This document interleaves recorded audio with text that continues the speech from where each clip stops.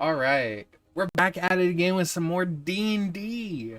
So where we last left off, Rook was signing uh his, you know, his contract to become a warlock.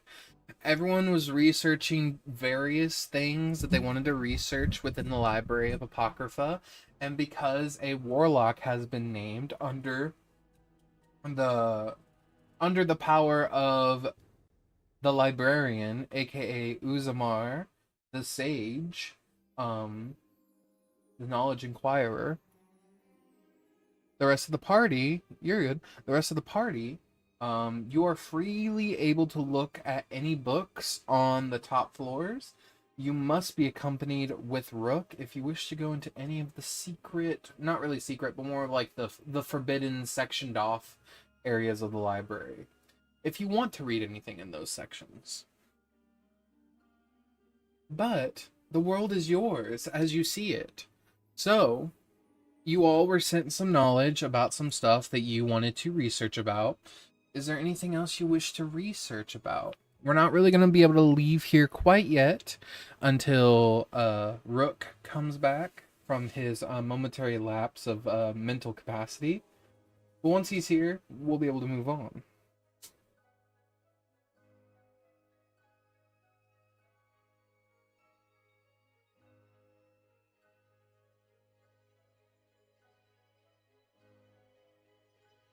Yeah, do you still want to do that? Okay, what do you want to learn? What do you want to do in the library? The library is yours. Um,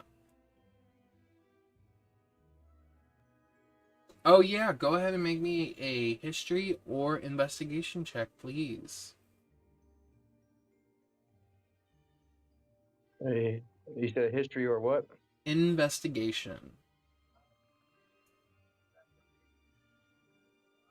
They're the same. I got a 14. Wonderful. Let me give you what I got.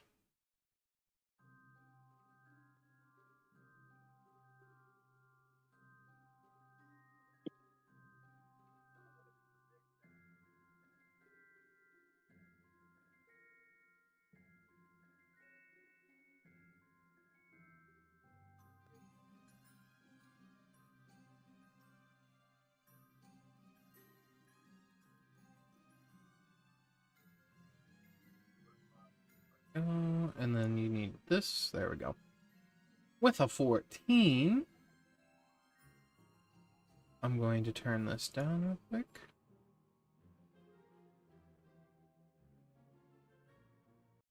There we go.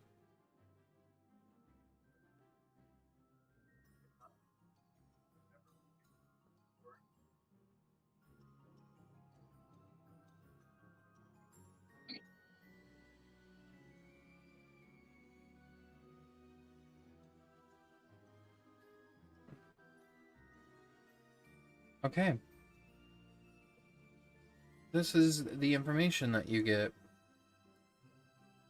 Sir Bjorn. Here you go. Seymour, did you have anything else you would wish to read? And if so, could you please give me a history or investigation check if there's anything you wish to read or find out more information on? Just what I messaged you about. Okay. It's a secret. Wonderful. Seymour, this is the information you are given. I'm going to send it to you via Toby. Guess what? There's too much here to send in one text. Still too much to send in one text. Love that. Juicy. All right.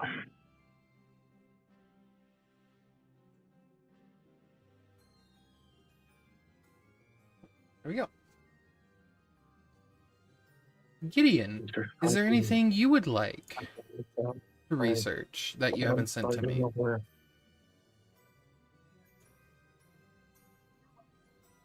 Um,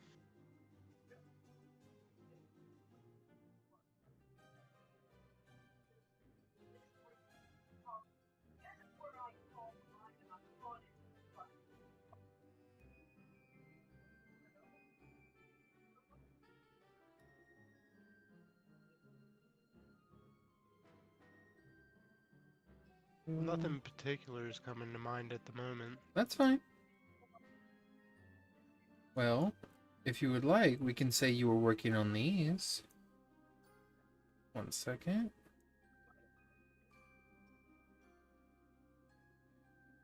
Just send them to you via Toby.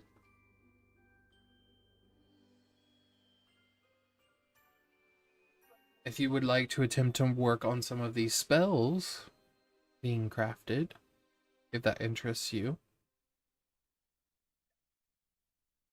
Okay. Looks good.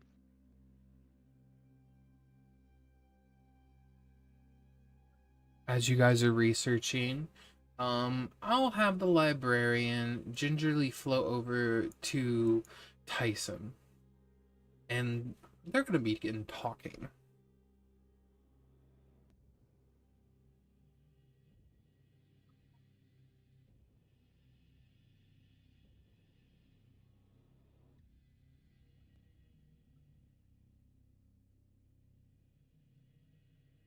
You see Tyson sort of walk away and go to a book stack.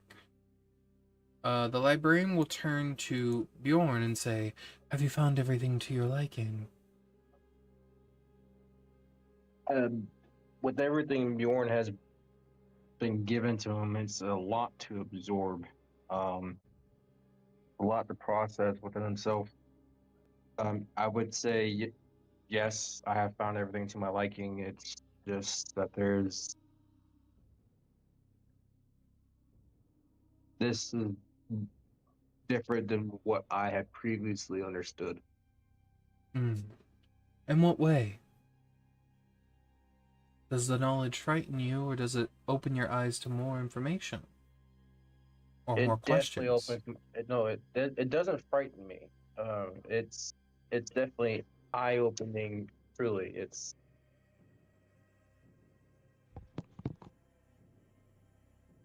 Hmm. it breaks down the subtle factors, but also explains the deeper truths of darkness of divinity. I see. Well, yes, divinity is two sides of one coin, you have to think. Divinity isn't just Mount Celesta, it's also the 9 levels of hell and the abyss.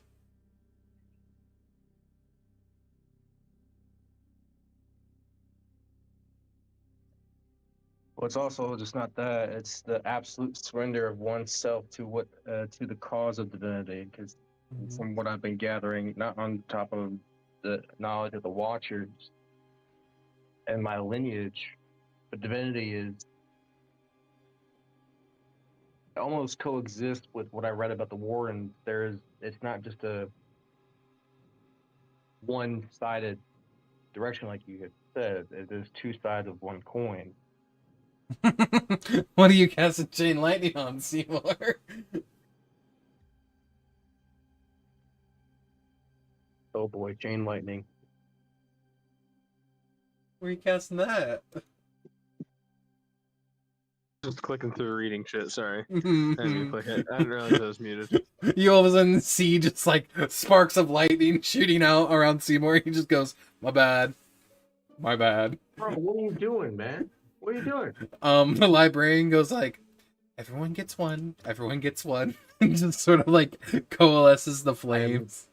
I'm so sorry for my friend over there. He gets a little over exuberant about books. He may have had a premature situation. Maybe that's why the lightning came out. Um, um, you see him sort of, the librarian sort of look at you and say, "I mean, yes, divinity shouldn't just be looked at one direction. It should definitely be looked at from all sides, because divinity is not good or evil. It just exists. It's a phenomenon that will exist for as long as there are gods and there are those who are faithful. It's a permanent fixture in our reality. In my travels, I traveled with a cleric for some time." Oh, Interesting. What was the cleric like? Very devout to his goddess of war. Oh, who was that? An elvish goddess named Vandra, goddess of grief and war. Grief and war. Interesting. Yes. Not identical, but somewhat understandable. To the way of grief, I understand. Yes. Sorry. His death kind of hits me kind of hard. That's what happened. In the end, yes, he died. A hero's death. Saving the world. How long ago was this situation? Oh, I would say about 100 years ago.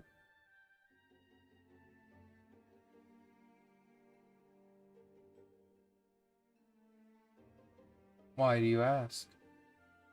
Wasn't it 100 years ago that divinity began to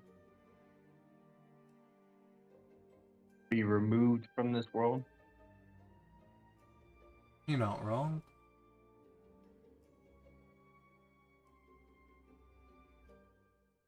What was it that he did that saved the world and its presence to become what it is today? Well, gather round, children, and I shall tell you about the adventures of War God's Blessing. But that was the name of our group. I'm excited.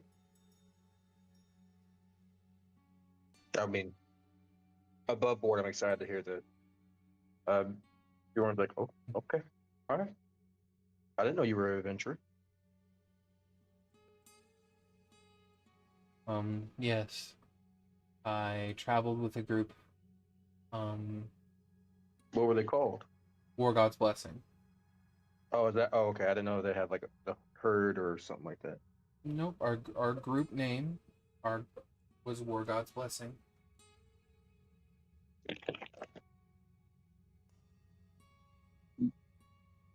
Bjorn gets comfy and sits down, or kind of like sits and leans on a stool bar type deal. He turns over to Simour and Gideon. Do either of you wish to listen, or do you guys wish to just continue researching whatever you're researching? Whenever he looks over at me, I slowly remove the book from my unhinged jaw that I was about to eat. Yeah, I'll listen. I'm tuning in. He looks at you as you set the book down. He's like, "Are you hungry? I can I'm offer you." listening. Okay. He's just gonna ignore that, and you watch as the books around you, like chains wrap around them, and immediately pull them into their fucking where they were from. Not even a scrap of paper is left around you. Don't worry, he's probably eating 2 or 3 of them that you don't know about, but I'll make sure I find out what those are so you get them back. It's fine.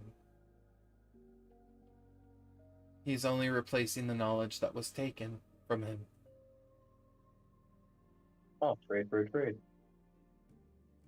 I'll give you the abbreviated version. Our troop was... We weren't necessarily heroes. We were reluctant heroes, to be fair.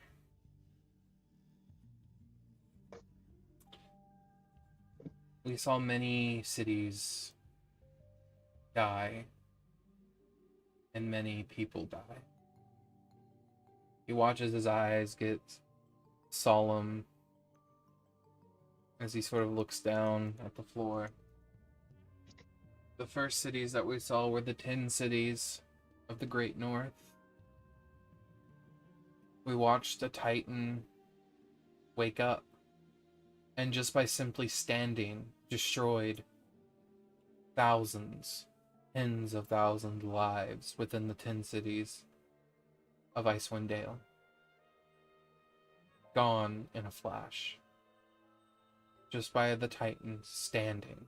No malice, absolutely no anger behind it. Just stood up, stretching after sleeping.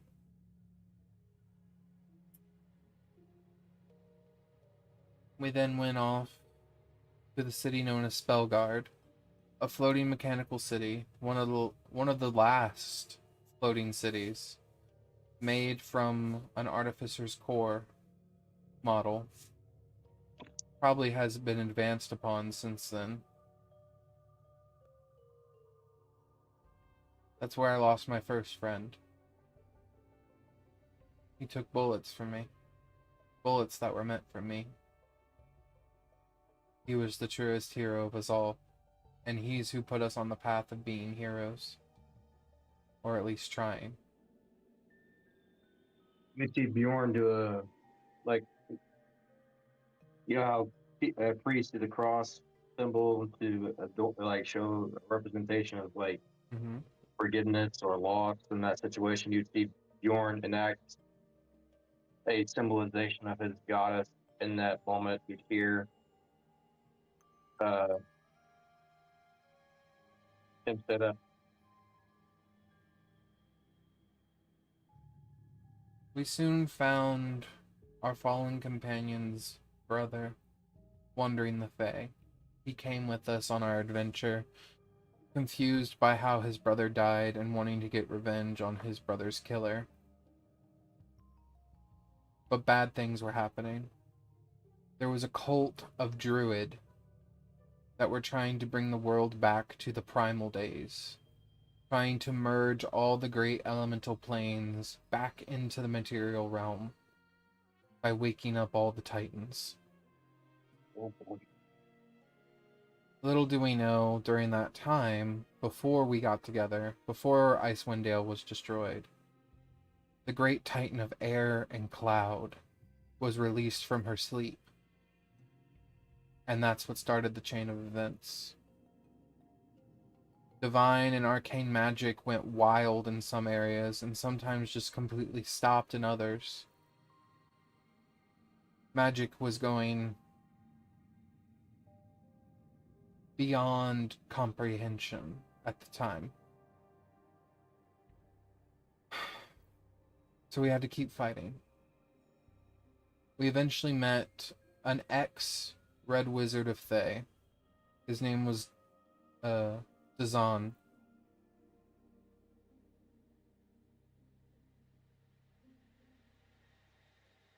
He was quite nice. So we found out he was working with the druid. We didn't get to kill him. He escaped. We don't know how many versions of Dazan there are, as we've only ever met his simulacrums. But, as time went on, we eventually got the Ice Titan to sleep. One of our party members merged with the Fire Titan to become its avatar, and another one merged with the Ice Titan to become the Ice Titan's avatar. With having those two avatars with our guild, with our party, we were more powerful than before. But the druids kept fighting. They made these arcane eating vines. They were plants that grew by eating magic. All types of magic. And they would grow bigger and bigger. But their only food source wasn't magic. They could latch onto any living creature or life form and begin to devour it. Like a parasite. They would dig under your skin and begin to liquefy your insides until you became a shambling, zombified plant, completely controlled by the druids. They used those on us a few times, and we had to fight back. We found that the plants, though, held a vulnerability to divine magic. Using divine or radiant magic against these plants seemed to quell them pretty quickly and swiftly. As time moved forward, things began to pick up quite rapidly. After our next party member became the Avatar of Air, we found out all 4 Titans now have avatars on the material plane. And we found out the Druid, the one in charge, he was the Earth Titan's avatar. The fight eventually went to them, and he wild-shaped into something beyond elemental. A merger of flesh and Earth Titan. A gigantic spider of tendrils of earth and bloody veins ripping through earth, his mouth open, spewing out poisons and acids alike. He had 3 heads, and we had to fight each and every one. Fighting looked bleak. We were running out of supplies and energy, spell slots, and potions. But we still had one thing on our sleeve. And you watch as he pulls something from his cloak, and it's in a jar, and he sets it on the ground, or on like the table next to him, and you see a delirium shard. And then he takes his necklace off, and he sort of like pours out beside it residuum. When these 2 elements meet, they create a cataclysmic explosion. And we just happen to be carrying a delirium the size of a small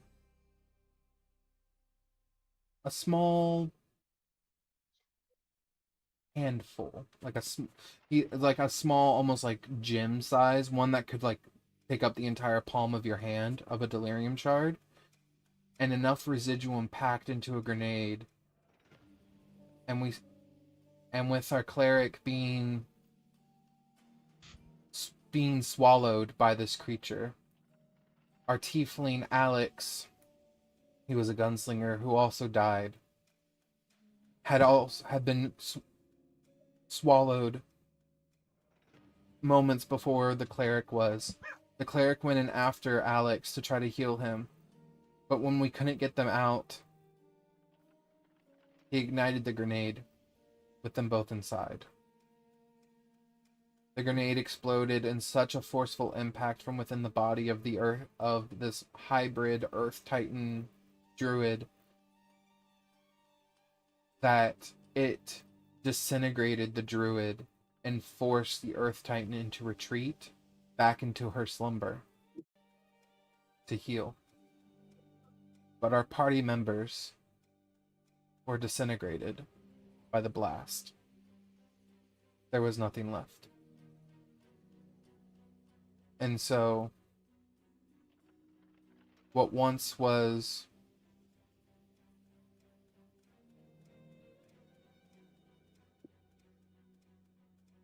What once was 6 became 4.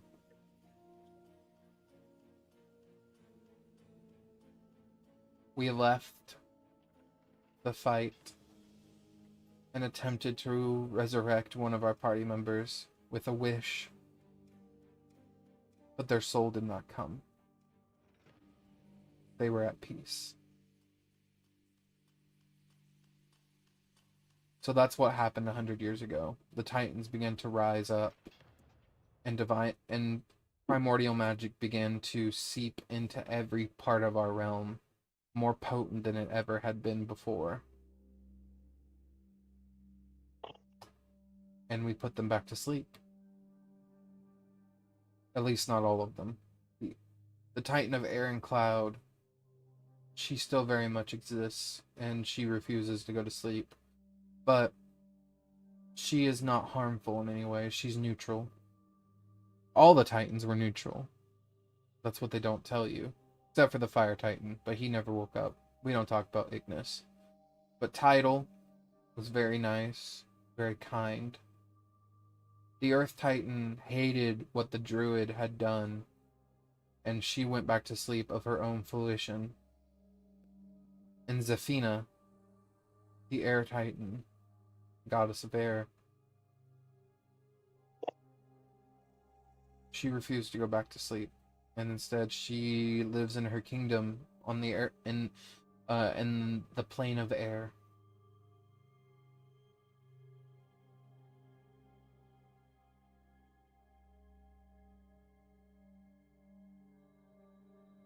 Any other questions?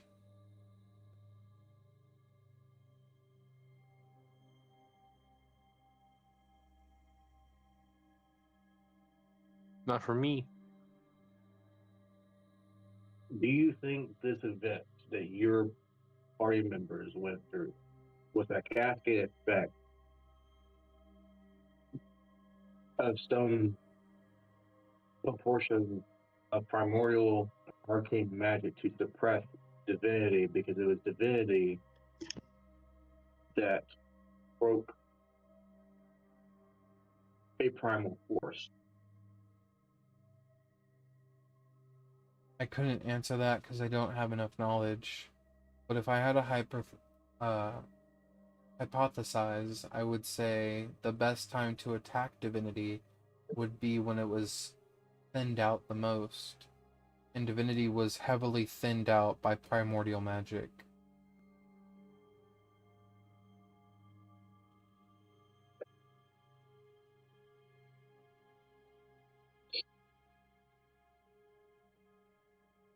I don't understand why you would see Bjorn just kind of complex over everything. He wouldn't be sad, he wouldn't be upset. He would just have this confusion to himself. You start hearing a mumble of North Stand divinities. It's pure innocence. It gives hope, it gives joy, but it's also you don't you'd hear him pause and stop. He's like he's surrendered to it. He's surrendered to it.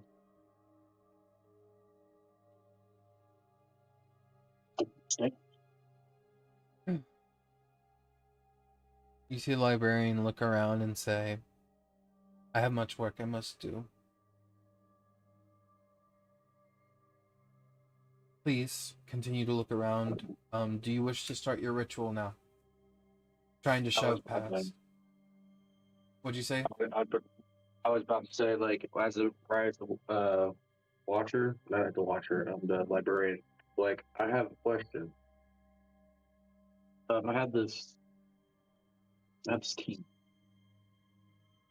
There's 4 keys given to us, party members. This key spoke to me. Okay. Rustic in nature, but in its purest form, it's a key. It represents. I truly believe it represents me. But I'm also trying to open my soul to the surrenderance of divinity. You see the librarian's gonna look at you and say, why?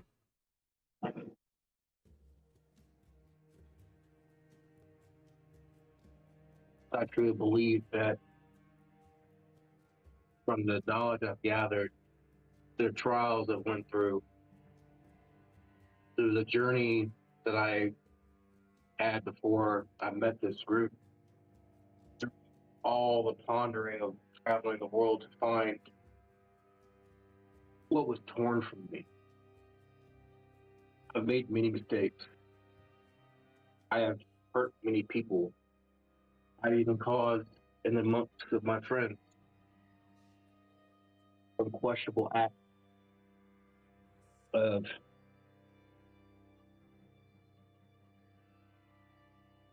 destruction within myself, probably with around them. And I've lost something that's dear to me. Heard the cry of my brother.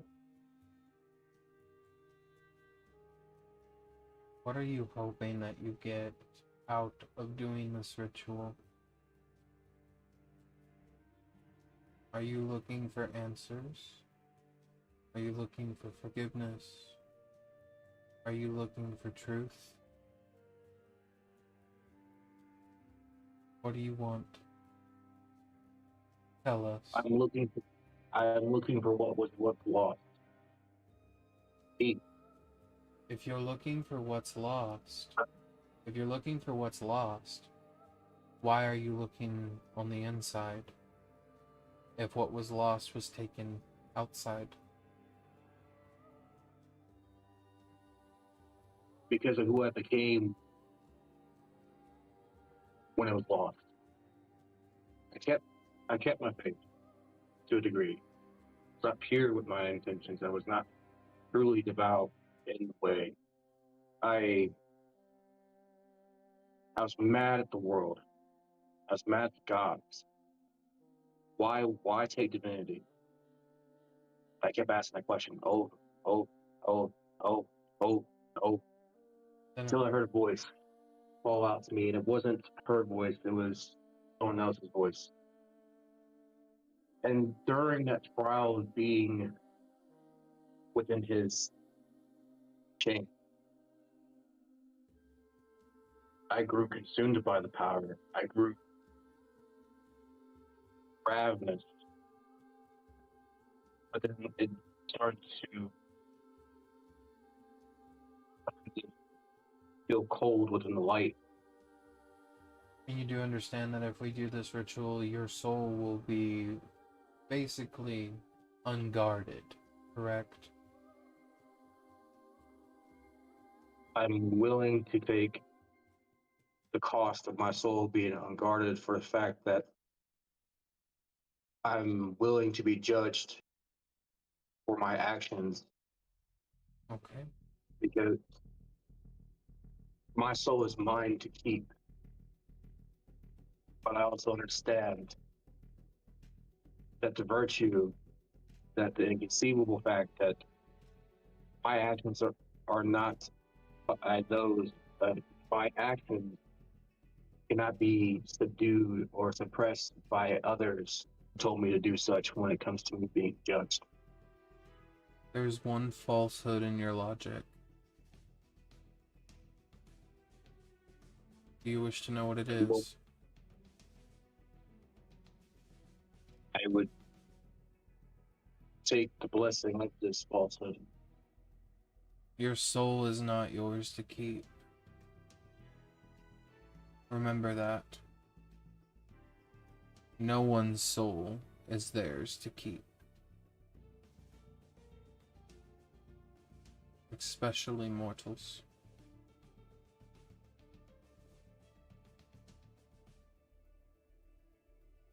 You are just lucky that your soul has resilience. That is all.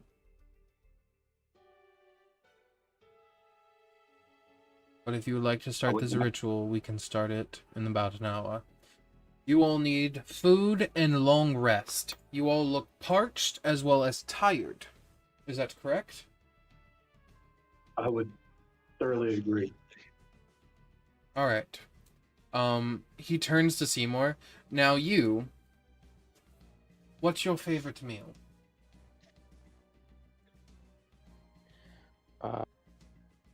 I don't really eat much. Well, would you like to help me in the kitchen? Sure. Wonderful. Yes, you could learn how to cook things so you can make it for us. He grabs you, and you guys head off to the kitchen. During this time, as everything sort of like begins to sort of like mellow and everything, a meal is cooked, a meal is had. You guys are also free to long rest here if you want, or even though I said we were gonna wait to leave until Rook does, it'll be fine if we want to leave now. Would you guys like to head back to your plane, specifically the material plane, and finish out your long rest there? That is up to you all.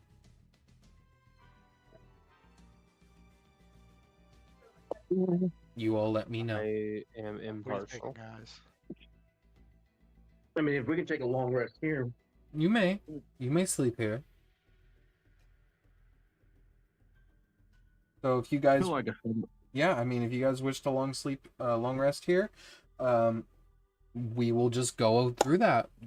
I mean, you guys can go ahead and mark that you got a long rest. Okay. It's probably caused an insubordinate amount of time to pass on the material plane. Oh, the librarian looks at you and says, time here is not like it is in the Fey realm or other planes. Time here moves much slow. Time here moves faster than it does in the material plane. Interesting. So, an hour in the material plane is a day here. Very interesting. We did that so that way when we have visitors, they can read as long as they want without feeling like they need to rush, because knowledge is always best collected when not forced. That's why I usually eat the books. Yes, I've noticed that. If you would like, I can give you a copy of some books so you can eat those copies rather than just eating the rare books. As he yanks one, I haven't eaten anything. as he sort of just like grabs a bunch of books off the table and just sort of casually puts them to the side. Would you like some copies of books that you can eat? I will eat books. He puts down in front of you the Thoris of Faerun copy. It is probably the thickest book you have ever seen. I rip out a page and put it in my mouth like a potato chip. You just begin to eat it. Trans fat. I know, sorry. It's fine, these are good fats. They're good for your brain. Mm-hmm. He turns to you, Gideon, and says, well, I see you have taken a liking to our spell collection, and you have started creating a spell of your own. Yeah, it's starting to come along. Also, for having a warlock under me, I would like to give my warlock's party a parting gift. And Simour, to you, he grants you 2 scrolls. Oh, thank you. Gideon, he grants you a quill. Ah, Slightly more magical than the one you're currently using, but you know, thank you. you're very welcome. Bjorn, he hands you a small book. It's you open the cover and it said Divination for Dummies. Meh. Oh, fair enough. A starter book. And then for Rook, he hands Rook his library card. And he says, well, before you go, are there any last rituals or books you would like to study? Speak now, forever hold your peace. Until, of course, the knowledge comes seeping out of you, in which case, please let it run. I don't think so. Not right now, at least. Wonderful. Bjorn, anything? Would you like to begin your ritual here, or do you wish to do it by yourself? I'd like to do it here. Okay. Among the eyes of the book, the stories of old, in a time that does not merely exist but exists within this place. I think it'd be very suitable. And that's completely fine. Anybody want to watch? Would anyone like to assist? Is what the librarian asks. Because this...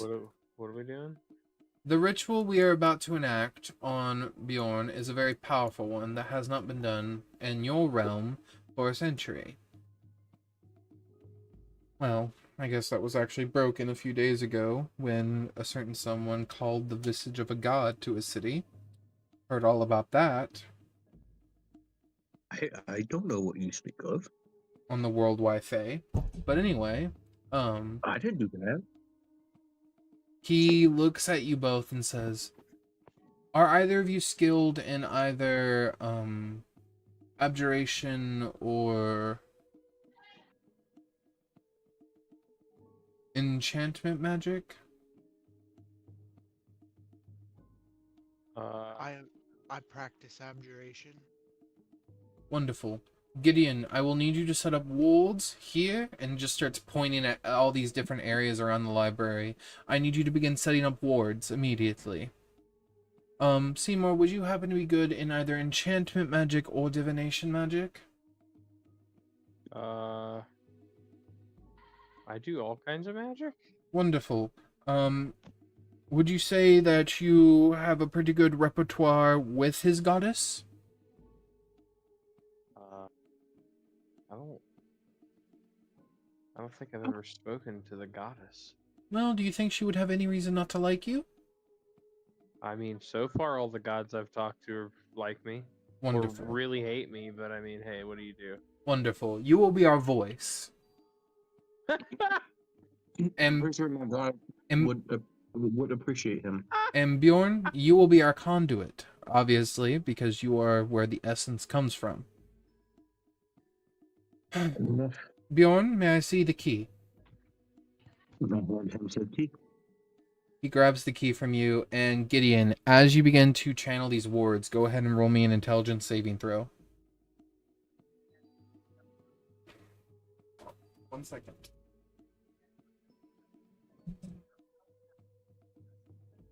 Somebody broke into his house. He's got to beat their ass real quick. Is he within? Oh, you get +5 on that, right? I have 30 feet. Right? Do I? 21 then? Anyone?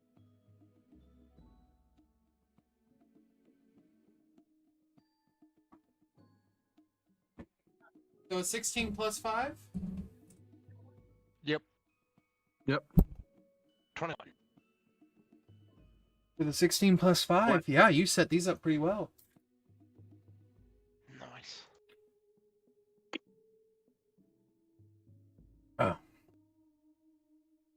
You begin to, it's almost like, as you begin to carve these wards out of thin air, you watch as that ink pen that was given to you begin to light up almost like a wand, and you begin to almost write the glyphs into existence. Oh, this is fancy.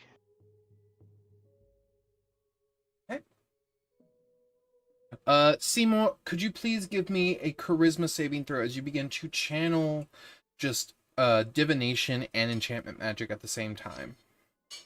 Oh wow. 26 if I get the Yes, +5. you do. Bjorn, I need you to make me, or sorry, Bjorn. However the fuck your name's being said right now. I'm currently mind slipping. Bjorn. Yeah, I don't know why I'm fucking up so bad. Bjorn, I need you to please give me a Constitution saving throw as you begin to feel the librarian's hands on the back of your head. You immediately feel something puncture into your brainstem. Oh, great. That's 13. You watch as you begin to scream out in pain as you see this tendril from the librarian's chest rip out and puncture straight into your brain, and it begins to pulse with this sort of like purple enchantment divination magic. Seymour, you then see a tendril come off of his shoulder and begins to gingerly lay on your shoulder, and you feel the connection between you and the librarian and Bjorn, and that begins to like channel through you. Bjorn, I need you to make me another strength saving throw to not pull away. If you do, this will end. You can do it. 13. No, bro. With a 13, Bjorn, you begin to like rip away, the pain becoming so much to bear as you just feel like your whole body's burning. It is on fire. I mean, do you have any ability that you would like to use to try to reroll again, or that can possibly give you a bonus? I will say at this time you can't cast any spells because of what's happening.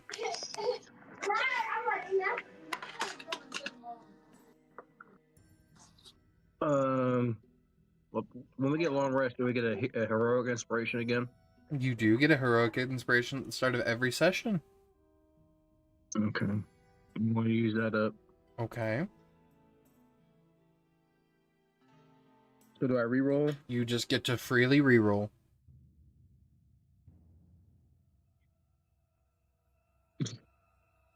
Oh no!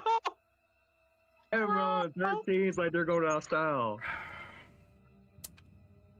Do you have anything you wish to give to this ability? Check. What will you give? If you want it to succeed, what do you want to give? If you don't, and you want to just pull away and have it end here, that's fine. The only consequence will be your pride. What do you mean give? What do you mean by that? What are you willing to part with?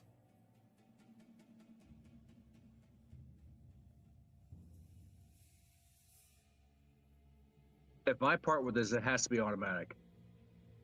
If you part with it, it's used up for the day.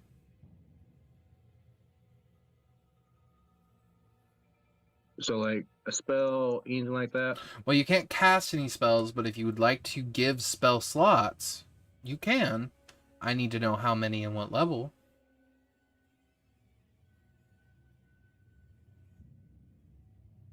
I'll give one spell slot level 2 count. I mean, if that's all you think this deserves. Are you giving just one level 2 spell slot? I'm gonna give it 2. 2 level 2 spell slots? Yeah. Okay. You get a +1 from each of them. A +1 From each for of them. each. So you get to add +2 essentially to your 13. So it becomes a 15. A 15 is exactly what you needed to not pull away. Okay. Let's go. As you begin to feel this burn through your skin and your mind, you feel your eyes light up with light and you can't see.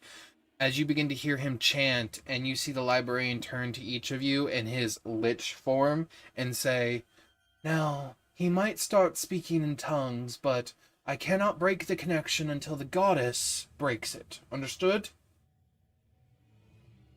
It's very important that we do not break the connection. And Gideon, keep those wards up. If anything gets in the library, I'll have... I'll have to Feed him to exfoliate. me? I'll have to exfoliate. Thank you, Mistra. I'll do my best. Gideon, you begin to see your wards fluctuating. I need you to roll me some Arcana check to see if you can tell if any of the wards are about to break or not. Can I cast spells right now?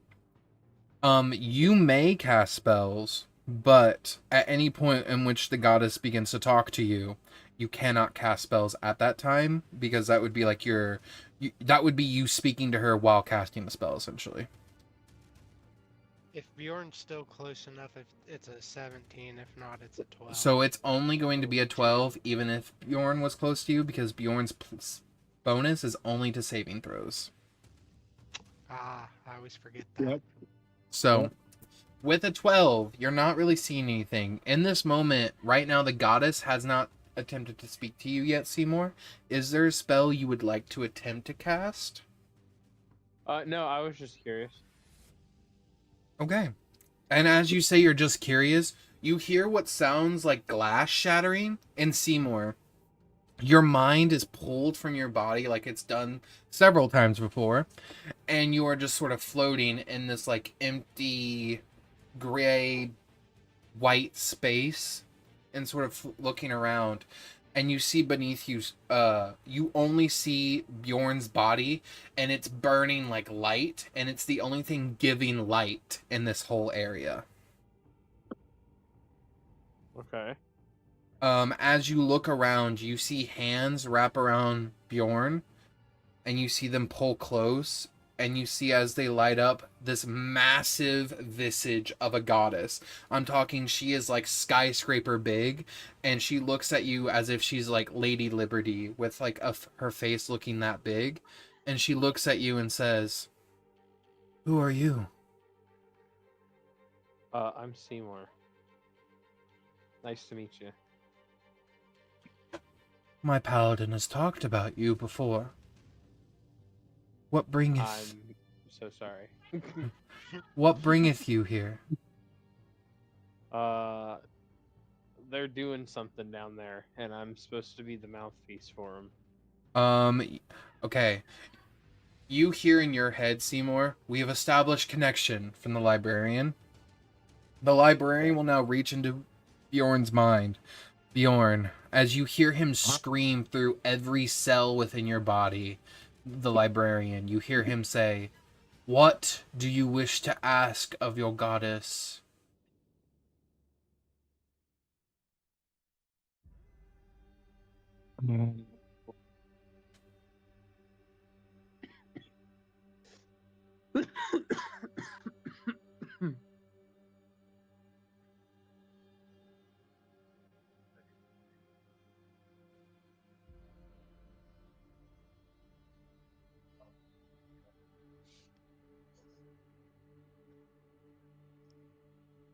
What did you say, Jacob?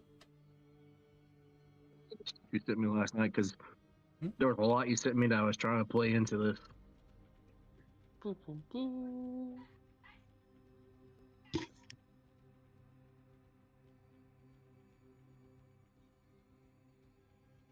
Well, while he's doing this, Seymour, since you aren't told immediately what you want, you hear the goddess say to you, "I've seen and heard you've been on a grand adventure, young Seymour.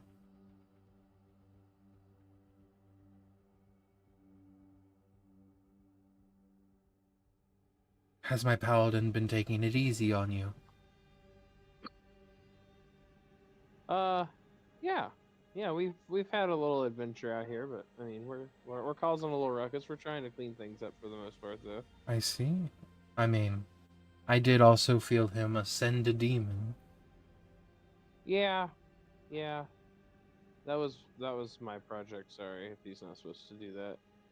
He was just helping out. There's no right or wrong. Got you. I am Oh.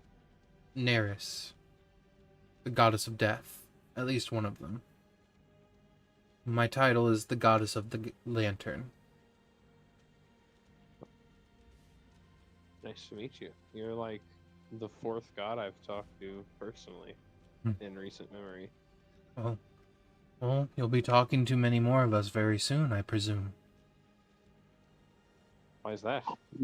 I think you know.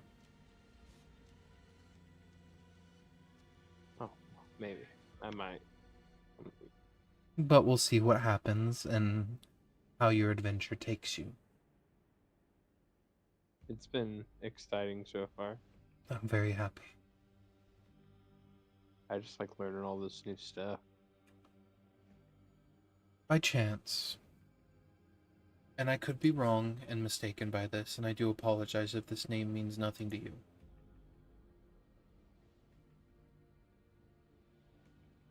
And she's going to sort of like shrink down to yours and Bjorn's side.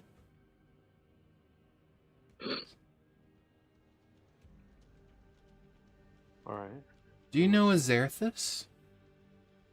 Oh, I do. I do, in fact. Are you familiar with him? I am familiar with his soul. Oh. He refused the lantern. He is still out wandering. Yeah, that's not too surprising. I believe I've ran into him once now. Wandering souls can be dangerous, Seymour. And if he is not well enough to protect his own soul, there are things that could tempt him.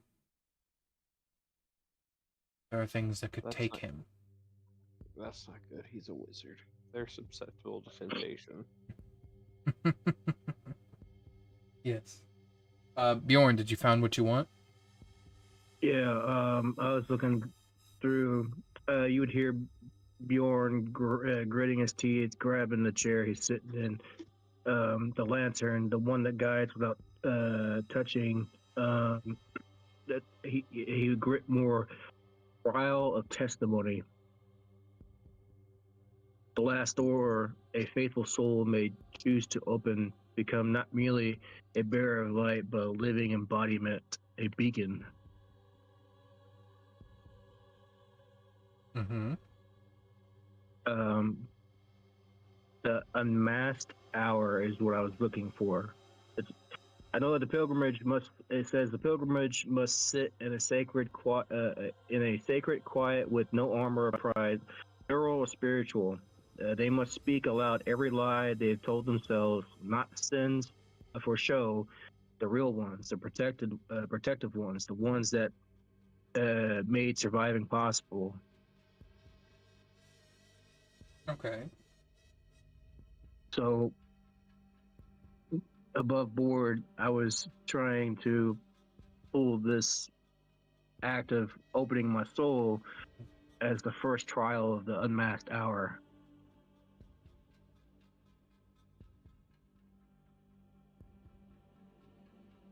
I want to be judged by my goddess, to be the bearer of light, to be the beacon And as above board. this ritual continues, and that's what you want to happen, Seymour, the goddess looks at you as she hears Bjorn's thoughts to you, and she looks at you and she says, "He is bearing his soul for a trial. You be the judge, for I am the lantern that guides. You are his friend." I'm not the judging type. But you are, Seymour. You judge.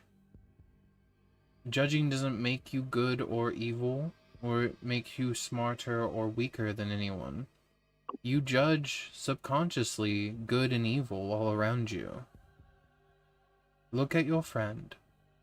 Tell me, is he bearing all of his sins?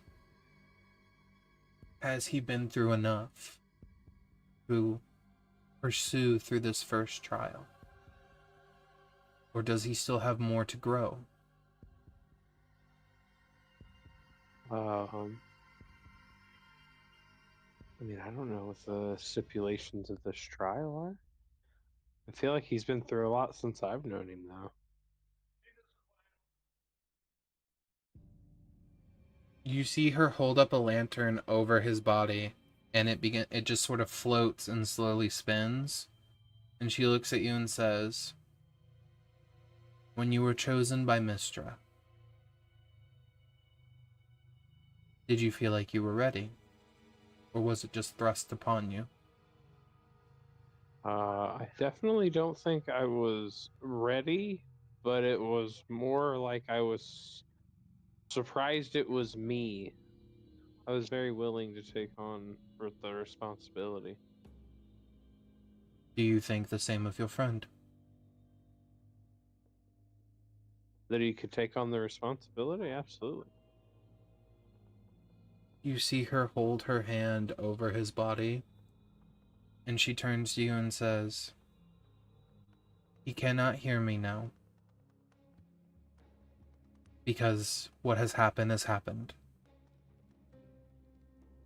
Seymour, do you know of the spell Commune and Speak with the Dead? Or know of these spells? I would say probably. I don't know either of those Mhm. spells personally, but I've spent a lot of time reading about spells.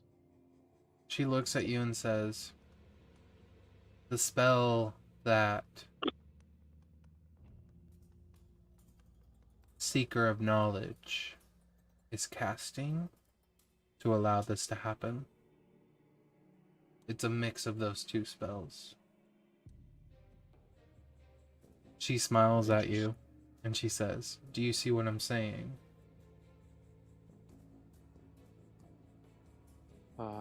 That he's also likes to mess with the weave, and I'm just kind of reaching out, playing with strands.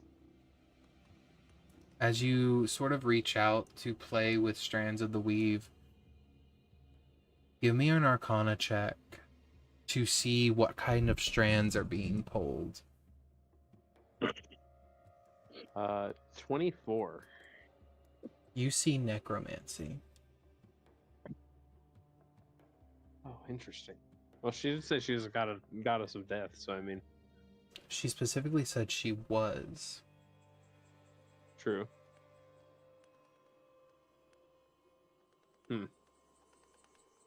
Seymour. Oh, my paladin. He is wonderful. And he has... Oh, he's gonna be so upset. Oh no! Oh, my paladin, he is wonderful. And he has done everything I could have asked. And you watch as she reaches for the lantern, and you see her pull this light from her hand and push it into the lantern. And she turns to smile, and as she turns to smile, you see her face begins to crack as she pushes the lantern gently into Bjorn's body, and it begins to absorb the fire raging around him until it condenses it in the lantern, and his body stops basically seizing. And she turns to look at you and says, tell him to hold the lantern high. He has to guide them now. And you watch as her body break apart. Oh boy. And you watch as the room around you begin to get darker and darker as Bjorn seemingly begins to fall away from this place and the spell is slowly coming to an end. Is there anything you would like to do, Seymour?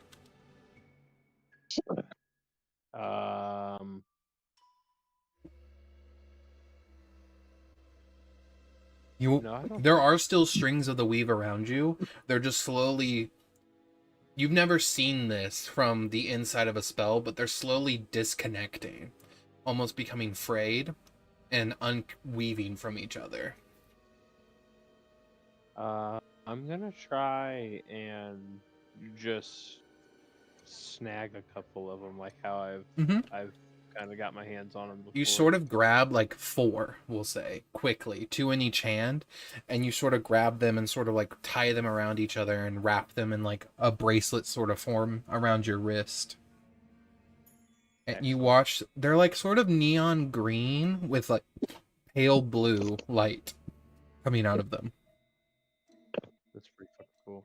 All right. As you fade back, Gideon, you watch as you turn, you see your wards shatter, and just as your wards shatter, the spell ends, and you watch as Uzumar sort of looks over at the rift that just appeared, and he snaps his fingers, and you watch as him shut the rift and say, we don't need any uninvited guests right now. Great job, Seymour, keeping up the planar wards. That was definitely a lot more power than I expect a wizard of mortal caliber to be able to perform, considering you were allowing us to access planes that we should not have access to at our current point in life and in time.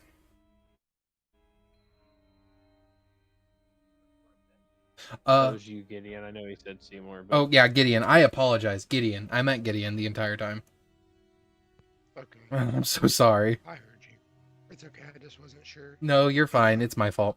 But Uzumar does congratulate you, Gideon. And Seymour, you come back to your body, and Bjorn, you sort of come out of this like trance and sort of like wake up on the chair, completely broken down in sweat, but you notice your lantern is beaming with light. And you have successfully completed the first trial. job, guys. Great job, everybody.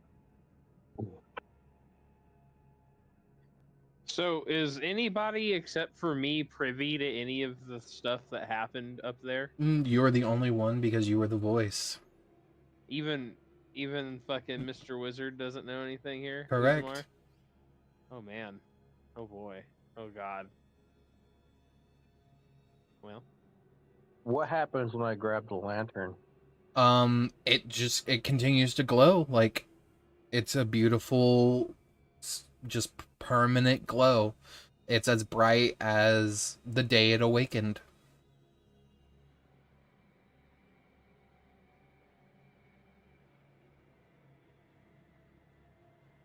congratulations, Bjorn. Whatever you wanted to happen worked. It's gonna be real quiet from now on. Real quiet. What do you mean, real quiet? Well, you know, it's just like when you're used to a god talking to you and then like You they don't. die so you can take their spot. It can probably be jarring, I'd imagine. Hold on. I'm pretty sure I have levels of exhaustion from this. No, you don't. No, No, because I want you to remember every agonizing bit. I appreciate that. You're welcome. I appreciate You're that. so welcome. Skeever's just in the background, just like cooking popcorn and going like, "Oh, this is when it gets good." Okay, What are you Pink weren't gonna Gallic. be happy about that, but What do you mean? Okay, quit beating around the bush, and like, what did you see? well, you're now the god of, or well, will be the god of death / the lantern, because your goddess seems to have sacrificed herself to give you what remained of her power, if I'm taking a rough guess. Wait. Whoa, hold on. No.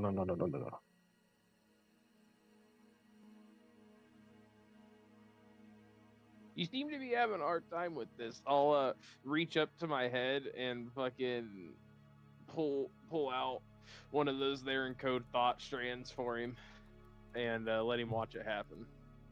And yeah, in the most horrifying way possible, you see in your mind from It was horrifying. and Seymour. Damn. Well, to be fair, it may mean nothing to you, but you, Bjorn, you watch from Seymour's point of view. Your goddess talk to Seymour, say how extraordinarily proud she is of you, how much she believes in you, and to keep the lantern raised high because you're going to be leading them now. And as she And then pushes, you see me yell, he's not gonna like this. while she's yeah, explaining you everything definitely to me. hear Seymour straight up go like, "He ain't gonna like this, fam. He ain't gonna like this one bit." You then One of the key things he forgets to leave out is he was the judger.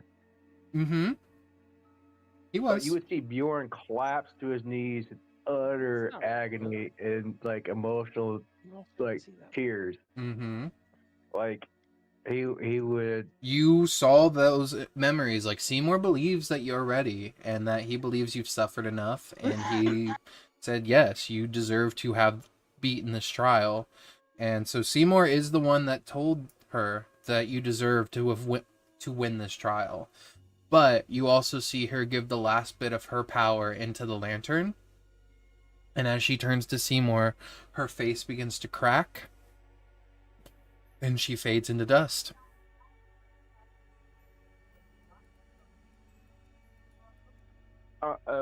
Bjorn would definitely be a mess.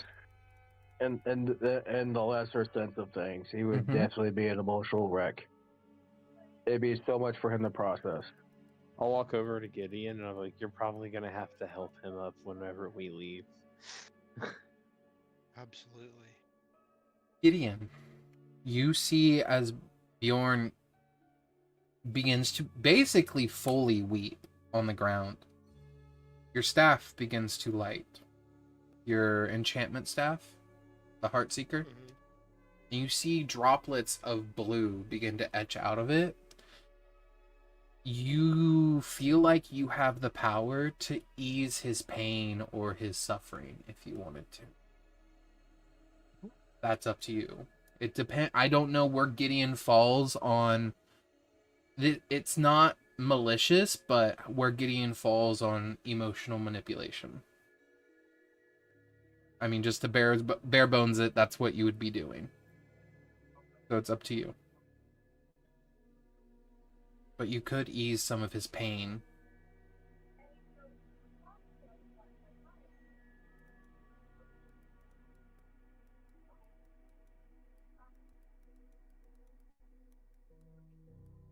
I will.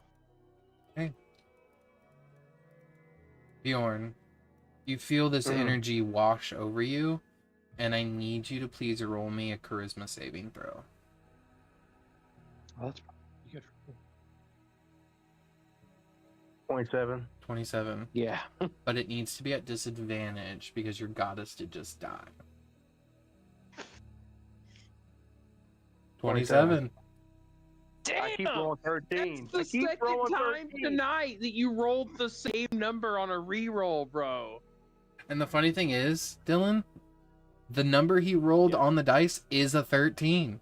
Oh my god, it is! Which was the result last time! So he's rolled a How many 13 4 times. 4 times. What the fuck, He bro? just needs to grieve. Bjorn, Mm. you're able to resist this if you want to, but it's almost as if like you feel Gideon's hand on your shoulder and you can sort of feel this warmth and you just instinctively know he's trying to pull some of your sad and guilt from yourself to him. He's trying to help bear the burden of what you're feeling. It's up to you. You would see something unexpected from Bjorn in that moment. Mhm. Look up at Gideon, and he would not charge him, but rush him with the hug. The Nice embrace. the spell enacts, and you can decide how much or how little this makes you feel, Bjorn. But even if it is just a little bit, you do feel you do feel better. You don't feel as sad or as guilty. You do feel some of that weight has been lifted off of your lungs and your chest, and you can breathe again.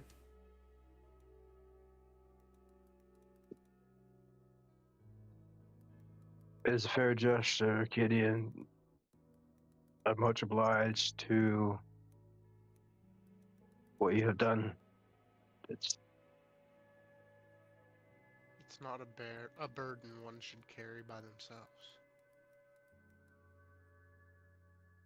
Gideon, you notice as you hug Bjorn, your staff, part of the wood becomes almost like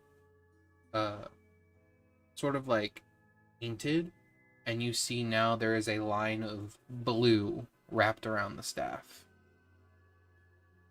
Ah, beautiful. well, Seymour. As I'm finishing my hug with Gideon,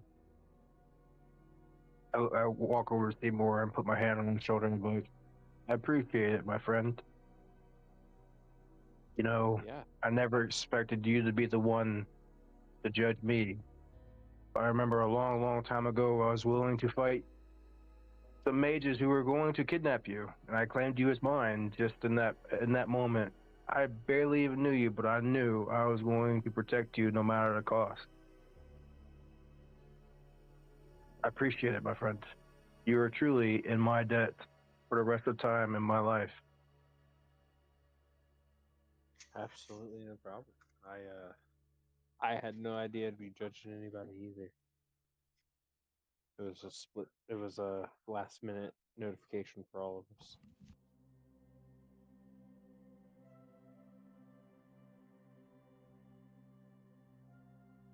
Are you still eating pages of the book like chips? Yeah, the one that I'm allowed to eat. Yep. I'd say you're about halfway through it at this point. You see Uzumar look at you and just say, "That book was over 5,000 pages. You've eaten 2,250.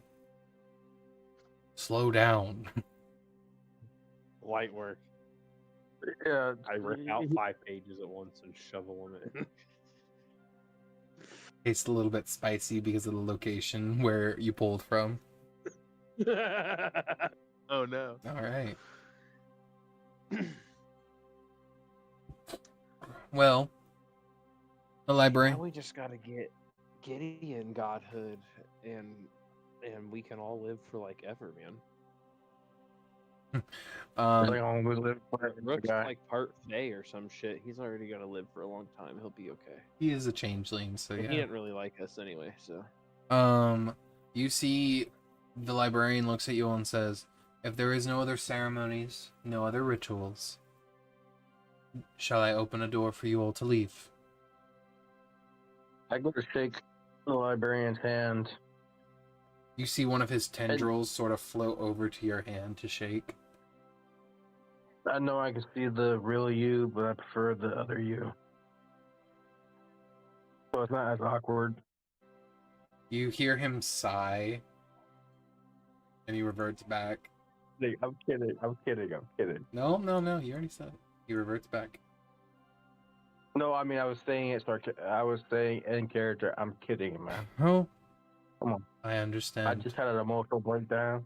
No. Most people are taken I aback need a by little bit my lichdom form. It I'll, suits you better anyway. Before we leave, I'm gonna turn on my true seeing Mm-hmm. and high five the tentacle. You actually don't see the tentacle even with true seeing. Oh shit! What? Mm-hmm. Ooh. You That's see creepy. him look at you and I say, don't like that. "Here, I am what I appear to be." Neat. That's But since you did activate Like- true seeing, Seymour, as Oh, you no. look up, you see one massive eye looking down at you all this entire time, unblinking. Oh, that's horrifying. The librarian looks at you and says, "That's the Watcher. Be happy he's not showing you his true form, even though you have true seeing. Your mind I would wave. shatter." Well, you as know. you My wave, mind's probably tired a little bit. as you wave, the library shakes a little bit in response. Neat. I got a question, librarian. Yes. One last one, if it's possible. Yes. There was something I read in one of my books, Yes. and I wanted to make it a principle of myself. Yes. It was on a torn page, but it's really 2 sets of words. Be gentle, be unbreakable. Is there any way you can embroider that either on my armor or my flesh as a constant reminder to myself, my pilgrimage to what I am now, to You uphold what I... you see him sort of go like, I am just a librarian. I do know how to spell those. I could sear them onto your skin, yes. And you see his hand light up with fire. I could. I'm not a tattoo artist or an embroiderer. But if you would like them permanently affixed to your skin, I can definitely make that happen. You watch him go over to a metal ink quill, and you begin to see him set it in the fire of his Do hand. you want to use I'll the take it. magical quill you gave me? All of the quills here are magical. Oh, Huh? okay. I'll take it. I'll take the be gentle on one arm and celestial, and then be unbreakable on the other arm. He looks at you and inside. he looks at you and said, "Are you sure you want celestial?" for these tattoos. Not to say there's anything wrong with that. I'm just saying, like, that's a lot of letters that I'm going to be searing into your skin. I mean, if you can take the pain. I've already had your tentacle in my skull. Yeah, okay. You see him pull out this old tattoo gun he has. Like, it's dusty, and he just wipes it off and says, I don't have any ink yet, but... And he begins to heat up the tip of it. And it becomes white hot. I'm gonna need someone to hold him down so he doesn't move. And preferably... take this bare bone. And preferably some way to, like, keep him from screaming loudly. You're going to just watch me grit my teeth. Maybe I'm just going to grit my teeth, y'all. Would you like to try your new spell on him? If he's okay with it. Are you okay with Gideon trying a spell on you? An experimental spell? Okay. He said yes. Go ahead and make a spell attack roll. So just use like Firebolt or something. Yes. So just go ahead and do like. Did he say yes? I heard a yes. Level 1 or... It's a level 2 spell. It's a level 2 spell. What's the save?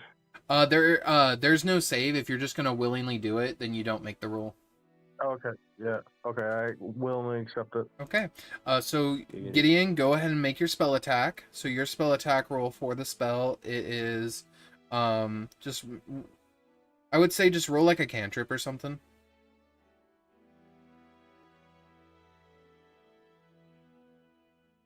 Whichever cantrip has like a spell attack. Like a firebolt? Yeah, that's fine. Whichever one has a spell attack. It's not a firebolt. Yes. So 31 hits. All right. And then Gideon, damn. Go ahead and describe what this looks like as you cast. Please tell them what the name of the spell is. Grasp of Silence. It is a... Oh, let me see here.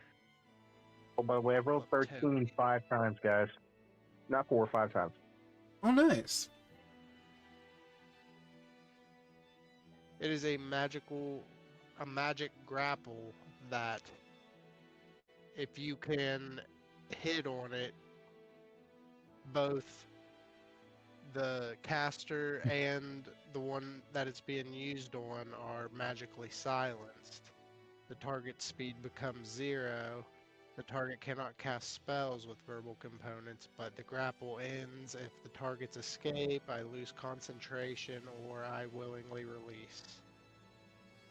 That's cool as fuck. So what you I like see it. is an arm extend out from Gideon's arm that just grows in size, picks up and like places you like head down so you can't move, Bjorn, and all the sound around you deafens within 5 feet.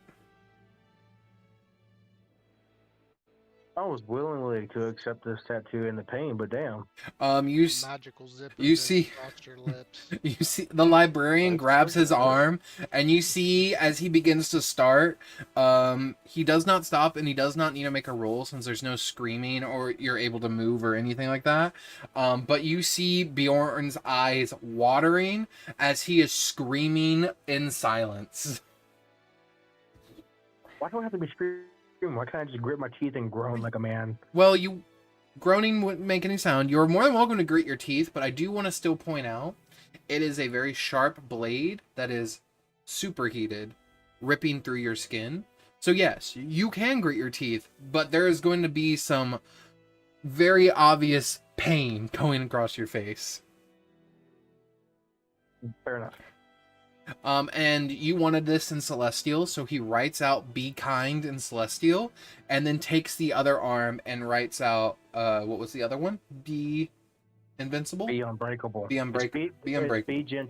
Be gentle, and be unbreakable. And then he writes "Be He unbreakable." scratches out the mess up and starts. On He the does. regular. He actually like twists the arms around and just goes like, "Hold on," begins to start again.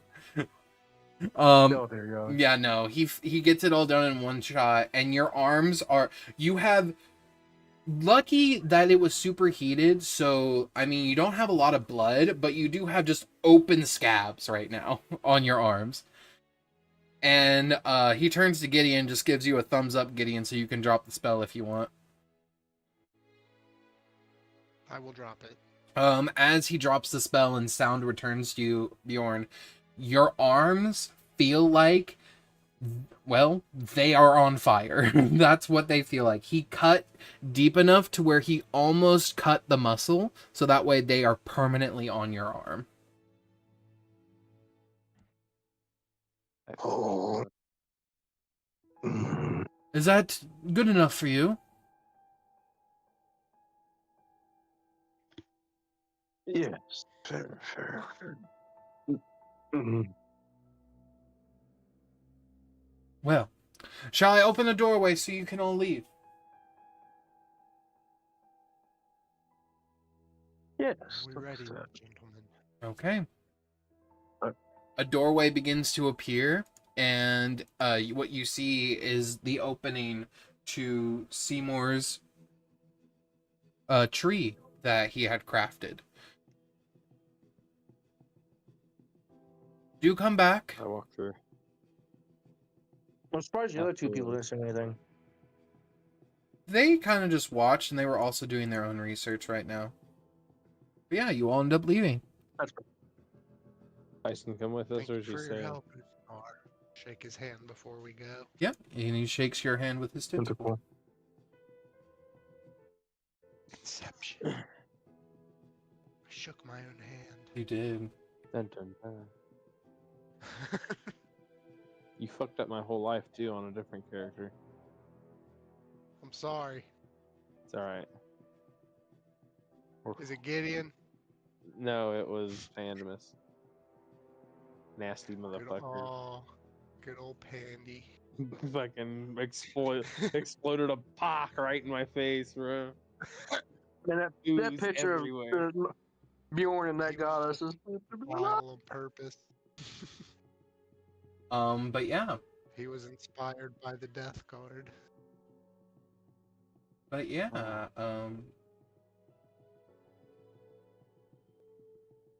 you guys make it back.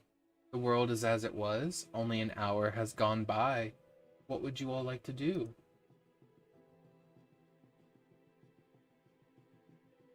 I thought an hour there was a day out there. No? Sorry, I apologize. An hour in the way I described it is an hour in the mortal realm is a day in Apocrypha. So Oh wow! it's only been So we an have to take a hour. long rest for an hour of real world time. Correct. That's like some Dragon Ball Z type shit right there. The hyperbolic Hyperbolic. time chamber. Yeah.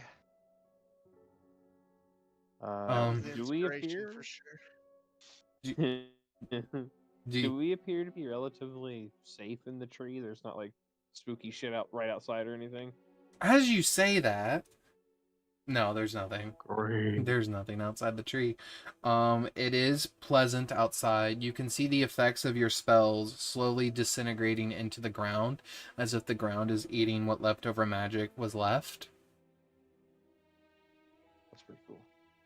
But you still see your mansion that you built in the tree is still perfectly fine. I Is shrunk the a river little bit. still holy water? The river is slowly being diluted, and the leftover magic is being deleted. Or absorb. Absorbed, basically. We'll never know. It's being absorbed.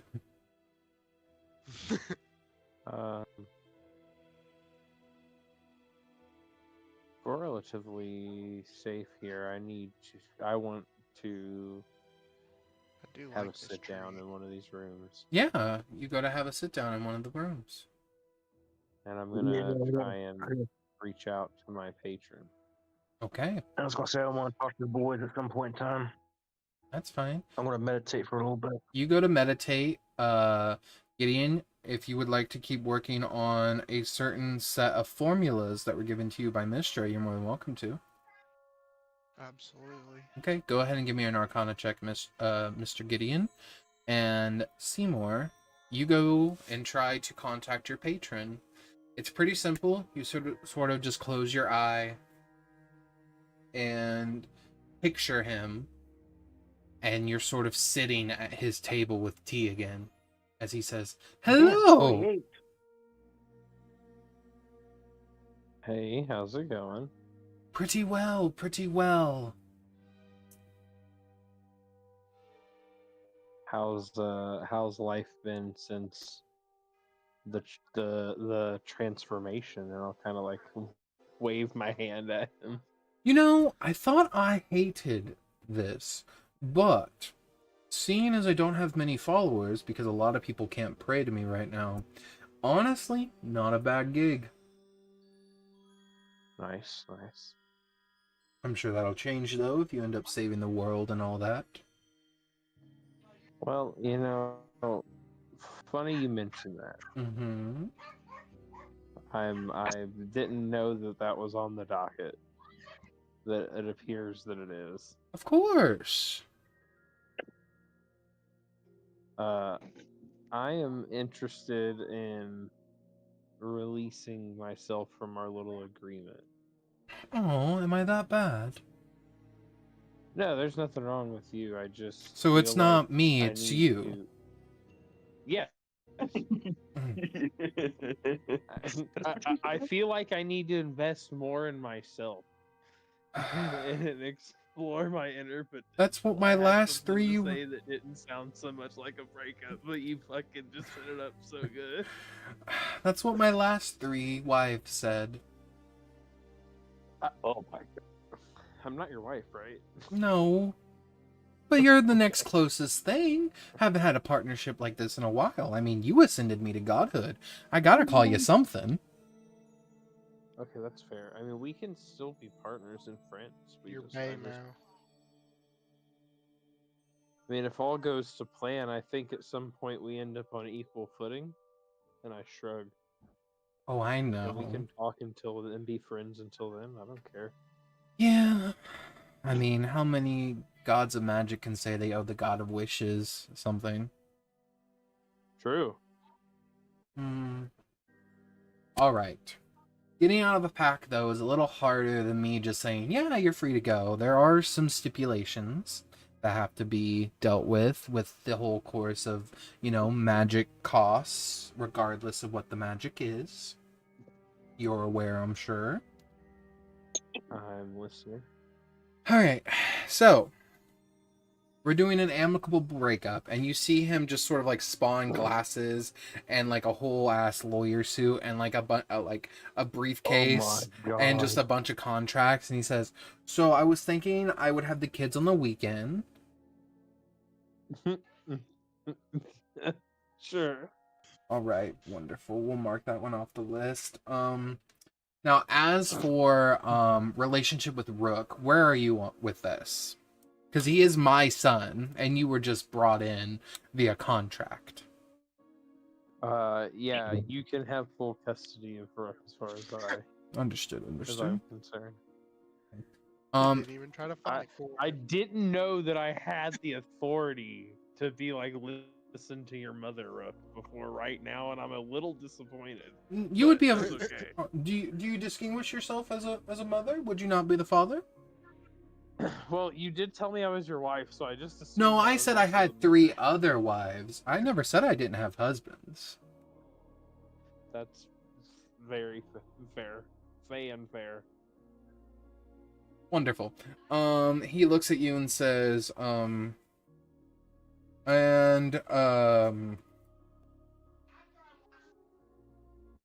he continues to write, the inheritance of my title. Did you still want it? I thought that went to Rook. He's my son. He gets his title. You're my warlock.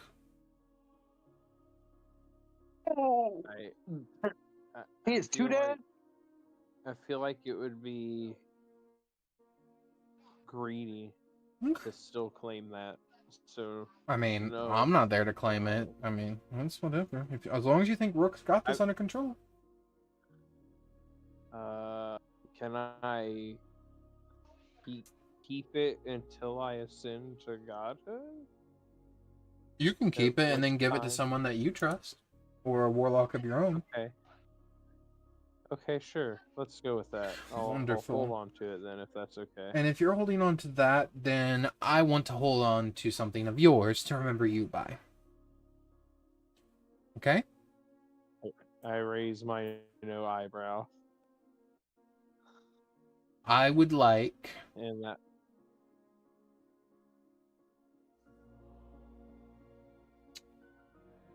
and he pulls out a chest. I want one item of powerful value placed in this chest. And that is all I want from you.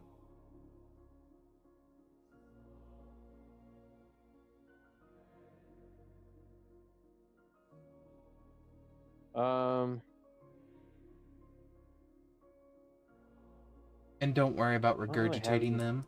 We can definitely make that happen. I don't. The only thing I've eaten would maybe be. Oh, what about the stopwatch? Or not stopwatch, excuse me, it was an hourglass.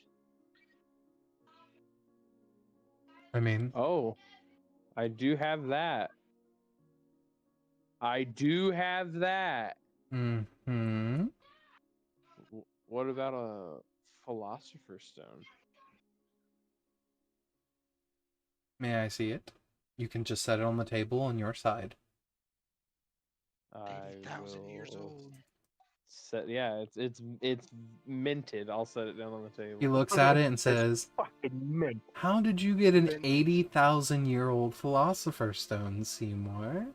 He says with a grin. Well, whenever I made the time travel spell, I accidentally let go of my friend, and I had to retrieve him from 80,000 years in the past, and he brought it with him. Hmm. And you say you're not I did. already a god. I mean, if I was a god, I feel like I wouldn't have fucked it up and had to retrieve him to begin Do with. you think gods don't fuck things up? Seymour, Okay, that's fair. That's fair. please, child. Fair. Gods try to fuck with mortal lives all the time and they mess it up. I mean, I'm the god of wishes. When does a wish not fuck someone over? You know, that's a fair point. I have had a wish bestowed upon me that somebody else wished. Your son, in fact, and I'm quite nervous of how it's gonna. Oh, with the world. yes, I felt that wish. A powerful one, actually. Yeah. I'm nervous of wishes, though. Wishes are like you just said. We'll see what it becomes. But he grabs the stone and says, "Yes," and he drops it in the chest, and the chest locks, and you watch as your contract unfurl where you signed your name, Seymour, and he signed his, and you watch him take out a pen, and he writes an X on his name, and he hands you the same pen. By doing this, you have voided our contract. You are free to do what you please. You are no longer bound by the rules of our contract in any form or sense, and we no longer have a direct line of communication, sadly, with this. That is a little sad. Well, I mean, you still have my son. Just use him as a conduit. That's true. Okay, I'll just tell him that I need to talk to Papa whenever we need to chat. Just tell him you need to talk That's to like a his other one dad. Yes, excellent. I will. That's fantastic, actually. You cross out your name. Yeah, I guess. Yes. You watch as the pages begin to curl as if they've been lit on fire, and he watches them get burned away into ash and says, "Well, it was fun to have you as a warlock while it lasted." It was definitely very fun. I hope that Hmm. I can get in contact with you again. I hope the same too, Seymour. And besides, I guess my powers wouldn't have done too much good in the battle that you're about to have. Huh? Spoilers, you're no longer my warlock. So you're allowed to give me spoilers now, or that's why you're not telling me more? Kind of both. I'm allowed to tease at the fact now. If you were my warlock, I would have to engage in more conversation. But you're not my warlock, so you snooze, you lose. Fair enough. But do be careful. I would hate to see any more deaths. I've seen enough of my Me too. colleagues die already. I wave as I fade away. The last thing you hear is, she was right about you. Uh-oh. And you are back into your body. You may remove your warlock levels and add them to sorcerer again. And as an added bonus, you may also... Second. Gotta remember what it's called, but go ahead and re-level yourself. Respec unlocked. Sick. Yes, Withers, can you help me change my class? What'd you say? I said, yes, Withers, can you help me change my class? You Bueller. So what you get access Bueller. to, Seymour, is the occultist feat. You get access to 2 eldritch invocations, and that's a final sign-off. Ooh, nice. So you may scroll down and choose those after you level yourself. Thank you. Absolutely. By getting that piece of yourself back, you've got a substantial power boost. Pretty hot, actually. So I believe now Seymour can cast all the way up to almost 5th level spells. Please. No, you will once you level all the way up, because Gideon's level 10. So once you go level 10 sorcerer, you'll get to almost 6th. I'm at 4. I was surprised.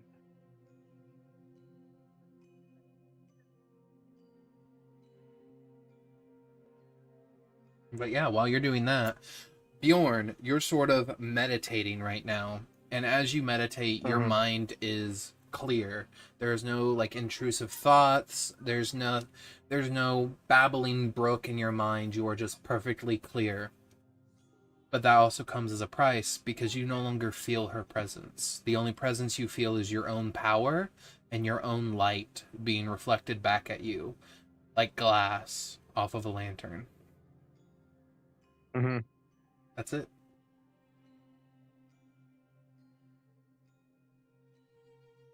I guess while I'd be meditating, though, I'd be tapping into that ancestry of my Leonin race after reading what I read.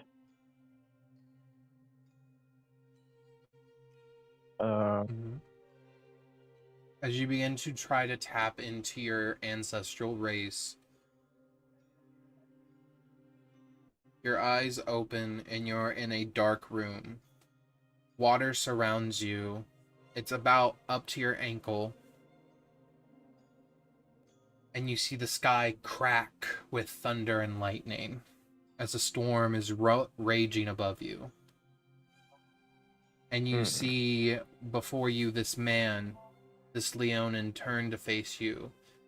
Ancient tribal-like tattoos across his body. He wears nothing but what looks to be furs and hides, wielding a spear in one hand and a wooden shield in the other.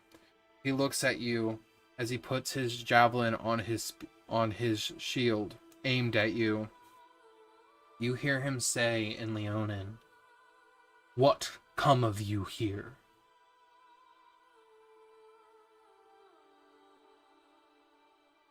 Where did I read this? I want to make sure I get this right.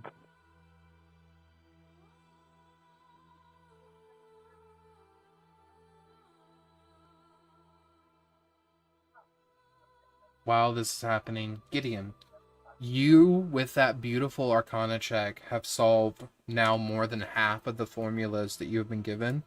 Another section of the formula has been unlocked. The first part of the formula you may not remember. This part of the formula was the ability to it was essentially a universal formula that's used in any spell. You remember that? Yeah. The second part is a piece of a formula that that can be attached to any spell, augmenting it.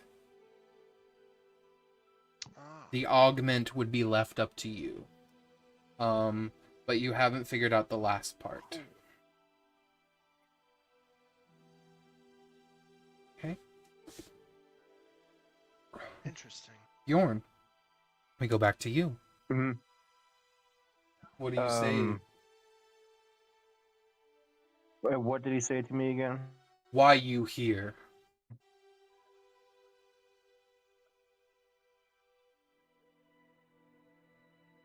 To understand my ancestry, to understand the gift that was bestowed on me, and now the presence of the beacon that I carry. You see he looks at you, and you see him get down low, about to pounce, and say, you still have quests to finish. What more you want from past? Why do you need to discover more of your past when you have so much future left?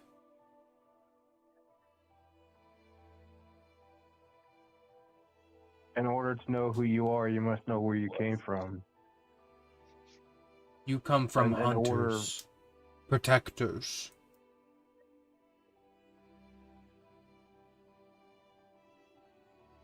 Protectors of what?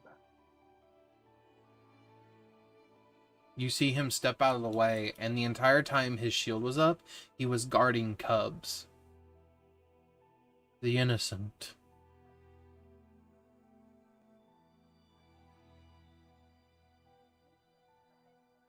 Is there anything distinctive I see about the cubs? They look like you and your brother.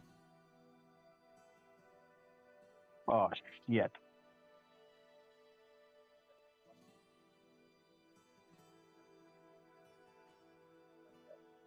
And is it possible for me to present the lantern in this vision?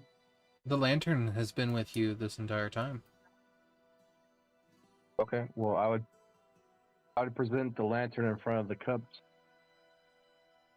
The cubs look at it and watch the light, and he looks at the lantern and then back at you and say, you bring light, Lightbringer. Why?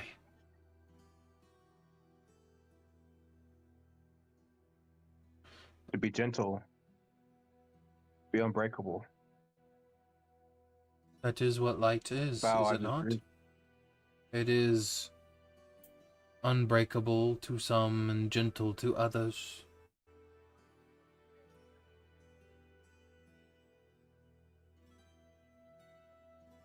What information do you wish to find out about yourself? About your history? What can we do to help you? Why is it we were the chosen ones with the lantern? We weren't always the chosen ones. We were just the best fit for the job.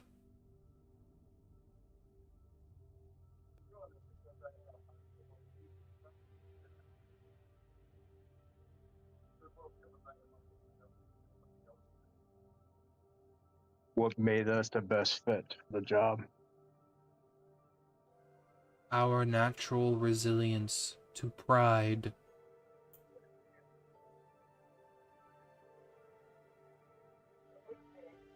That's intriguing. Why you say that, Lightbringer? Has it ever happened before that one of our past ancestors was the embodiment or the curse of the pride sin. Yes. It is passed down from pride leader to pride leader.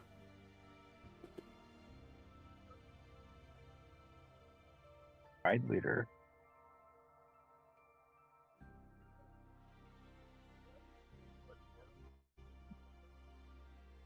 And what does the pride leader have to go through when it comes to this embodiment of the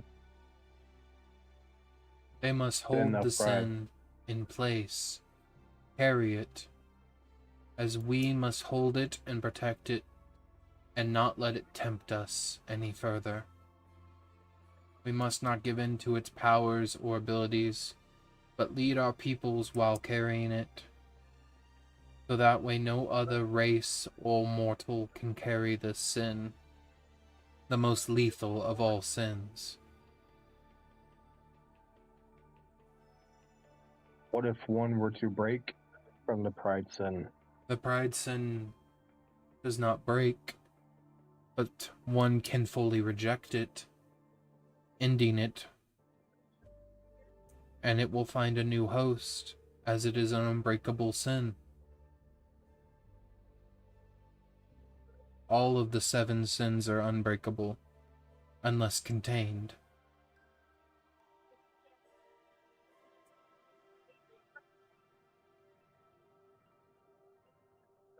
Is it usually twins that carry 2 sins?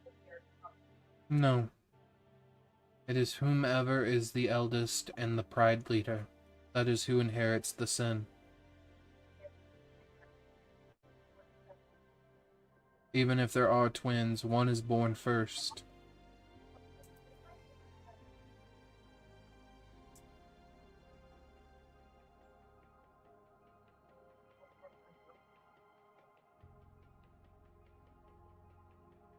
Have our people been wardens and keys?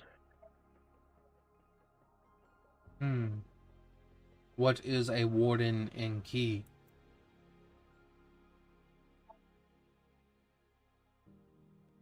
How do I best describe a warden to him? That's up to you.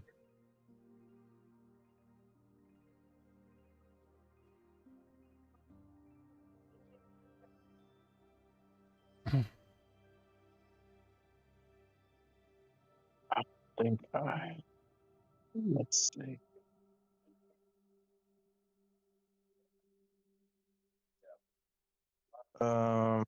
Scroll to this real quick Mm-hmm.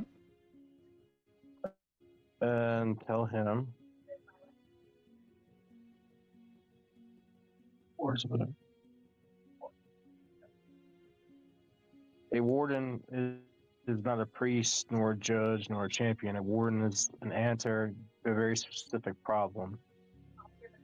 When something that cannot be allowed to remain begins to root itself in the world, not merely monsters, not merely evil, things that are too large, too absolute, too hungry, things that warp reality around them simply by being near it. The warden is a mortal instrument of a concept that calls the closure.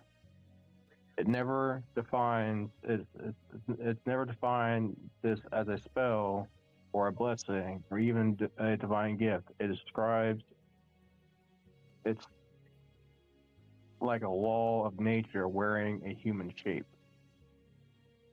Or yes, We know not the this shape of gift that you bring up. We know not anyone who carries same gift.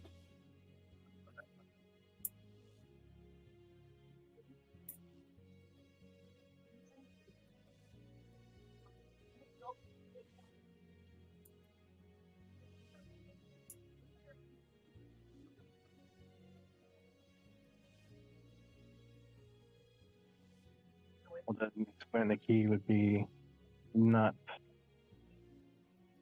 objectable. Yes, we don't know who the key is.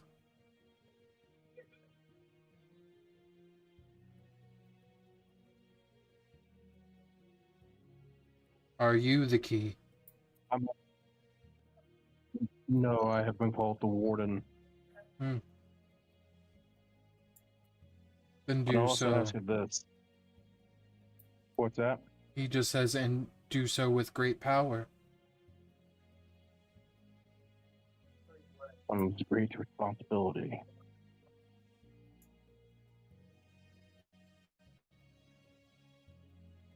Something I've read that is a few simple words.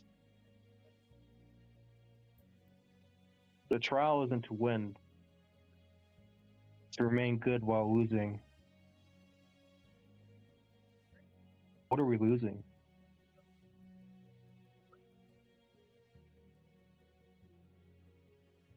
It depends what you mean by what you are losing and what battle you are fighting.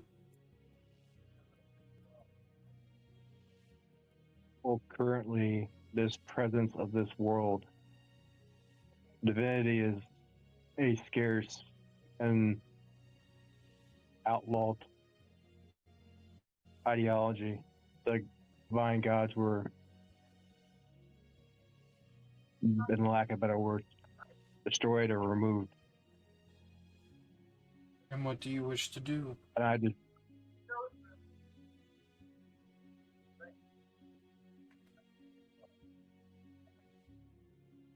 he looks back at the Cubs. Mm-hmm. Protect the innocent. If your goal is to protect the innocent, then you must be ready to lose everything.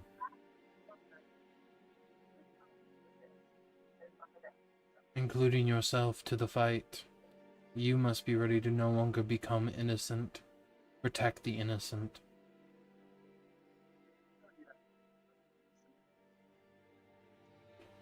Can you do that? Are you ready to lose that part of yourself?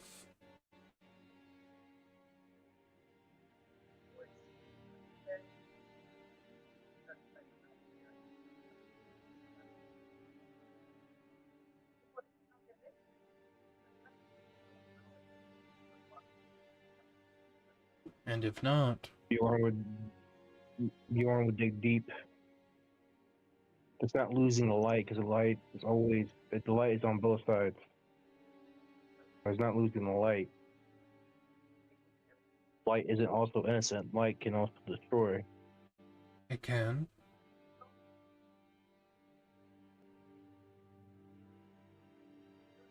But the innocent can also grow up to destroy. So you need to make sure you take each and every action to protect not only the innocent, but their innocence. Because if not, then what is the point in all this?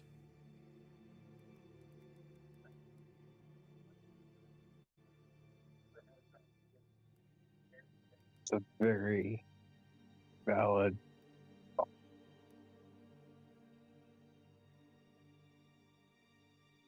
Who are those two Cubs' names, by the way?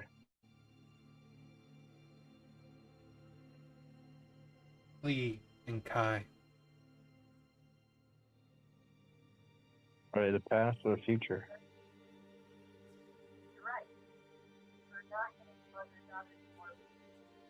Depends.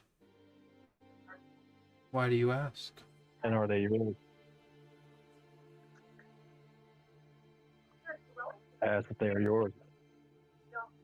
And if I said no?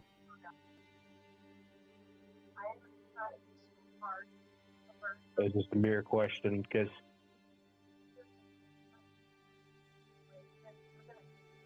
They are my sons. naturally Bjorn would have said, okay.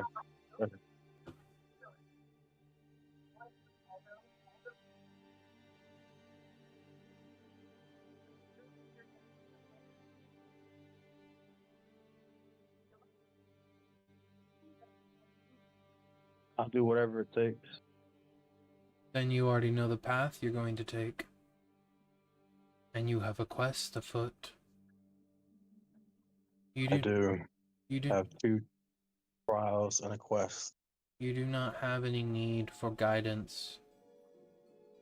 That time has passed. It is time for you to stand on your own and fight for what you believe. Stop taking others' advice. It is time for you to lead yourself.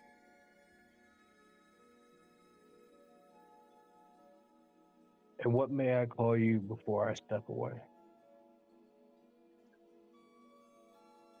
You may call me by my father's name. Reckonar.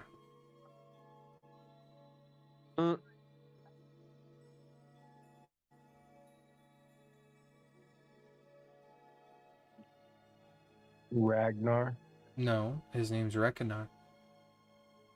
I know Ragnar was your brother. Ragnar.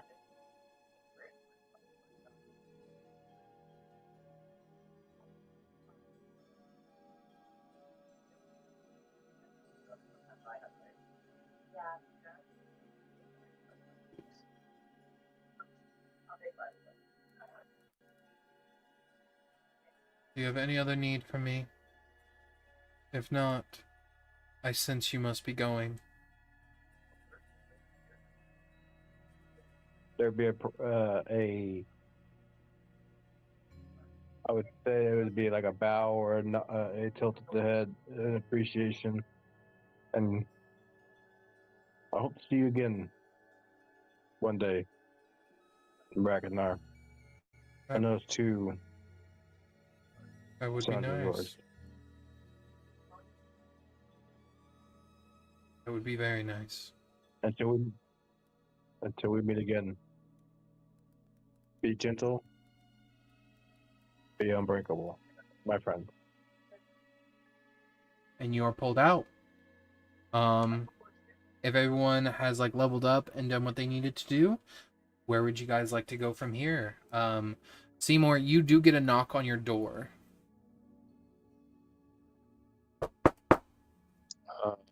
I'll take peek, see outside.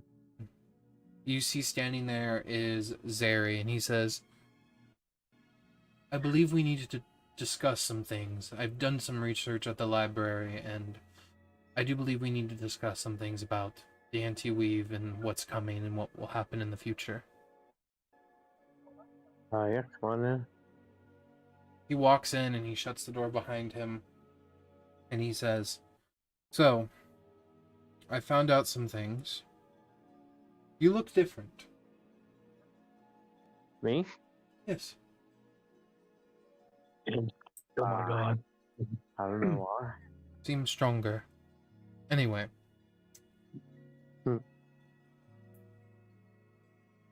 He looks at you and he says, so there's a couple things that I found out.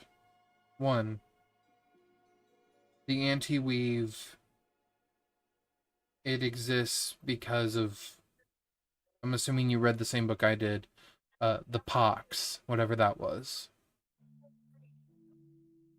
Yes, I did. But what the book doesn't say is there are anchors that keep it connected to the material plane, which is what keeps the weave flowing for it. It's kind of like its generators. Those anchor points, I'm assuming you may be able to put the two and two together, are the divine vestiges that it's been activating. And you guys have already taken out two of them, I believe. Necromancy and Illusion. Yes, I do believe that is correct. So we still have Conjuration, Abjuration, Enchantment, Invocation, Divination.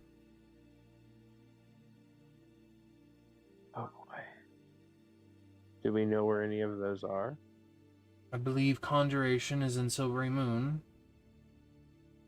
which Well, we saw that one get stolen on our way out, I'm pretty sure. means it definitely has one.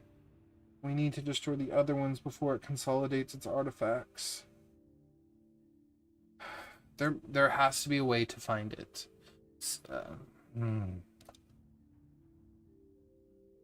We need We need residuum. Residuum. If we have enough residuum, we can amplify a locate object spell, tamper with it, and we might be able to find one of the artifacts if we focus in on its type of magic. Okay. Only we had one of the objects as well, that could make it a little bit better. I don't believe we've got one on us, do we? No, I don't think. As you think back, Seymour, the only thing you have on you, you definitely ate the illusion artifact. I did. I didn't eat it. You did.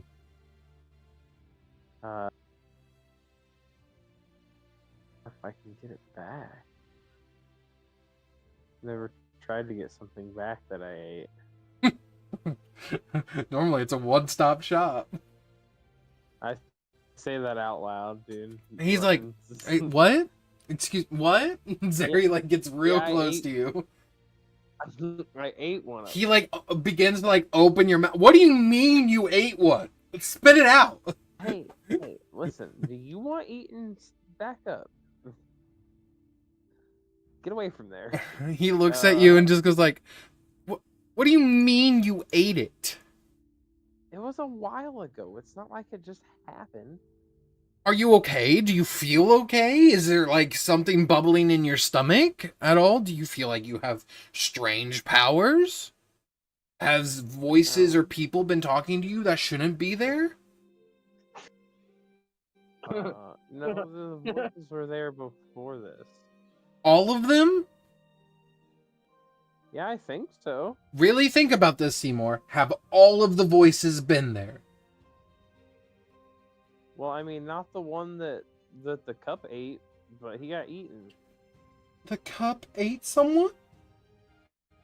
Well, it was just. Don't worry about that part. Okay, it's fine. Seymour, I need you to really, really think. Has someone or something been appearing to you as an ally in your stomach? An ally in my stomach? You said you ate it. The only ally that's been around since then is you and Tyson. Okay. And it was much after the fact. It was not immediately. Okay, thank goodness. Okay, so you haven't seen any illusions. Maybe you did destroy it with your stomach acid. I mean, I have True Sight on like all the time. I feel like if I was seeing illusions, I would have seen through them by now. Yeah, as long as the illusion wasn't the true sight. As he smiles. Yeah, the True Sight was before that too. Good, good. So, That's from the Mystic Artifact of Mystery. you have a what? Huh? What'd you have? Nothing, it's fine. Oh my god. I didn't eat that one though. Okay. As he begins to go back and forth, he's like, okay. We need to figure this out. Maybe there's a way you can regurgitate it. Have you tried upchucking it? No. No, I haven't. Well, do. I don't.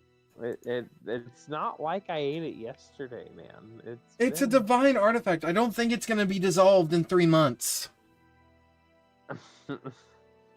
Listen, it could.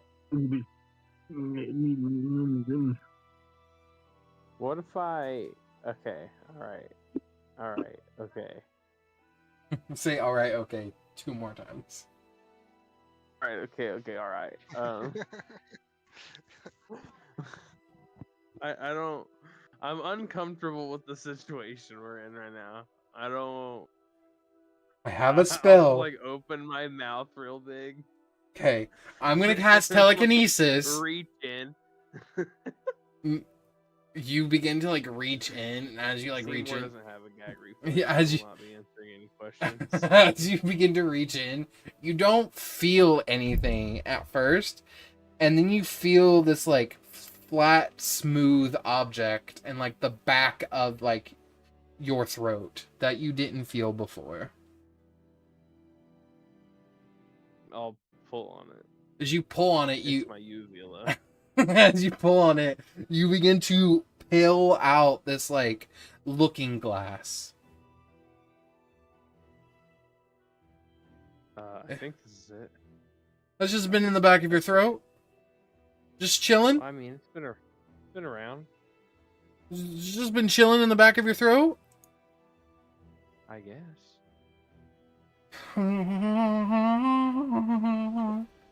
He goes back and forth like in his chair, and he goes like, how are you his son? I don't like what happened between the years I was made and you got made.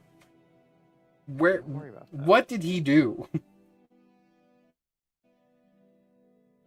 Nothing. But as you're holding it in your hand, you can see filaments of magic shooting off of this thing. But it doesn't seem to be very potent right this second. Oh yeah, it's been getting digested. I hand it to him. Kind of like wipes off the gunk. Okay. It's definitely magical. I just don't understand. How did you... So we have a divine artifact here. Maybe we could use this divine artifact to find its brethren. You see him unfurl a map on like a table and sort of put the artifact in the center and say, okay. You watch him It sprinkle... better not be my lantern. You watch him It better not be sprinkle... my lantern. You watch him sprinkle residuum around the looking glass. And he begins to channel, and the green sort of powder begins to light up and like spark. And you watch as magic begins to be cast, and you watch as his hand lifts up, and you are watching his skin. The skin on his hand begins to decay rapidly, and you can see the underside of his like robotic arm. And he pulls his hand back and slips his glove back on and says, I don't have enough spell slots left. You're gonna have to do it.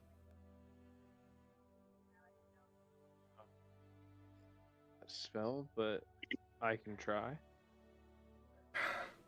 The spell is called Legend Lore. That's like level 6 or 7, isn't it? 6. It's a little outside my wheelhouse right now, but we'll see what we can do. I can begin to try to cast it. If you're interested, we can try to circle cast it. Is that gonna kill you?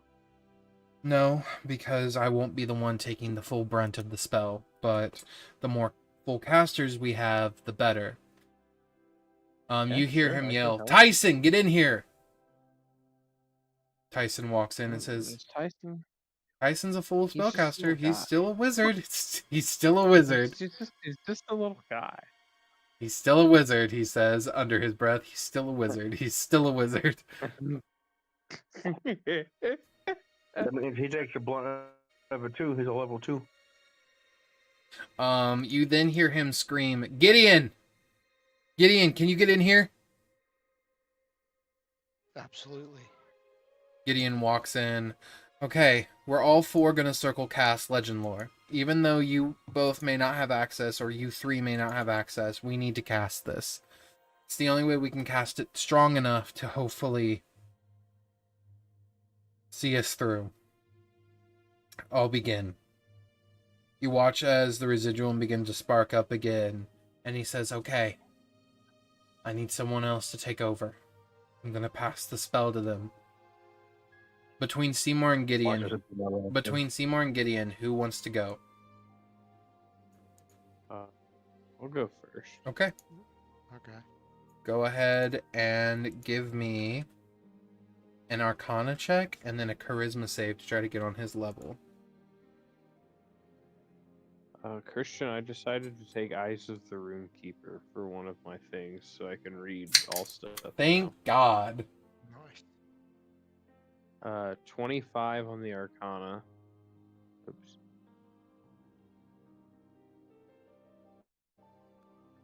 And a Charisma save, you said? Yes. We will use inspiration for that. Understood. Oh no. Oh my God, Hey, guys. had it happen. As you attempt to grab hold of the spell, it begins to spiral out of your control. Gideon, do you wish to try to take over immediately? Yeah. Make me an Arcana check. As you see Zarius focusing on this, Right. Seymour's holding the spell, and it's just spiraling in his hand, and he's like jumbling back and forth. 16. 16. Okay, it's going to be a bit hard. I need you to roll me an intelligence save. Am I close enough to everyone with a 30-foot radius? This is- even though I'm this not is- in the room. This is happening while you're praying, or you're sort of meditating. Cool copy. 20. Yeah, with a dirty 20, you sort of grab it, and you take it from Seymour, and your abjuration wards begin to sort of like focus it, and you begin to channel it as well. Tyson is going to attempt an Arcana. Come on, Tyson. You can do this, my man. I believe in you. Even with others don't, I believe. Holy fuck. Holy fuck. He rolled a 10. He rolled a 10. Yep, it's gonna make his intelligence save really high. Oh my God. Oh no. That was wisdom. That was wisdom. That was wisdom. We're rolling again. That One more was- shot. He got a 16. He got a 16. That's a little better. Holy That's fuck, where did better, Rook that's come better. from?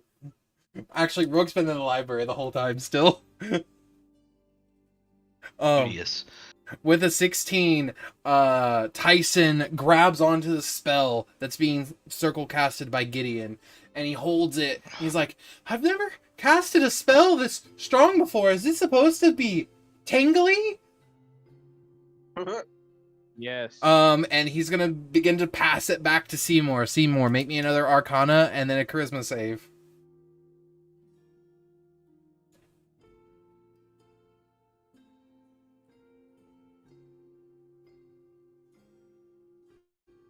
Uh, 19 Arcana.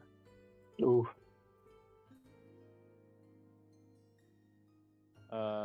26. He charisma. throws it at Oh my you, God. and you just clap onto it immediately. And as you do, Seymour, the spell is being casted by you. So I'm going to ask you, in what way would you like to amplify Legend Lore? Would you like to learn the location of the next 3 divine artifacts? Or would you like to determine the exact location of one? Let's go with the exact location of one. Which school of magic would you like? Uh, Oh, I forgot to mention Eyeball. also transmutation. So it's transmutation, enchantment. Hold on. Transmutation, enchantment, invocation, conjuration, divination. I'm missing another one again. Hold on. Abjuration. Prestidigitation. Abjuration. Fuck off. let's do the transmutation one. Okay.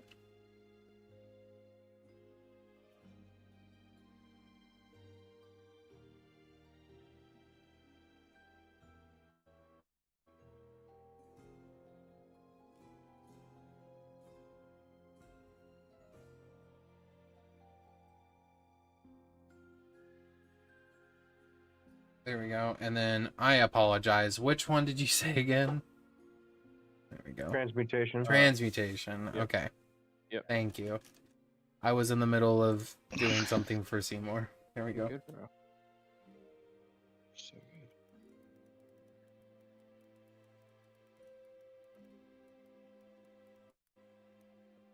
As your eyes flutter open, all of you, Seymour, your eye goes completely white as you see the transmutation divine artifact pulsing within a mechanically alive city.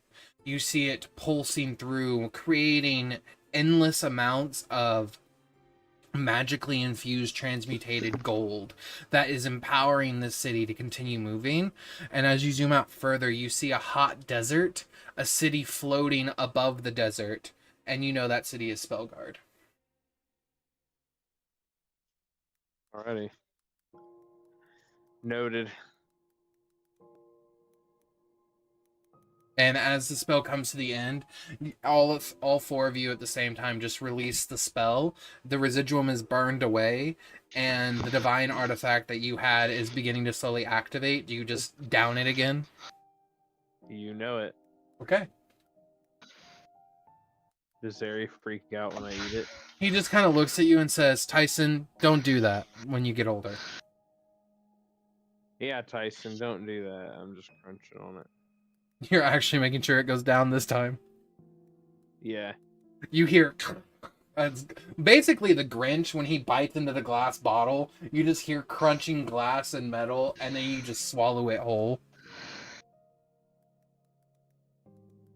Delicious. Did you see where it's located, Seymour? Yeah, Spellguard. Okay. That'll be here. And he pulls up a map and he circles Spellguard.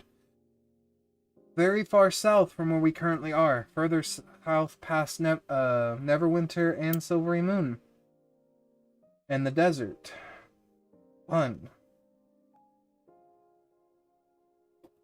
Oh, joy. During this time, we cut to Rook. Rook, you had just signed a contract to become a Warlock. I ate your contract. Too bad the contract is still in effect, regardless of level of digestion. Wait, you ate my contract? No, he didn't. Oh. Rook, How much you work does it take to get to you have a couple of powers at your disposal now. Not only the ones you get from being a warlock, but you also have powers gifted to you from the Watcher, and the Librarian, aka Uzumar. Those powers consist of the more impactful knowledge that you bring the both of them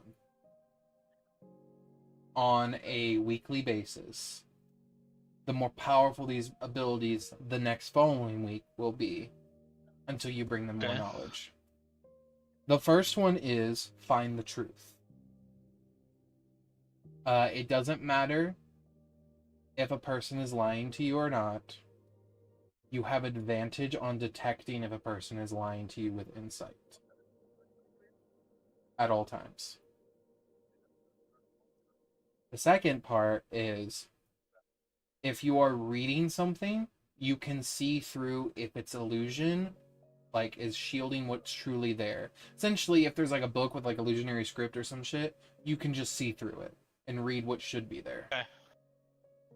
The final Okay. one is if you focus hard enough for at least an hour, you can find a lost tome worth at least 1,000 gold.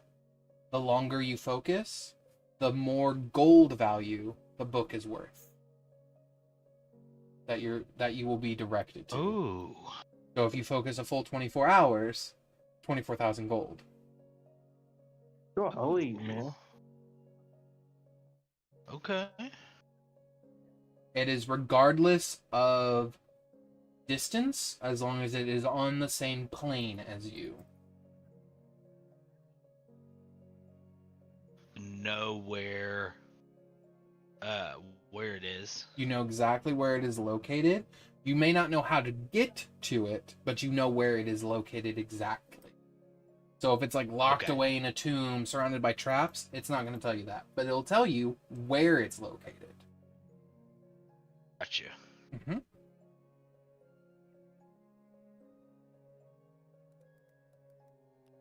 But you return back to the tree with the rest of your friends with library card in hand, Rook, given to you by your patron. At any point, if you wish to speak to your patron or return to the library, to return to the library completely, you must rip your library pass. And be aware that you have to provide 3 key points of knowledge to be given a new one, or the cost for a new one is 25,000 gold. Okay. If you wish to speak to Uzumar, your patron, you simply must not really meditate, but just pull out a journal and write him questions in a journal that he has given to you. And he will sort of write back via Tom Riddle style. Okay. Man, I want to see this guy pray.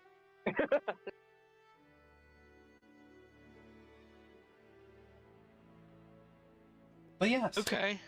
But Rook, you're back. And Giggle sort of looks at you and says, so now you're some bitch boy warlock. Whoa, whoa. I'm just saying, the Rook I knew wouldn't be a stinking warlock. Rook. The Rook you knew. Yeah, before I died. You've known me for like a week? In Fae time, that's years. That's fair. Actually, I don't know how much that would be in Fae time. I'm just giving you a hard time, Lord. But yeah. It's good to have you and me. It's good for me to be back. Yeah, it is good for you to be back. How are you feeling? A bit underwhelmed of myself. I completely did not expect that mage to just be able to crush my body and soul like that. So when he did that, I gotta admit, it kind of shot my ego. Oh, it definitely didn't stop your... Never mind. I'm gonna be nice. It's good that you're back. No, tell me. I like it when you're honest. No, that's all right. If you're not That's okay. honest, then how do I know it's really you? She pulls out her dagger. How do I know it's you? I'm glad that you're back. Even if your mouth still runs constantly, all the time. Good. Okay. Well, this place feels a lot like home. I'm gonna go find a mushroom to snuggle up into. Okay. Are we... So I'm not with the group right now. You right? are with the group, just in your own spot. Okay. If you don't remember, Simour made a mansion out of this tree. So Yeah. you're in your own room. Yes. Okay, we're in the in the tree. Yes. Okay. Okay. I guess I'm gonna peek out. What's everybody else getting into? I will just point out, you see Bjorn walking around with... Oh, fuck. You were there, but you were kind of out of it. You see Bjorn walking around, his arms uncovered, with clear scars, written in a language... Do you read Celestial? Did you take anything that allows you to read Celestial at all? I just didn't know which Eldritch No. Invocation you took or anything. No, hold on. He did read a book that taught him Celestial. That's Oh, yeah, right! I've been You learning know... Celestial. Yeah, you see on his arms, literally almost looked like someone took a scalpel and carved into his arms, "Be kind, be unbreakable," in Celestial. On separate arms. On separate arms. So one's be kind, one's Okay. be unbreakable. And they also Yeah, look I'm gonna roll to carterized see. as well. Oh, so they're like... Yeah. Okay. Uh, Not like tattoos. These are scarred wounds. dug deep. Yeah. I would say you kind of come to and like sort of remember what happened. He asked the librarian to tattoo him, and the librarian said, "I don't really tattoo people, as I am a librarian. So he pulled out basically an ink pen and just got it super hot and just began carving into his arm. Oh. Okay. Other than that, I think everyone else looks pretty much the same. I will say you do feel this weird disconnection between you and Simour. Not crazy. It's like almost like you can just feel something, some level of connection is gone between you and Simour. Okay. Any reason why I feel that way? Is it like It's hard. magically or something? I would say it definitely feels magically inclined, but you're not really quite sure why. You'd have to ask him. I'll go find Seymour. Yeah, you find Seymour, and you see him, Gideon, and Tyson, and Zeri sitting around in a circle, looking at a map, all of them super sweaty and breathing hard. What's going on in here? Just figuring out where we gotta go next. Tyson looks at you and collapses on the table. Magic!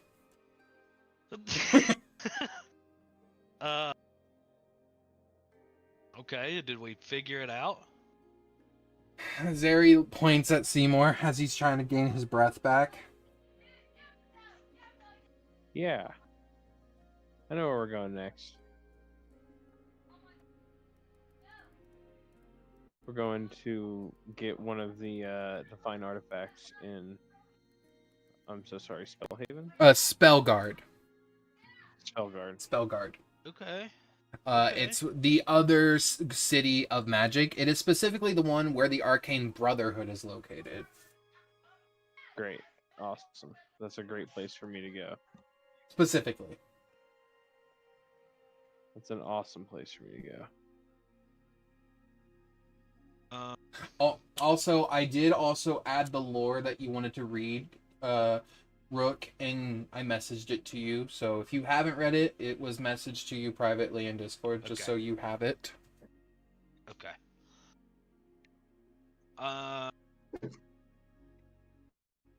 So like,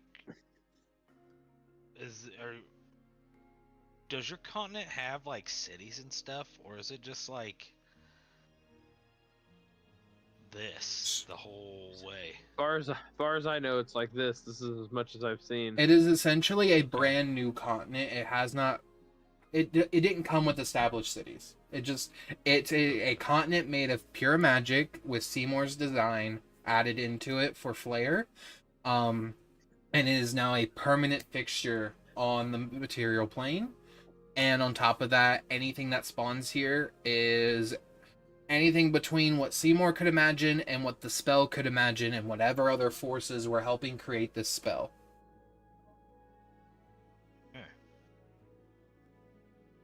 So, like, are you gonna make this a city? That's up to Seymour. I could. I'm not sure yet. I think that there's some shit going on here that I have to take care of before we can start settling. We got attacked when we first got here. Okay.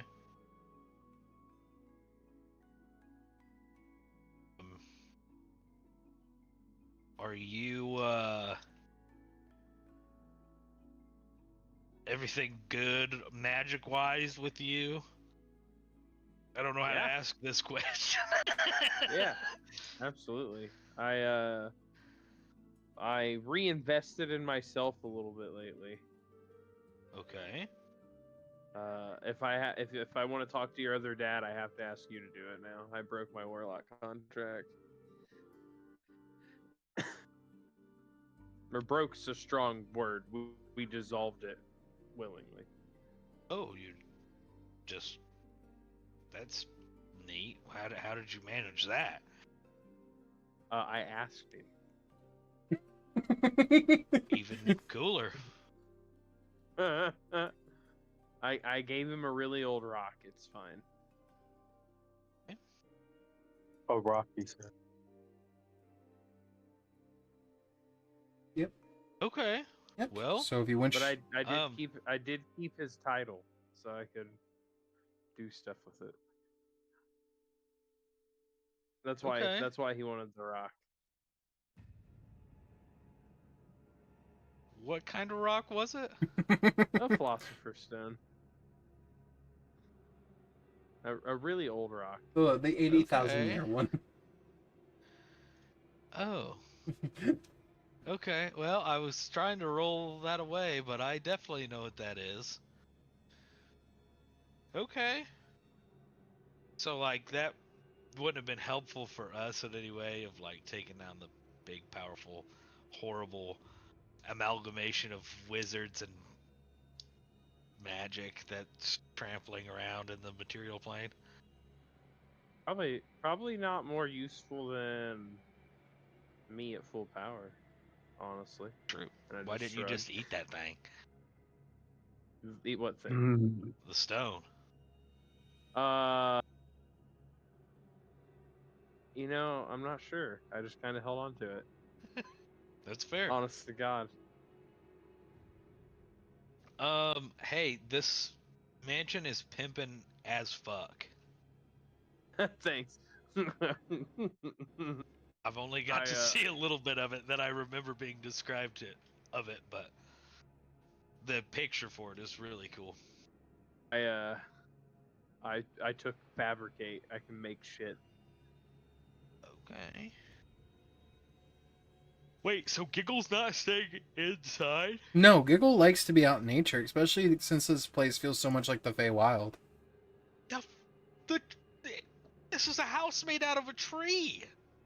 And you saw her live in a hole in the ground underneath a flower. I mean, yeah. I have a bone to pick with that fairy at some point here really soon. Why are you asking about the magic? That's kind of a weird question for you. I just had some strange vibes. My mask got better, and now I'm kind of warlocking. So Oh. I'm just feeling magic more. Do you want to try to like let some magic out for the first time? Ooh. Hell, let's see what kind of spells I took. I mean, I would just let you roll a charisma save and just. What's my max? Well, charisma for warlocks is your spellcasting modifier, so if you just roll a charisma save.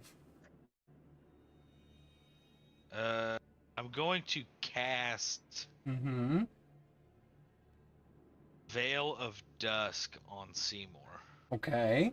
What does that do? I will Interesting. cloak him in a shadowy veil of darkness and silence. Okay. The target gains +1 bonus to their armor class and makes stealth checks with advantage for the duration of the spell. Mm-hmm.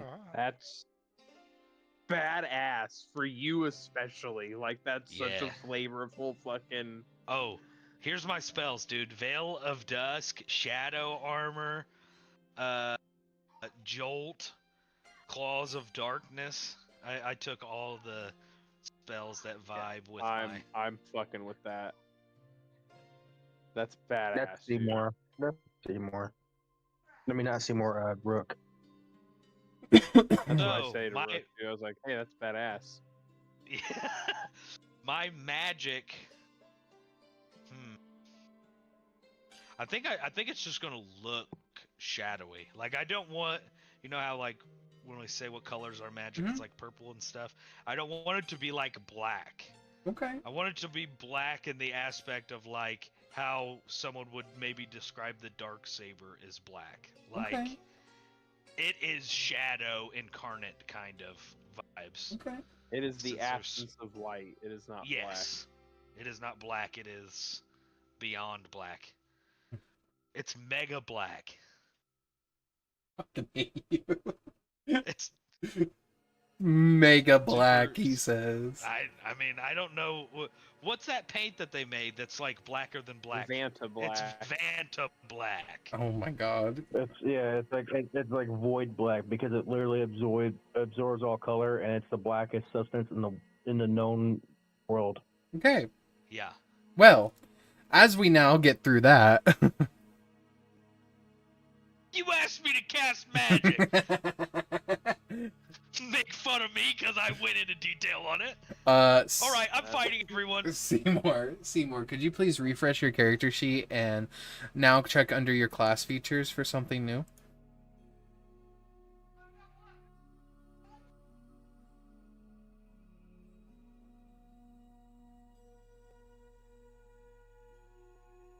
I just sent it to you what the name of the ability is, so you can read it and check it out.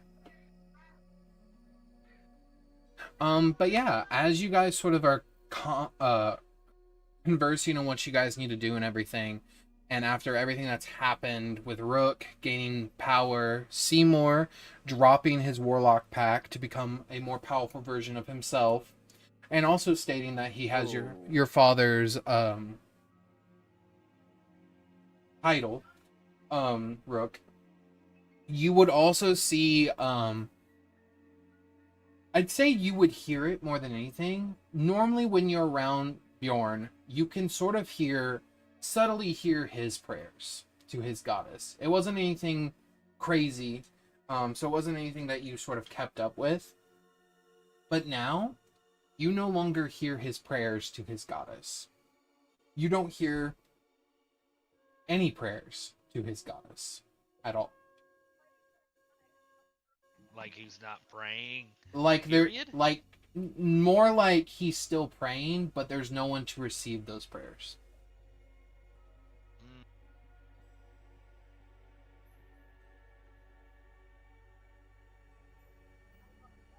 Oh, yeah, I guess you didn't ask us why we were all sweaty and shit. That's fair. Gideon just turns around and says, "Working out."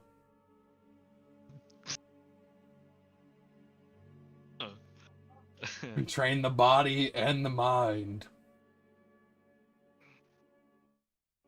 So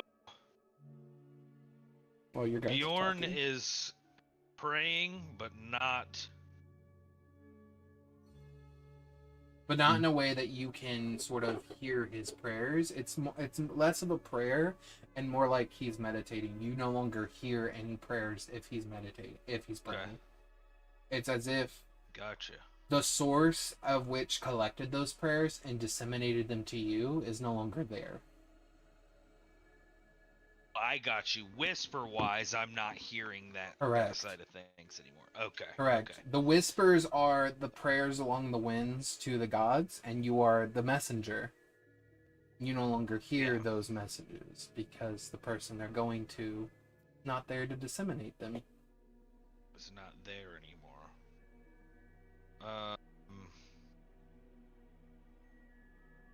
Is Bjorn meditating right now? What are you doing, Bjorn? I would say you just come out of like your ancestral communion, basically. So what are you doing?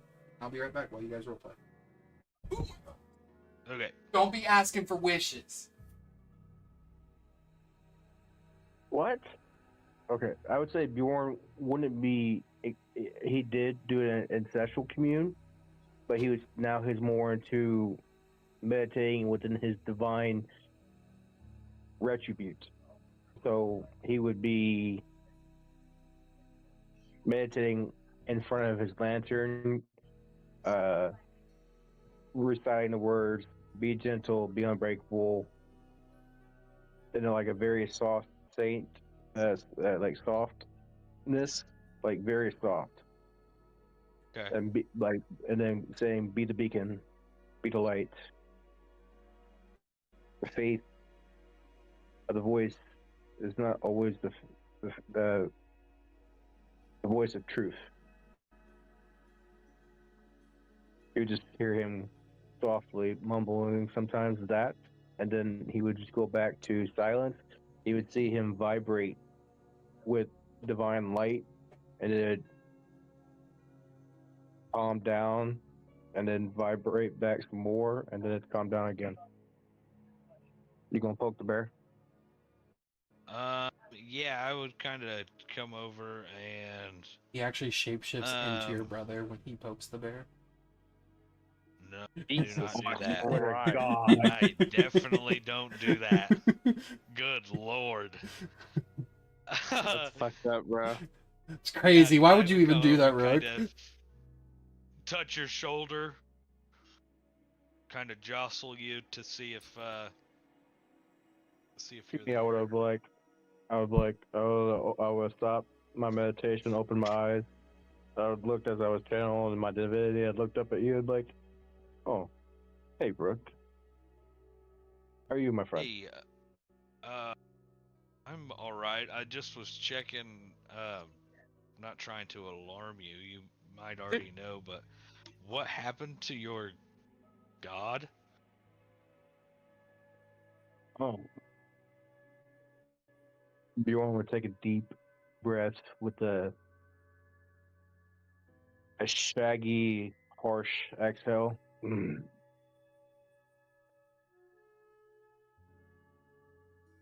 My goddess is no longer here.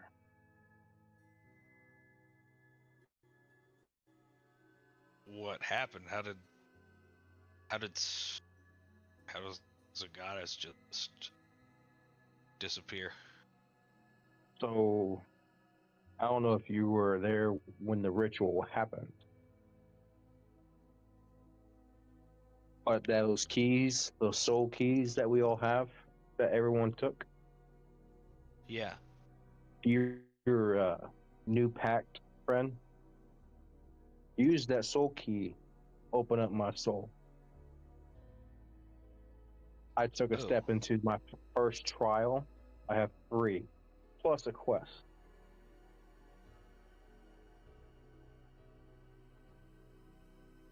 The first trial was the unmasked hour, and our good friend Seymour was my judge. And he said I was worthy, in a sense. And my goddess, she, how do I put this? You'd see tears come back to not Seymour, Bjorn's face.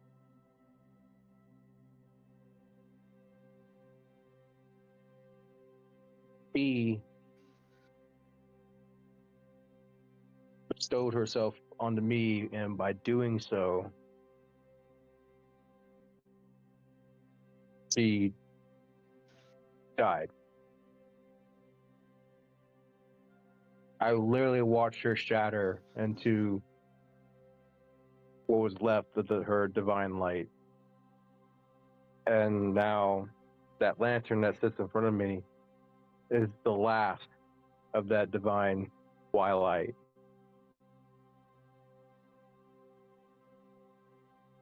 So you kind of took up her mantle then. Yes, Seymour, that is something I'm still coming to. Not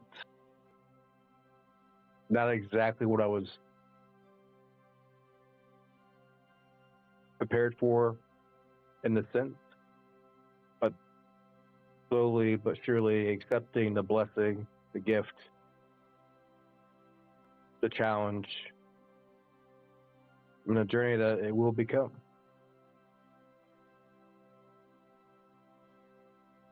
Okay, well, I kind of saw a little bit of a void in the different whispers that I could hear, and it's where that goddess used to be. So, I mean, I guess if you're taking up the mantle, maybe they will slowly fill in with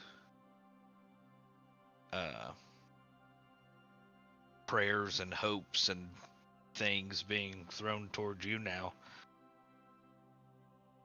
This is intriguing. I didn't know you could tap into such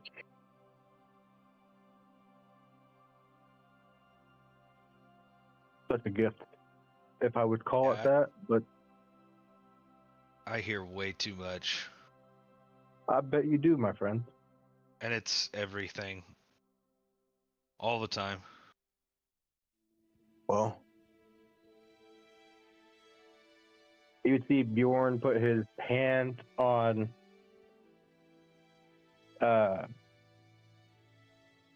Rook's chest, and he would channel divinity to not ease the whispers, not to silence the whispers, but to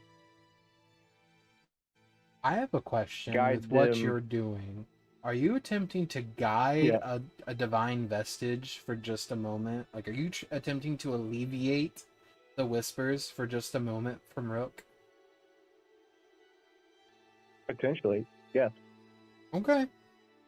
Give me a charisma save.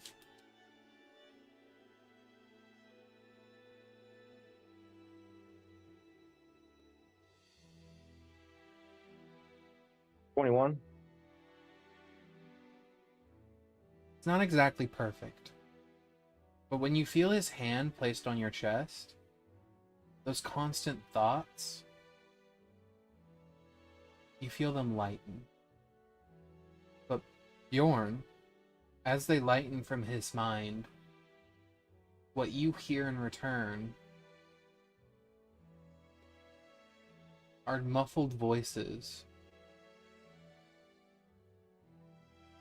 And as you begin to press into Rook with your hand, you feel something grab your magic and pull you further in.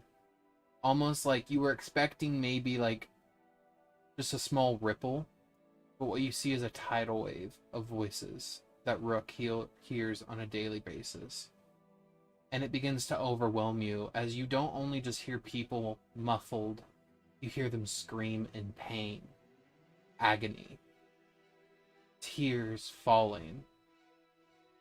It swallows you whole, and you can feel this power overwhelming you in every sense of the word. But just when you think you're about to be consumed by it, you feel light, and you're brought back. And Rook, for just maybe half a moment, the whispers didn't seem as bad. Oh. But Thank you for that. But then they returned. Holy. Jeez, heat, man. Yeah, my vestige, my artifact, whatever you want to call this thing, is not nearly as fun as the rest of your guys's. I didn't say mine was fun by any means, but if you ever need a break, man, let me Don't know. know. Like, seriously.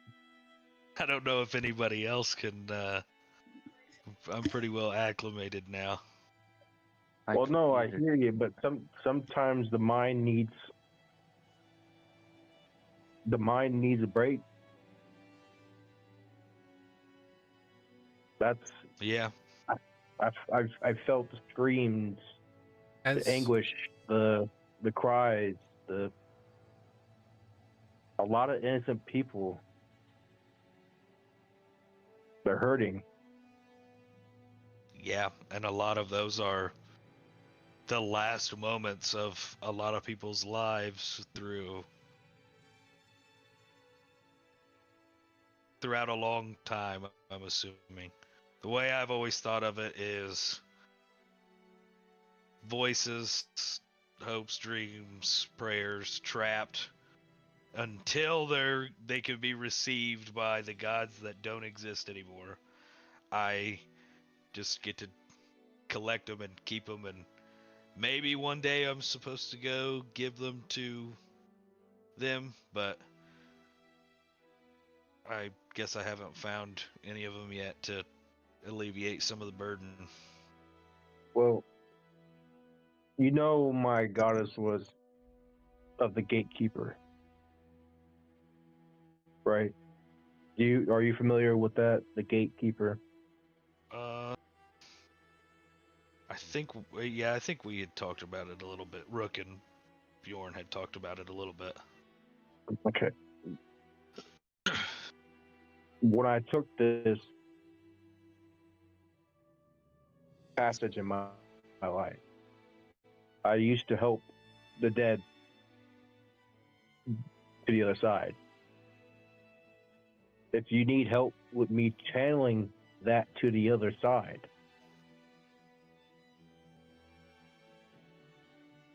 Allow me to help you channel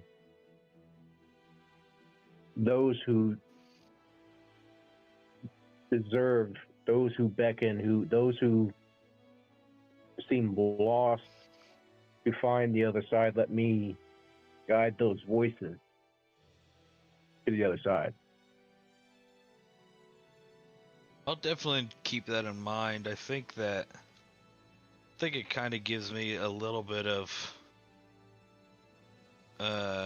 hope's not the right word, but I think it feels better to hold on to him knowing that somebody's potentially last thoughts are waiting to go to the person that they're supposed to go to, and I guess that's kind of my job to get him there. So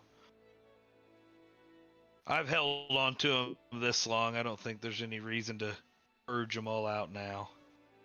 Oh no, I'm not talking about all of them. No. I don't think I could survive.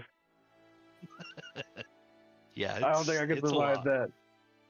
But I'm saying I could definitely help guide a handful at points in time. But not to steer away from the conversation while this is the most we've talked in a long time. That fairy friend of yours. Yeah.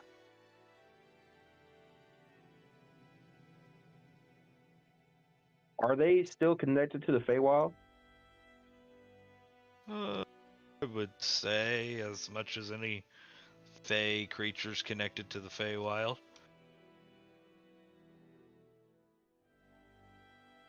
She said this place kind of feels like the Feywild, so she's kind of liking it here. How much do you know of the Feywild? I mean, nothing crazy. I know the normal amount about the Feywild. I'm not an expert by any means. That's where my dad's from. Your dad's realm. Yeah, well, I don't know. I don't know what he does now. He him and Simour chit-chatted, and then he kind of did what you did. I think he assimilated and started becoming a god of sorts. As you're talking about this, a weird sentence pops in your head about what Simour said when you were speaking to him. You heard him say your other dad. My other dad? You're just now catching that. Do you say it out loud, or are you catching your head, man? It'd probably be in my head. Okay, cool. It would make for a great parallel, like off-canty conversation. What about Giggle though? Did she steal something from you, or is she trying to con you into being in the cult? No, I have a quest that requires me to go to the Feywild. Okay. Yeah, There's she could something probably get you to the Feywild. Okay, there's something I'm looking for. I'm trying to see if she knows where this location could be, or guide me to this location to help me in this endeavor of this quest. Because part of this quest also helps me my second trial. I feel the Okay. sooner I get these done, the more beneficial I am, not just to the situation, but to the group overall.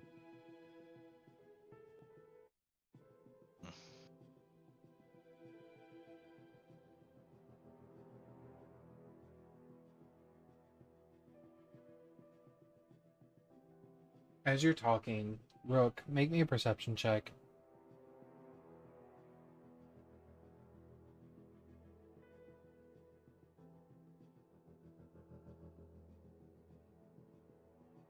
Nine. With a 9, you sort of look out the window, since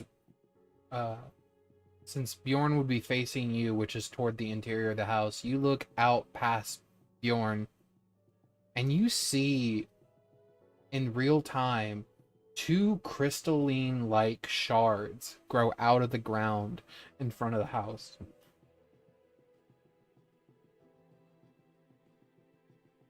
Okay. As I'm listening, as Bjorn and I are talking, I'll kind of make my way to the window and watch. You watch as they grow into like these decent, like large clusters, like to large creature size, about like 12 feet tall, crystalline structure.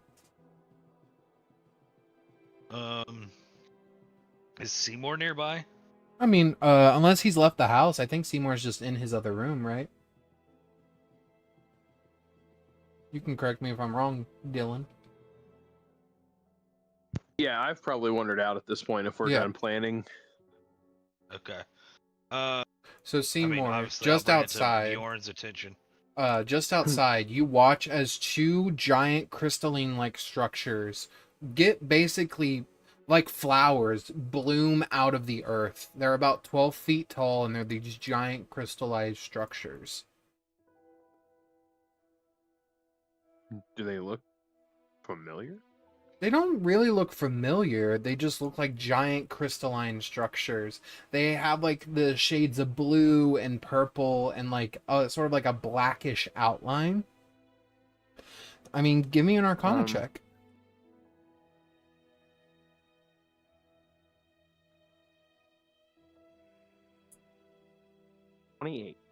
As you look at those, you really stare at them for a time. You do remember them, but they look different. They're delirium. Fuck. But 12-foot Hold tall on. chunks of delirium? but their coloring is off. Interesting. As you look at them, what you see in the interior, you see like shades of blue and purple crackling through them like lightning. But as you stare at them internally, you swear you see a night sky with stars. Hmm. And you watch as this sort of pulse, and you see the ground around them within like 10 feet around them. So I'll draw like another aura just so that way you guys are aware. So 10 feet around these things would be about here-ish. No, 10 feet would be there-ish. So about where that red ring is, that's 10 feet around them. It just decays as if they like pulled in that life. It doesn't seem to get any bigger, but you just watch as it just pulses. I don't know what to do about that, gentlemen. Gideon, you are also watching it. Would you like to do anything?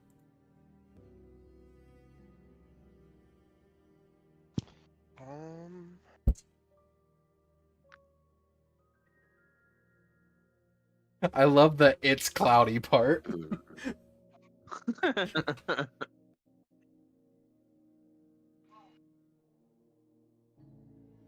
Listen, if it's on me to figure something out, I'm probably gonna have to eat it. I don't think that's the right move. Even Seymour's like, Yeah, look, I want. well- Even Seymour's like, look, I want to take a fucking diet. But Gideon, did you have an idea for something? So we've all like come outside to look at these giant. I would say at this point, yes. I was just giving Gideon a moment to see if he wanted to do something, since he's another caster. Yeah. Can I try to use magic awareness to see what kind of magic's on it? Yes, absolutely. Please describe what magical awareness does. As an action, I can open my awareness to the presence of concentrated magic. Until the end of my next turn, I know the location of any spell or magic item within 60 feet of you that isn't behind total cover. When you sense a spell, you learn which school of magic it belongs to. And then there you go. Yeah. Sick. That's barbarian. It's a barbarian feature. Interesting. That's cool. As you focus this Wild magic barbs are sick. as dude. you focus on this like wild magic that exerts from your muscles, it reaches out toward those crystals, and you can Voice see is them. funkier. You can see the moment it touches them. And Gideon, it's like whiplash. You are blasted 40 feet back into the house, and you take 32 points of force damage. I can't be moved against my will. That is fair. So you take 62 points of force damage since you cannot be moved, as it shatters your ankles. My God. Okay, I am resistant to force damage. So you take half of 62. So you take half of 62. Your ankles are scuffed. Your ankles are Your scuffed. J's are ruined, bro. Your J's are ruined. Obliterated your J's. Your toesies are out. And as this happens, That's crazy, dude. and as this J's blown happens, back. you guys watch as the crystals begin to move.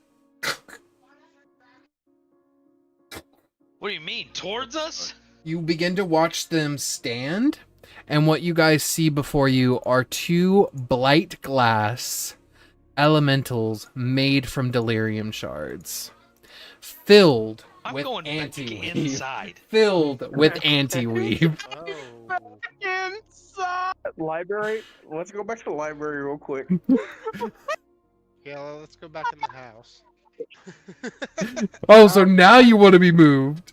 But this is I'm dead ass back inside. so what you see is a glowing, like, glass shard looking elemental with like a humanoid type face on top, as it stands with like this orbiting black hole in the center where all of this magic seems to conflux and then disseminate through its entire body like an ink pot. And you see them look at you all, and they screech out, and they hurt your ears, and I need everyone to roll me initiative. Oh boy. That's a solid 8. I got a You not sure it's on not that 20. divinity? I got a nat 20. Fuck yeah, dude. Damn. Not nice. That might be the first one of the 16. night. I'm not sure. I mean, I've been rolling 13s all night. I've not been rolling super great. I rolled a 2 or Skeever 3. got a 12. Tyson got a 9. Zeri got a 10. Giggle got a 15. There we go. Alright, everyone's rolled. Cool. Starting up. Bjorn, you're up first with that natural 20. I'm gonna cast Vital Read, and I'm looking for instability, whether there's a hidden weak spot or compromising structure. Yeah. As soon or as a your body spell reaches out and touches it, it reflects back at you. Don't You do take that. 20 points of force damage, and you are blasted 40 feet back. Inside the house. with me. Into the house. You actually smash through a wall, and you're in the same room as Rook. I That's smashed how through my much damage? bedroom wall. 20 points of force damage. Damn. That hurt. Hey, you guys should have just came back inside. I don't know why you're fighting those things. Do you want to do anything else? Do you have a bonus action, or was that a bonus action?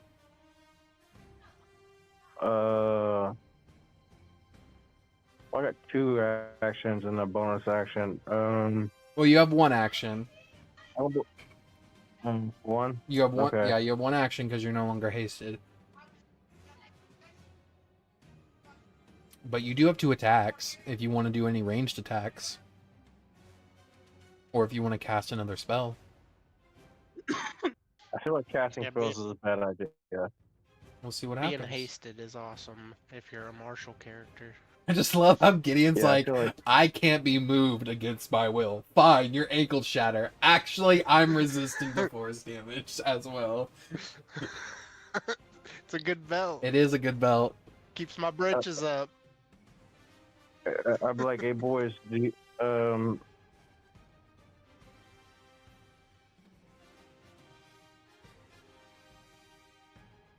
You I don't hear think spells work. You hear them, the blight elementals. You hear them repeat back to you in Gideon and in Bjorn's voice. Why you run? I didn't run. I got blasted back. They're taunting you. Speaking of which, They are taunting I you am with going that. to charge my lantern. Okay. So I'm going to use a charge on this.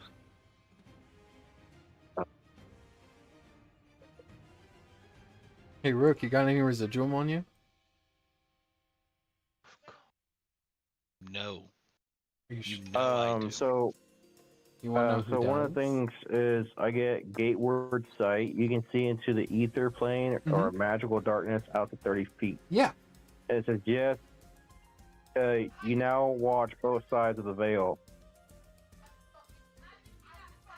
Okay.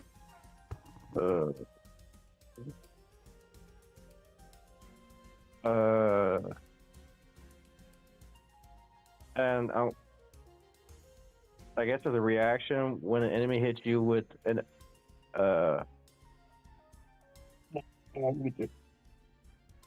when an enemy hits you, you may unleash a flare of judgment light. They must succeed a Constitution saving throw. It's a DC 8 plus Charisma plus Performance. Will be Proficiency. blinded until the end of their next turn. Yeah.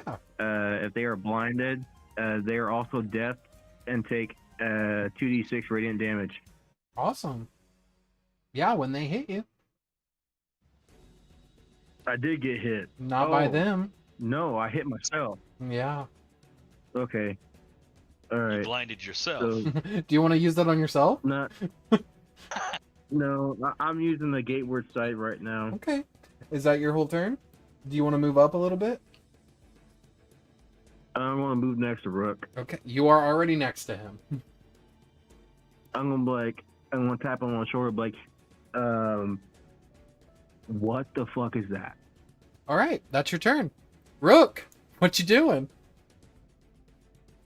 Don't worry, my man. I got this. I'm gonna walk out the hole Mm-hmm. in the wall Yep. to about right here. Yep. If I load some of my residuum chunks into the end of my shotgun and blast it, would that destroy the residuum? Yes. Oh man. Are you gonna blast them with the I'll residuum ask- shotgun bullets? Are you ask this. gonna dust your fucking shotgun shells with residuum and fucking fire? Yeah. Well, yeah. What else do you have a shotgun for? Might be out of spells, but I ain't out of shells. Well, I guess, okay, I get out there, I'll be like, hey, Seymour, how do we feel about making 2 massive craters? Possibly this entire area, maybe the continent, who knows? How do we feel about just taking this out? I mean, I feel like we would also get taken out. I feel like it's not a great option. I can't lie to you. I mean, yeah, I know, but I'm tired. I'm Literally, tired. I literally don't have the HP to be. Oh, Jackie I want to these point out. guys. I do want to point out, Rook, since you weren't here, you do get a full rest because they took a full rest in the library. We long rested in the library. So if you have not full Okay. rested, full rest. Flip that, reverse it. I got all the energy in the world, but I still want to absolutely obliterate these guys. Skeever will look at you and say, if we just need to do a time delay bomb, I mean, I can do that.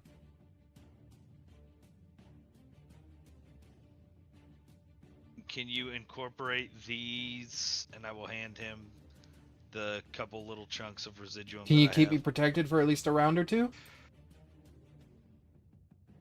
I mean, yeah. All right. I think I can do that. Not a problem. I can do it. I will cast.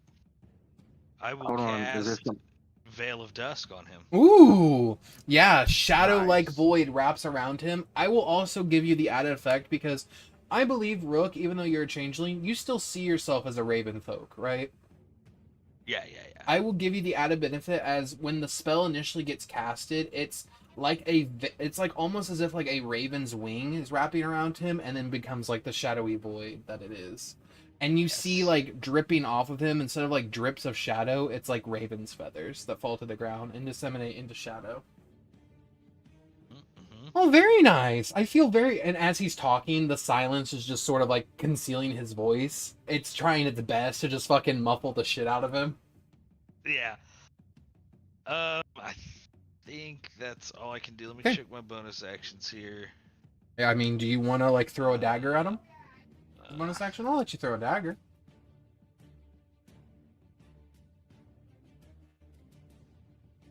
Dagger's not a What if spell. they pick it up? I mean, a dagger's not a spell. No, it's not. You said these things are anti-magic? They are anti-weave. You- Or that's right, anti-weave. So that means they feed off regular magic. Mm-hmm. Well, someone's immune to Yeah. anti-weave around here. Yeah, that's all I can do Okay. at the moment. Alrighty. Up next, it'll be Giggle. Giggle's gonna fly over to you, and she's gonna pull out her hand crossbows and go poof, poof, poof, poof. So I'm gonna make some attack rolls. Barrage of bolts. 17, She's staying back here 14, this time, dude. She can 5, figure that shit out. 4. So she only hits twice on one. So that is 2d6. That's I 8 mean, you're plus her shooting 'em with bonus. Toothpicks, Giggle. They take half damage to all of this, so they only take 4, and then they take another 4. There we go. Okay. Yeah, you watch as she hits the elemental bee as it just like 2 arrows just stick into it, and you watch as the arrows stay there, like this bubbling black ink bubbles up to where the arrows like lodge themselves in the crystal, and you watch as it just disintegrates it. Ooh. Giggle just kind of looks to you, Rook, and says, "What the fuck do we do?" I mean, I don't know. We just saw them. They kind of grew. I thought Seymour made them. I thought it was like gonna be some cool homies. So hold on, I have to do this. Okay, so they can only move up to here. There we go. That's as far as they can move. You notice as they step closer, they begin to illuminate. They give off a 30-foot of bright light. Oh, I do need to roll a d6. Rook, since Giggle is your companion, please roll me a d6 twice. I do need the rolls separate. 3 Okay, nothing happens. and a 6. Cool. You watch as Elemental B. I'm gonna roll a d4. 1 is north, 4 is south, 3 is west, and 2 is east. Okay. 1 is north. Okay. You watch it just go teleport 10 feet closer. Ooh.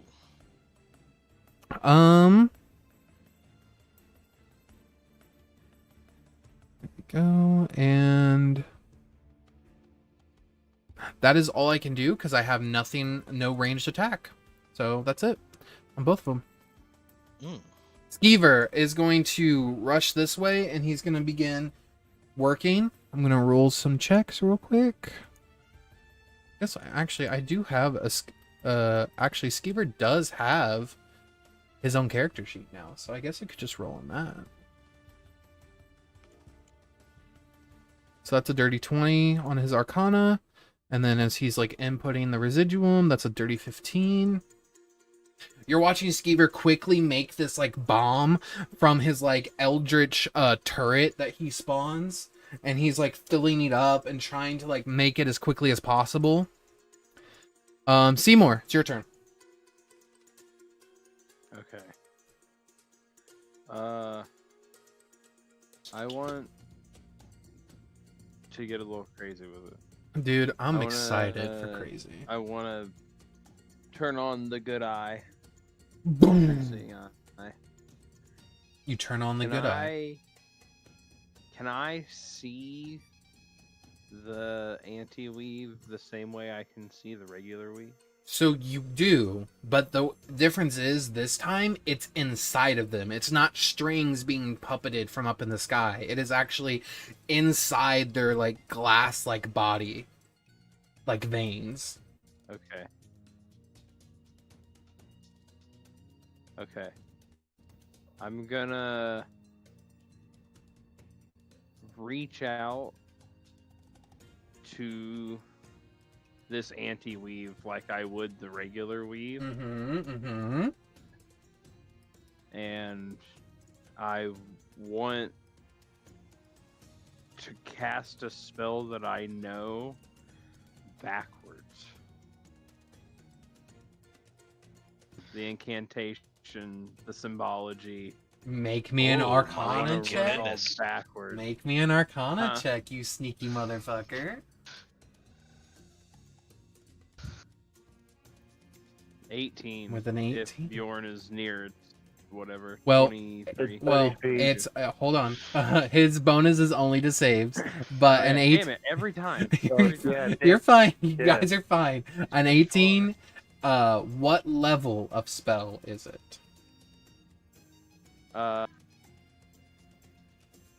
I 5? fifth, yeah. 5th? An 18 is Five? enough. Yes, An sir. 18 is enough for a 5th level spell. Okay.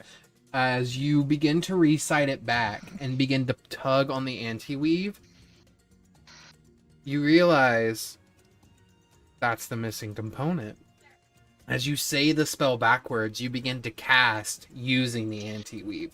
You watch as the tips of your fingers go black and feel numb, but you feel something inside of you sort of like resist the infection almost, and you watch as your fingers are like the inky blackness, almost like you dipped your fingers in like an ink pot, you begin to watch it disintegrate off and then reappear as you're casting it.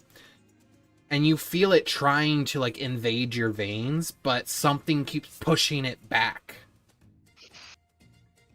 Okay? Oh shit. So, Okay. you are casting the spell. What spell is it that you are casting in the anti-weave? God, it's purple. And read it backwards. Yeah, in real life. Purple rain, purple rain. He doesn't read it back in real life. All he says is, it's called fuck you. Heck yeah. It's called You can just say, Gravity Smash. yep. Oh, I strike the ground, choosing a point I can see within range to begin accumulating gravity. A 40-foot radius sphere that is 100-foot tall cylinder becomes difficult terrain until the start of my next turn. When the spell ends, the gravity reaches a critical magnitude, smashing all creatures in the cylinder downwards. Each creature in the area makes a strength save. Mm-hmm. If the spell lasts the full duration, which is till the start of my next turn, I have to maintain concentration on it. Then they take 8d10 force damage and are knocked prone. You wanna know what's even If I crazy? lose My- concentration or they make the save, they still take 4d10 force damage. So, you wanna Is know there what's any even way I can crazy? amplify that? Not from the I distance that you would can. literally ask you not to if you said that out loud. I'm fucking with reverse magic that is gonna explode if anybody that uses regular magic fucks with it. It's Well, a I have the gravity ability hammer. to. Well, I have enhanced abilities, so that's what I was asking. Well, enhance ability wouldn't affect him because, like you said, he's using anti-weave. If you give him anything that comes from the regular weave, fucks with it because they are You're gonna they are explode. polar opposites. So, you cast this spell. I want to say something even cooler about that spell. That is one of the only spells that actually makes flying bad. Because not only does it force you to Yeah. the ground, it makes flying have difficult terrain, if you didn't know that. Yeah. Oh. Gravity, bro. Wow. Oh. Yeah, that's why that spell is so good. And it's very cool. 100 feet up in the air. So if you're even 60 feet up in the air, it's half movement even flying. So You guys, you literally can't see anything physically. I just want It's to just like you know, like when Goku's going Super Saiyan and the ground starts to explode. That's what starts happening in that big area. I just want to say, like, the imagery I'm seeing is like either like a Seymour eye appears at the very top of the cylinder looking down, or it's just a mouth of Seymour blowing hot air down on them, and that's the gravity, just like forcing them down. I like the eye. Dude. Yeah, the eye is the vengeful stare. Yeah, it looks like a dark, almost eroded version of your eye because you're using the anti-weave to cast this. Also, since you're using the anti-weave to cast this, if you would like to make me a Constitution saving throw, please. I mean, if it's optional, then no. I mean, You can deny this. You just don't get the benefit if you pass it. 21. Okay, so you passed it. I'll give you the 21. option. You can either fully end the spell now and it does its full effect, or wait till the start of your next round and the effect is doubled. Because it's the anti-weave. What is our plan? Shit. Fuck. So essentially it would be 20 d10 at the start of your next turn. Yeah. They couldn't move very far. They're in difficult terrain. That is correct, they can't. I'm sorry. I'm thinking out loud. No, Fuck. you're fine. Hold on. I am. I know the solution.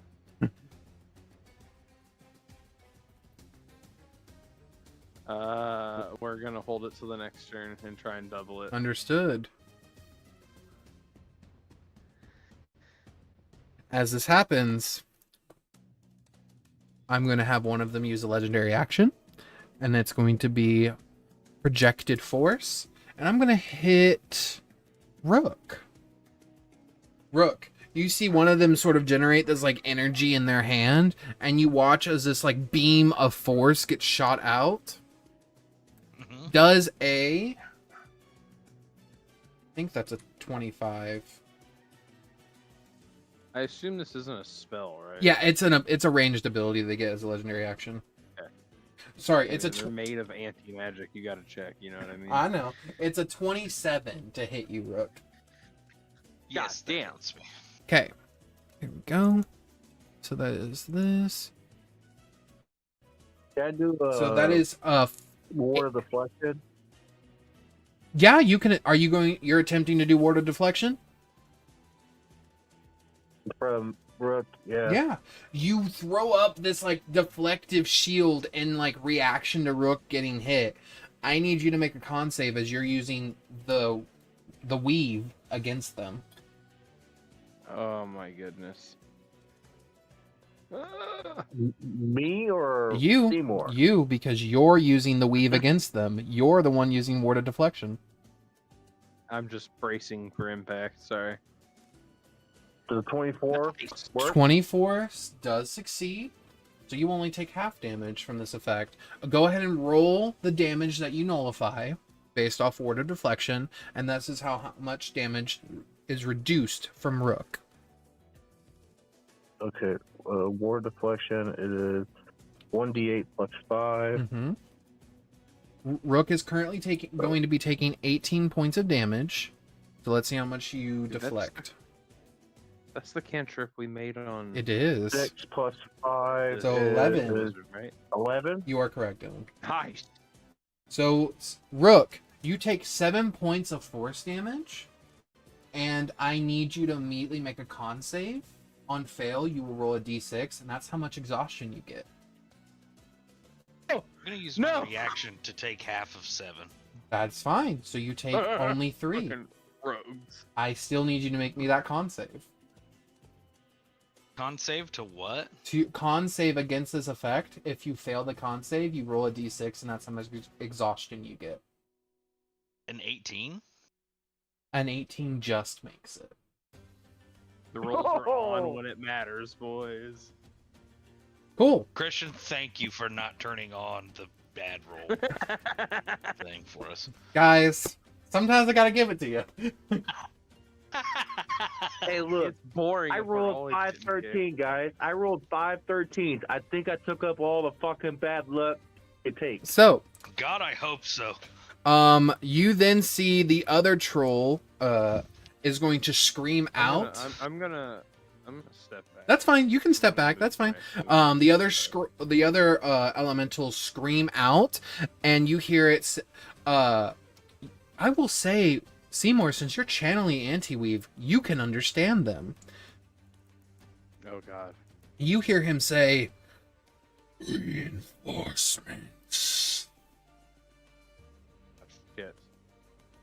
As you see growing out of the ground around you all, you see limbs of that dead troll crystallized, beginning to claw their way up out of the ground and out of the tree roots. Oh, it's his limbs.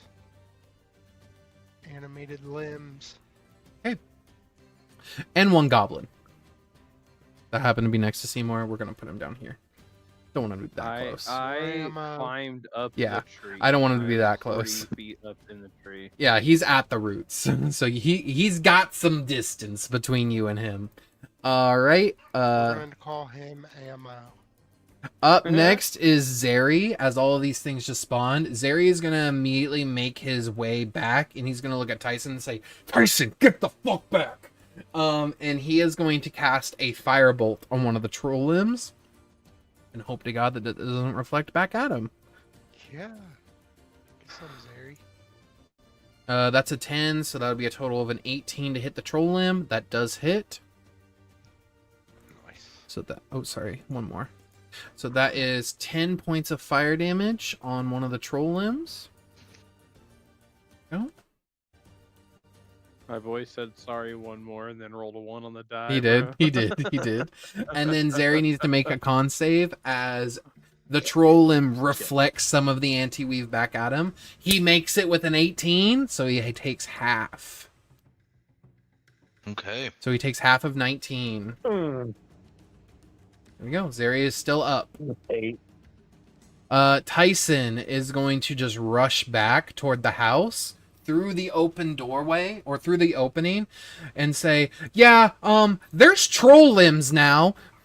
And he's going to cast. I would. Yeah. So I was going to say when he get if he's making an attack move, I would tell him after that attack move to get behind me. He is not going to do that. What he's going to actually do is he's going to cast on you and Seymour and Gideon bless. My man. Twinkle, twinkle. There. We'll take it. And then he's gonna rush inside as he casts bless. Seemingly perfectly. Gideon, you are up. Seemingly perfectly, this man says. So what okay. Yeah, Gideon, you're up. What would you like to do, Gideon?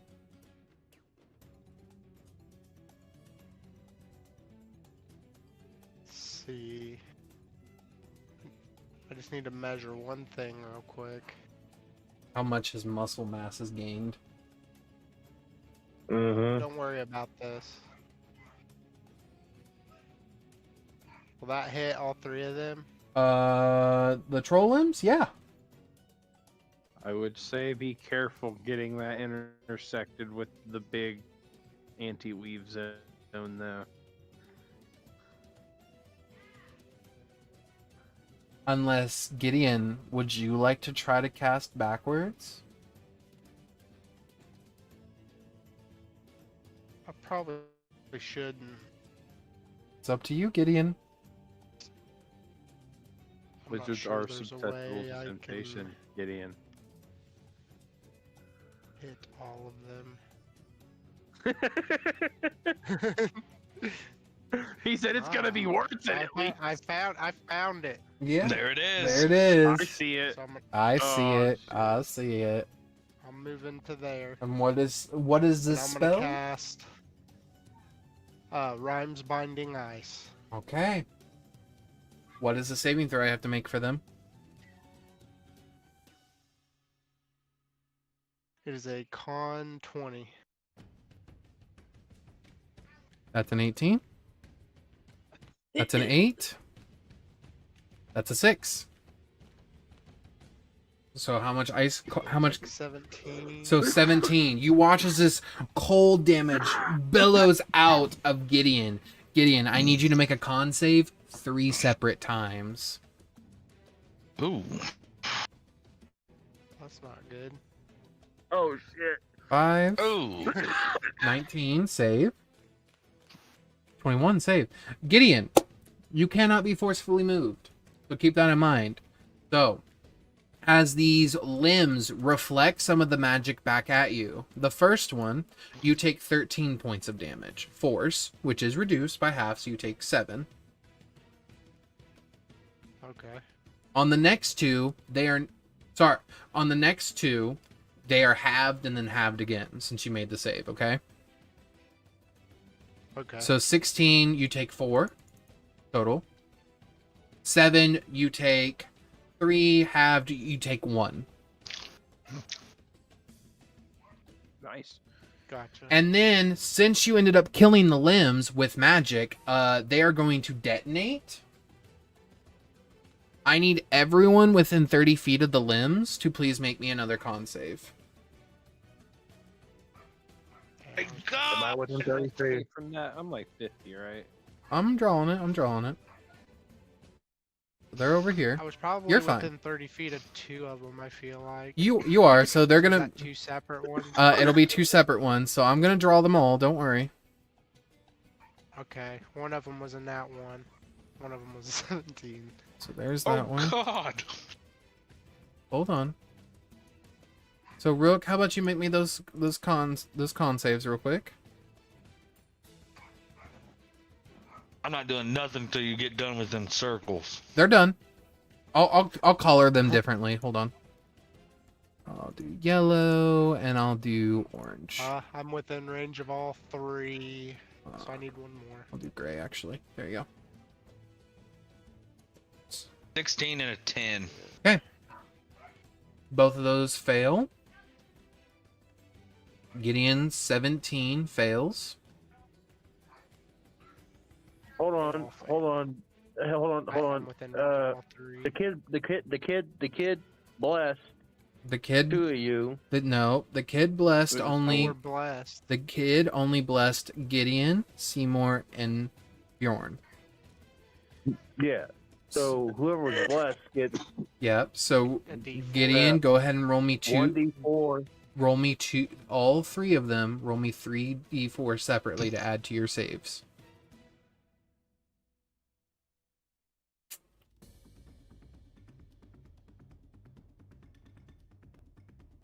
Okay, so the 17 becomes an 8. my. So the Remember that 17. one. So hold on. The 17 becomes an 18. That saves.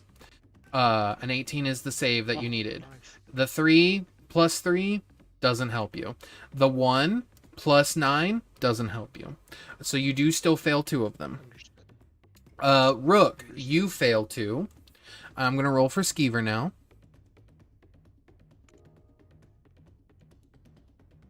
He saves on the first one. Fails on the next one.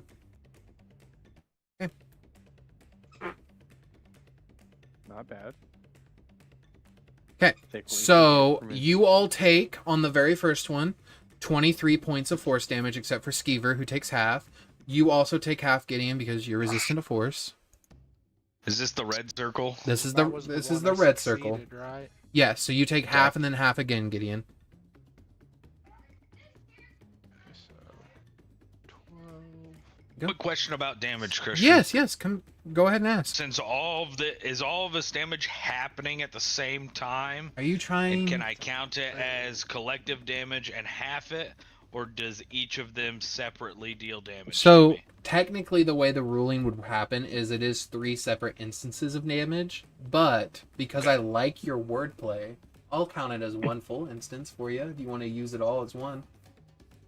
For your Okay, roguish and then I will use my- features. Or no, I don't have a Six reaction rolls. anyway. We're not back to the top yet. That is right. Never mind. Okay. Never The mind. next one is 15 points of force damage for the yellow circle. So Skeever takes. You get So Skeever takes 4. Go. And then next. And this one's just Gideon. This is the gray circle. Explosion. 30 points of force damage. Luckily, you resistant, so you take 15. I'm still pretty beat up.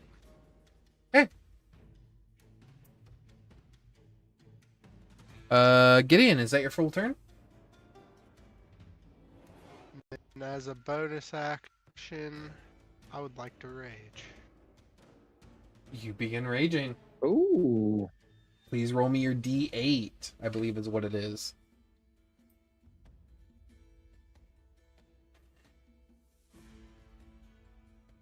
What do you get? 2, and then the surge chart.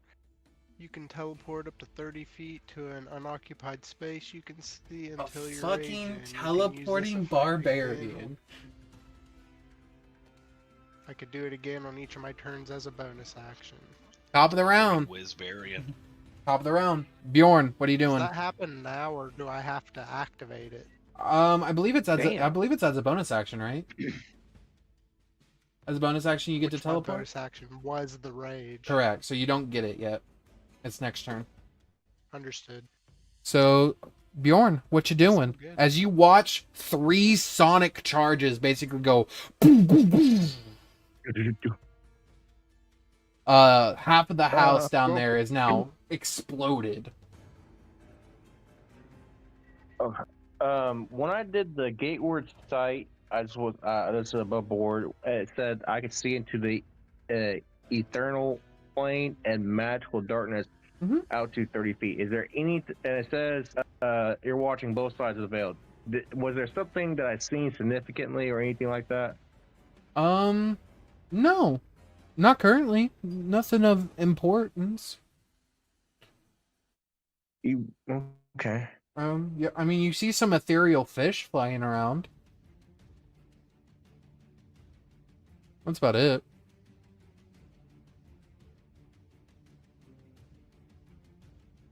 Up next is gonna be Rook. So Rook, get planning. I'm gonna do I want to use another charge Okay, of the lantern.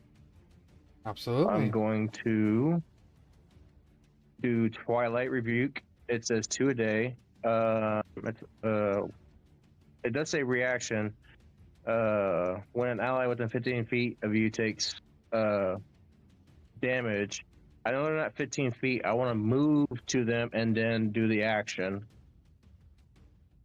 So I want to move Mm-hmm. relatively close Okay. to Gideon and Rook, and I want to be in front of Gideon You cannot make when I it. do the act. So you can't make it in front of Gideon unless you want to dash. Because you got blasted 40 Okay, feet then all the I'll- way into the house, and Gideon is pretty far down. So 30 feet Okay, then I'll use that. is... Wait, so Unless you're you right can at dash 30 just- feet. Step Take or your action, something. just if you- Yeah, so dash will take your action. If you want to do that. That is up to you, though. Which is, you need your action to attack.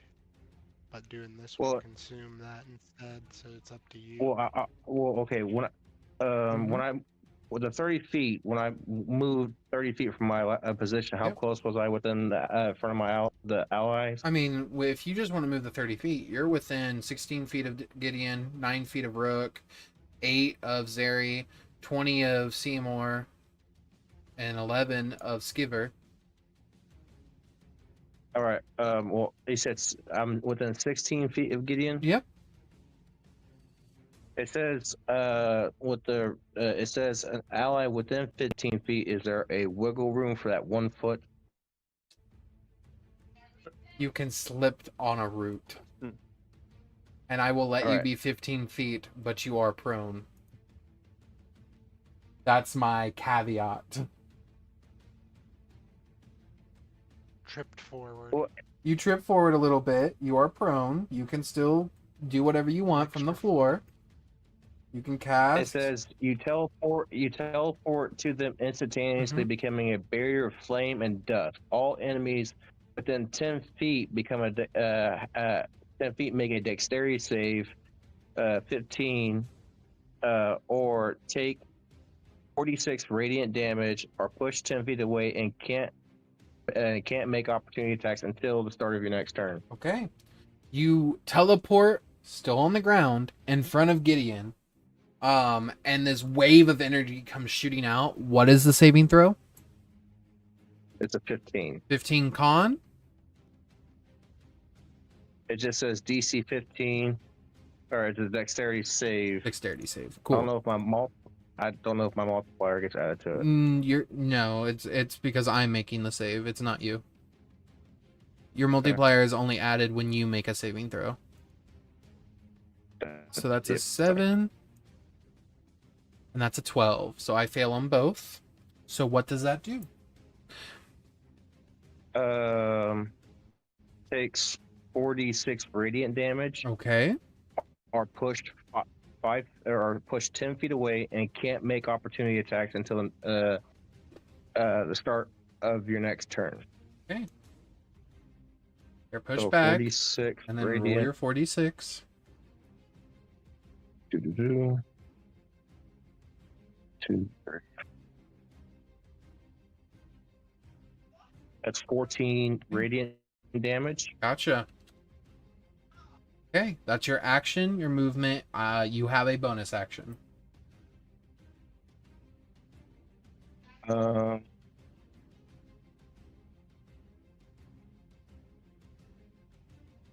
action. Where you at?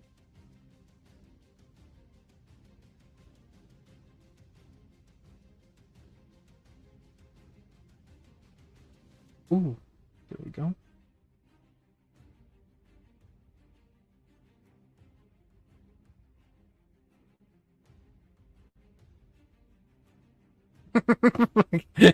I fucking see those goddamn memes. Fuck you. God damn it. That one got How me. far am I from the? How far am I from the other? Who are you well, asking no. about specifically?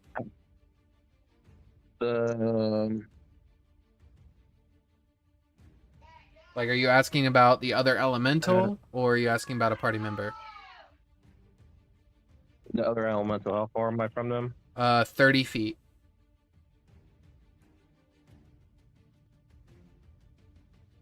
Okay, I just want to make sure. Mm-hmm. I mean, if you just want to, like, take a potion, you can drink a potion as a bonus action. I was going to do. How bad is a Gideon fucked up? Gideon, how bad you looking?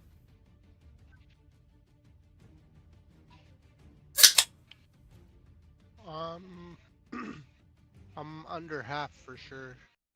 Finally. I'm going to cast Healing Word at level 1. It's considered a bonus action. Yep. And while you're rolling that healing, Rook, go ahead and go. Nice, 13 healing. 13 plus the points. Fuck 20, yeah. bud. Thank you. And I'm going to introduce a new mechanic now that we're halfway through the campaign. Since you crit on one of the healing dice, you get to roll another healing die. Roll me another d4. Ooh. Another D4? Yep. Okay. We're doing exploding healing for this campaign. Now that we're halfway through. It's a 1. So that is 14 healing. But still 14 healing. Nice. It only can it can but only happen on spells. Okay, does the plus 7 still get applied? Only once. So yeah, it's a total of 14. Okay, no, yeah, that's what I meant. Yep. So it's just a It counts your your plus 7. yeah, it roll. already counted the plus 7 in your roll. Okay. Yep, you're good. Yeah, Rook, that's right. My bad. what you doing, bud? Is that your red aura? Okay. Are you about to red aura me? Are you about to aura all over me? Are you aura Hold on, farming? hold on. Whoa, whoa, whoa. Hold on. Screams Wait. out. Can I have Rook's autograph? Wait for it. What you doing? What you doing? Black aura. Black aura. I'm declaring this Mask's domain. Okay. Oh. Once per long rest, I can declare a 60-foot radius centered on me for 10 minutes as Mask's domain. The area is considered dim light regardless of illumination. Mm-hmm. Enemies have disadvantage on perception checks. Mhm. Allies of my choice, which is all of my allies. Understood. Do you count the elementals as hide. allies, or the goblin, or the troll limbs? No. Okay. Just wanted to make sure. Just my homies. Gotcha. Me and my homies be allies, okay? What are you guys called? The herd? Yeah. Okay. Allies of my choice may hide as a bonus action. Okay. All sound is subtly warped. No creature can be certain where noises originate. Mm-hmm. And I think this one just Yeah. specifically applies to me, It but does. I may move freely throughout the area without provoking opportunity attacks. Yep. Very good for a rogue. Yeah, very good. Okay, I'm going to... Can you... I guess since I didn't state if it's an action or bonus action. Oh, it is an action. Never mind. I thought I read It's it. once per long rest. It's once per long rest, but as an action, you designate the 60-foot radius. I didn't know I designated it as an action. But yes, what's your bonus action? Can you shadow step with a person? I would say because your vestige is exalted, if you would like to attempt that, your chances are very high. But it still requires a roll. I'm grabbing Skeever. Okay. You rush over to Skeever as he's like inputting things into this grenade. And I'm going to attempt to shadow step with him. Seymour, you said you're up in the air, right? I am 40 feet up, hanging off this tree. Okay, so there's not like is there a branch that I can get to that's close to Seymour? Yes. Up high? Yes. Okay. I'm gonna go up to that Okay. with Skeever. As you go up to that with Skeever, you see something you hadn't noticed before next to Seymour, and you see Conrad loading into a banana machine gun. Oh my no. god. I thought you were about to hit us with a banana Gundam, like a mech suit. No, he's not there yet. You He's guys gonna are freak out. you Not guys- the late game. That's late game. That's late game shit. He's gonna summon the Okay, Megazords. Skeever made it with me though. Go ahead and roll me a intelligence or charisma save, your choice. Intelligence save or charisma save. Okay. Please. Remember, you get a +4 from Bless, and you get the +5 from Bjorn. I am not blessed.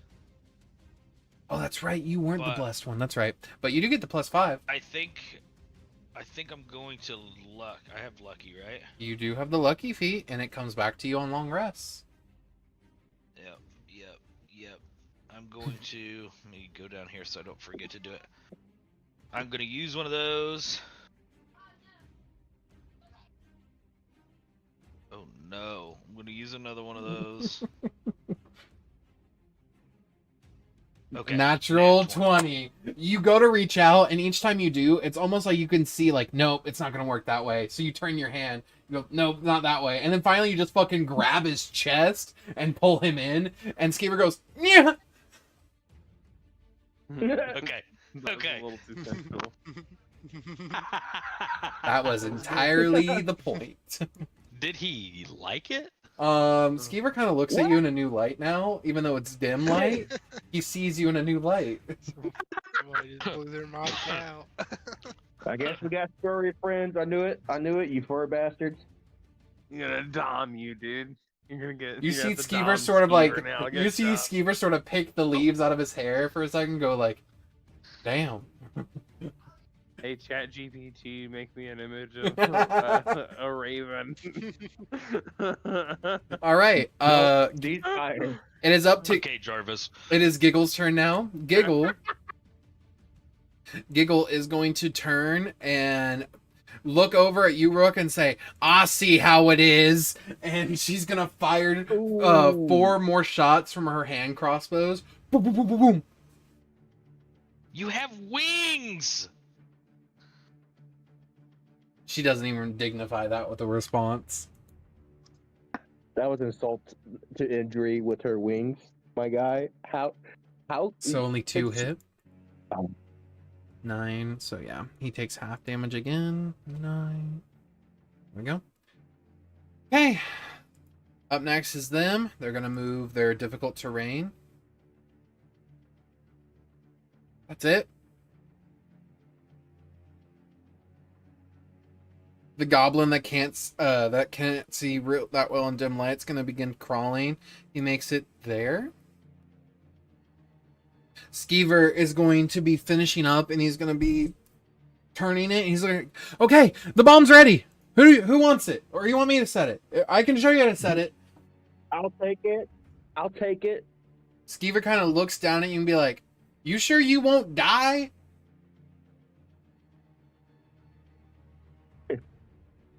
Hold on.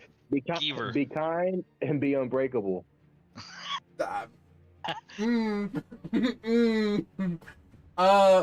Skeever just looks at you. I'm gonna be honest. I haven't seen him be unbreakable since I've met him, so I'm gonna leave this up to you, Rook. Okay, hold on. Seymour, you're right here too. So let's theory craft this real quick. You see we Seymour actively sure? holding a spell, speaking in tongues backward as he's looking at you. Are we sure that the residuum shards will do what we want them to delirium with mixed with anti-weave, or could this potentially be a different reaction? That's a long It could question. absolutely be a different reaction than what we expect. Are we willing to risk that? I don't know, man. That's dangerous shit. Look, if we only had What's our like, plan for? Go ahead. no, it's just Skeever freaking out. He's like, if I only had like a piece of them, I could test it.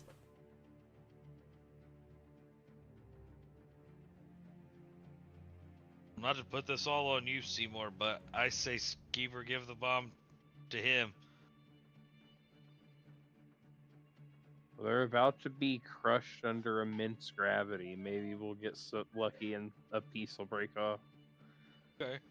Skeever, that bomb isn't like set and on a timer, is it? You see him untwist it. Nope.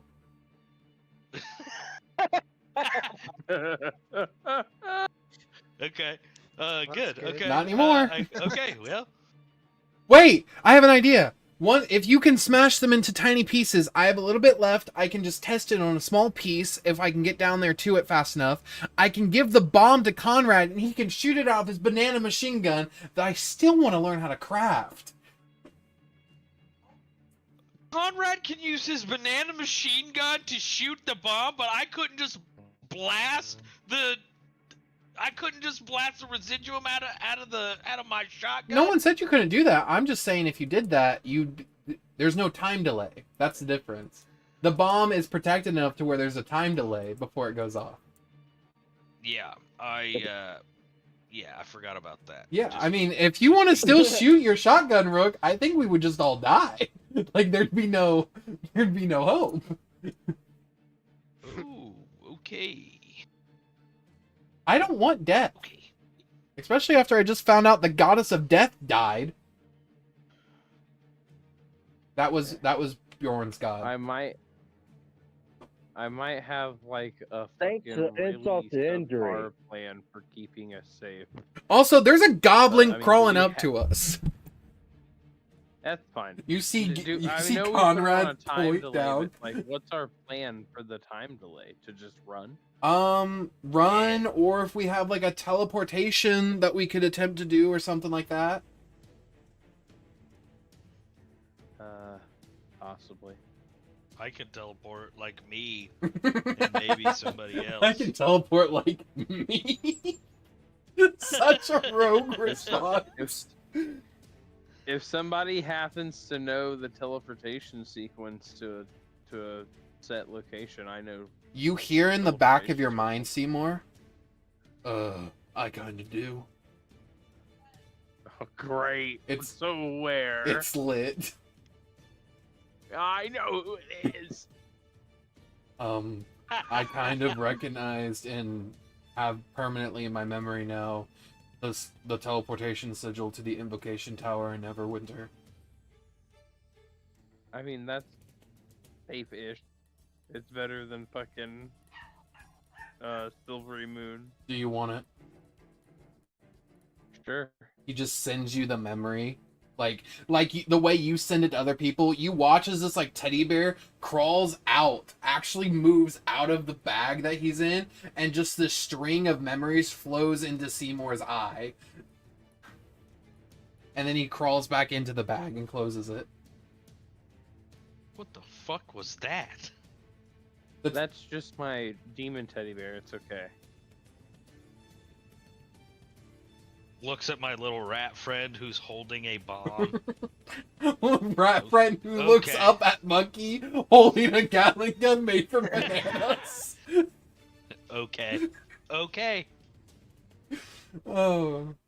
All of a sudden, So Rook. just to clarify, we want to stay however many turns for the bomb to go off. Or for him to plant the bomb, right? Or me to plant the bomb? You want me to plant it So now? here's the thing. Skiver looks at you and says, if you can set up a teleportation sigil after you knock them down, if that's the case, if that's what's going to happen, I can set the bomb to go off immediately without a time delay if we instantly jump into a teleportation circle. Because teleportation circles are instant once you Sure. fully cast them. I can do that. I could set up a circle on my turn.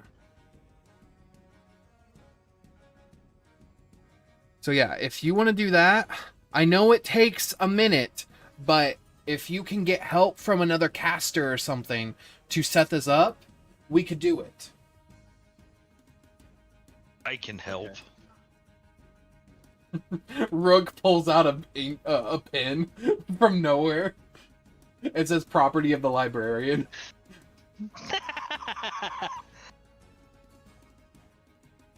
Okay. Rook, we'll get to you in your turn, I guess.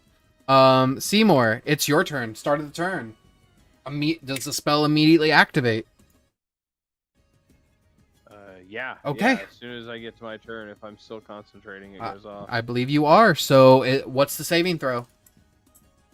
I think I can. Exist. Yeah, right. It is. It's just straight damage. I don't get to roll. What if, dude? It is a DC 23 strength saving throw. Okay. These do have some decent strength and advantage Yeah, I against figured magic. something This big would. But this isn't magic, dude. It's anti-magic. That's still magic, but I got a 15. This isn't liquor, dude. It's vodka. Right. Exactly. You get it. That is a natural 20 for a 23 on the other one. No, it's not. How are you changing it? Luck. Luck is only for attack rolls, isn't it? Ah, fuck! Alright, I quit. We'll see you guys next time. Unless someone has something that can like make me reroll. I could use this level 1 spell slot to cast Silvery Barbs, I guess. Are you gonna do it in reverse weave, anti-weave, or are you doing it in normal weave? I feel like I would have to do it in anti-weave. Make me an Arcana check.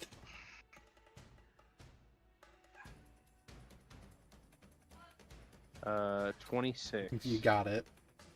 I'll reroll. Damn. That's a 16. sweating nervously. So go ahead and roll your 20 d10 worth of force damage. 20. D10. God. That's 95. And they are not resistant. It's actually very subpar for 20d10. You watch as both of the elementals get forced to the ground by the staring eyeball, and you watch as their bodies crack along their exterior, and you see some gems and shards like rip off of their body to the ground around them, one bouncing in front of Bjorn. Okay. Excellent. I will would you like to begin casting Teleport Circle? I will actually Mm-hmm. use, I believe it's 2 sorcery points. Yep. I have to check, I'm so sorry. No, you're fine. Check away. I will spend 2 sorcery points so I can bonus action cast Mm-hmm. Mass Healing Word. Yeah. You see the blight elementals are just like, heal us. Heal us. So I think I can pick 6 people in this circle. Okay. 6 creatures I can see. I will pick Gideon because I know he's hurt. Mm-hmm. I will pick Bjorn because he's up front. I don't think anybody else really looks hurt, do they? I think Rook took damage and Skeever did take damage as well from the explosions. Yeah. Yeah. I both heard. I'll hit Rook, Skeever, Zeri, and Tyson. I'm at full health. That's so fine. Just make sure everybody gets a little heal. Get a little HP back. Yeah, get a little 29 HP back. 29 HP. Yeah, damn. Damn. That's better. That's on my level, bro. Hold That's on. on my level. Hold on. Doing it again. No, I have to roll dice every time I cast a spell because crazy shit happens. Oh no. Okay. I will spend a charge of my feet to add my charisma modifier to that heal too. So all of you heal an additional 5. I will empower it. That brings Skeever Can I to get- full. Yeah, I'm at full, bro. Wonderful. Fuck yeah. And then with my action, Mm-hmm. I will try and cast a 2nd leveled spell and see what happens. What spell? And I'll start the transmutation circle. Okay. I actually have to do a little finessing and use 7 sorcery points to regenerate a 5th level spell slot and then cast it. Okay. I mean, if you want your action Which to I have be... the- Yeah, if you want your action to be getting back your 5th level spell slot so you can start casting it, you can. I don't think it costs an action. Oh, it may not anymore. I think it just costs sorcery points. Nice. Then, yeah, just do that. Oh, yeah. Go right ahead. Let me check. I don't know why. You're fine. I mean...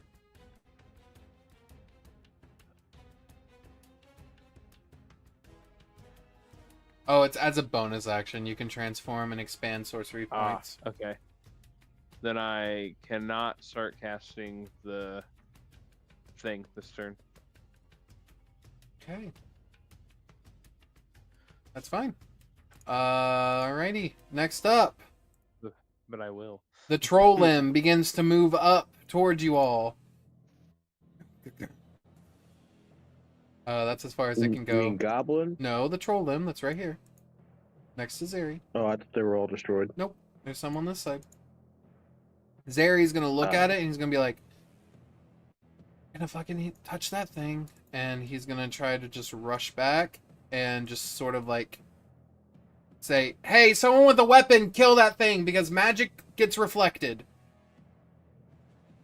Tyson's gonna be in the back, and Tyson's gonna sort of like run over and be like, do you guys need help casting a spell?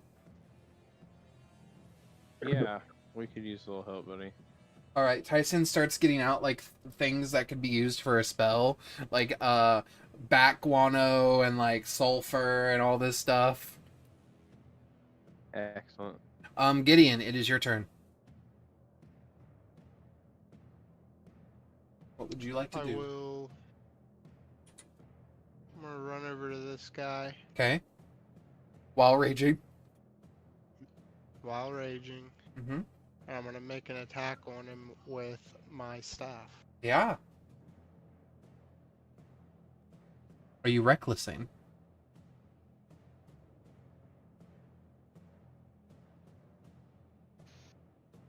No. Alrighty. Go ahead and make your roll.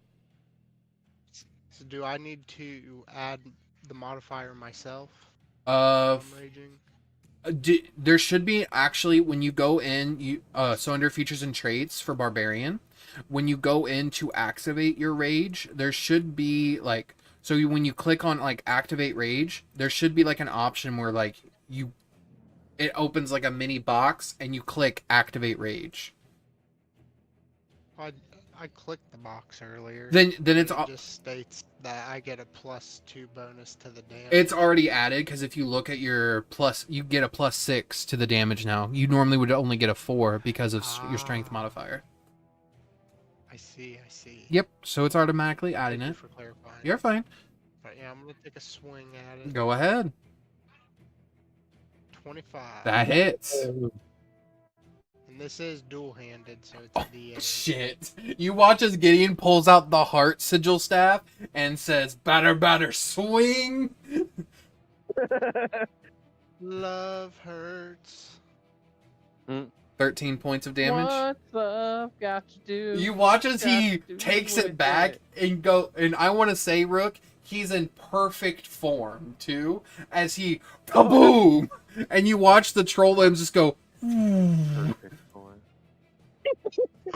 Adios. And then Jesus for Christ. my bonus action, Mhm. I will teleport from my rage Mhm. back over here by Bjorn. okay. Damn. Okay. All right. Top of the round, we got Conrad up at the top of the round. Conrad points his gun down at the goblin, and you hear a Conrad go, "Hasta la monkey." No. And the You goblin, had all that time to come up with something, and you said "hasta la monkey." damn fucking right I did, and I'm not even stuttering. Goblin's got to make a dex save. Eight. So Join that's an together. 8 on his dex save. You watch as the spiked bananas go shooting out of his Gatling gun, stabbing into the goblin. He deals a total of 8d12 piercing damage, which is 48 damage. Oh my god. You watch the goblin get shot up and just falls dead because 48. It's 3 above his max health. A10 Warhog.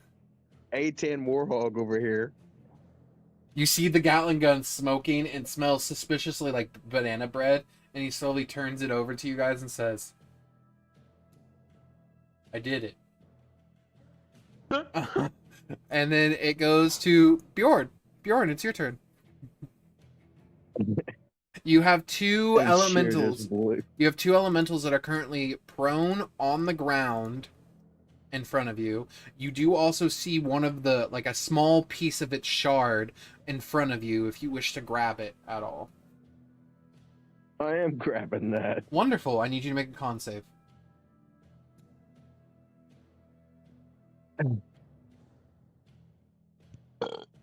I had to mute myself. I was dying. Almost peed. Because of the 22. Gatling gun. Perfect. With Yeah. a 22, you do not, the infection does not take over, but now I need you to make a wisdom save.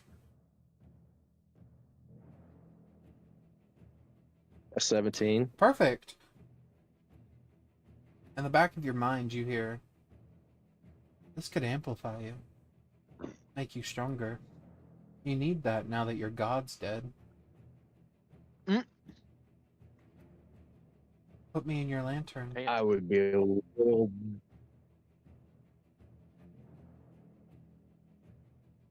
Put it in my lantern. Put it in your lantern is what you hear in the back of your mind.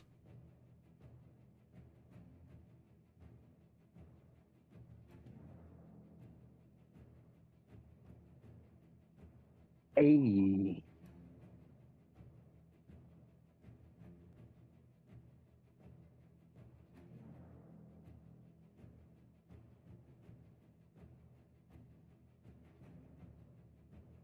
I want to swing. All right, so you're gonna move up and swing on the elemental. No, I think I'm going to swing on putting it in the.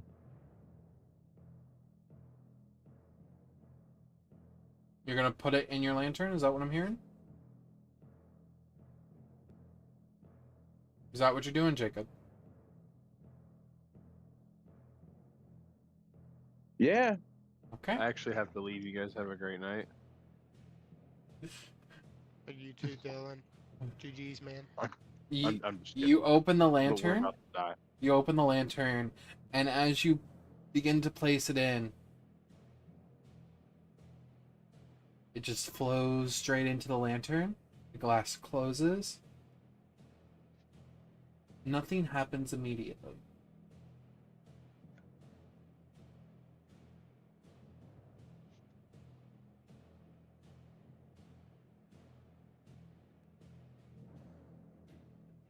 Okay, what do you want to do?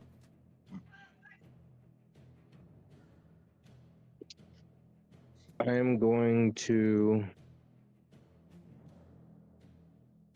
I know exactly what I'm going to do. I want to do something really fucking wild. Mm-hmm. I want to do something really fucking wild. Mm-hmm. Kind of already did, but all right, continue. Pop off, King. I'm going to open. I'm going to keep the lantern open and add Spellfire Flare to it. Hey guys, so that's been a great session. How about we just end it here? All right, yeah. You cast Spellfire Flare into your lantern. As you do, you watch. Yeah, 4th level. Yeah, you watch as the Delirium Shard that you put in begins to crack and explode outward. The anti-weave trapped within it begins to mix with your magic, and I need you to make a con save with disadvantage.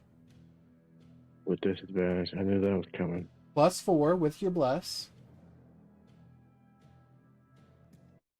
That is true. So Constitution. Yep. Got 26. Is that with disadvantage? Roll it again. Mm-hmm.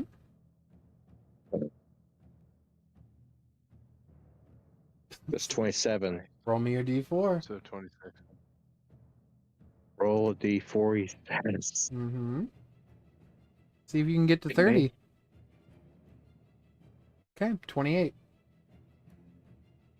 You all watch as the lantern's light flares brightly, and then immediately you watch as a twisted black flame begins to wrap around the golden one.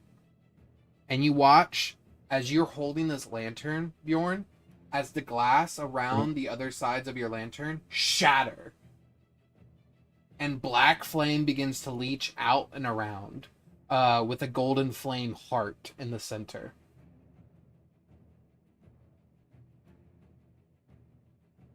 Okay.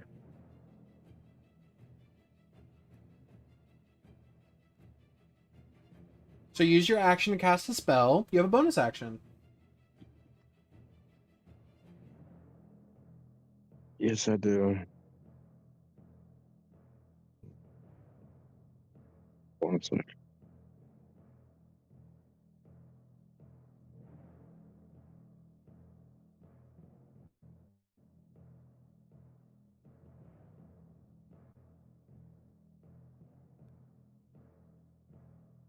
Oh, so, well, I guess since I haven't done it yet, I want to channel divinity. I want, I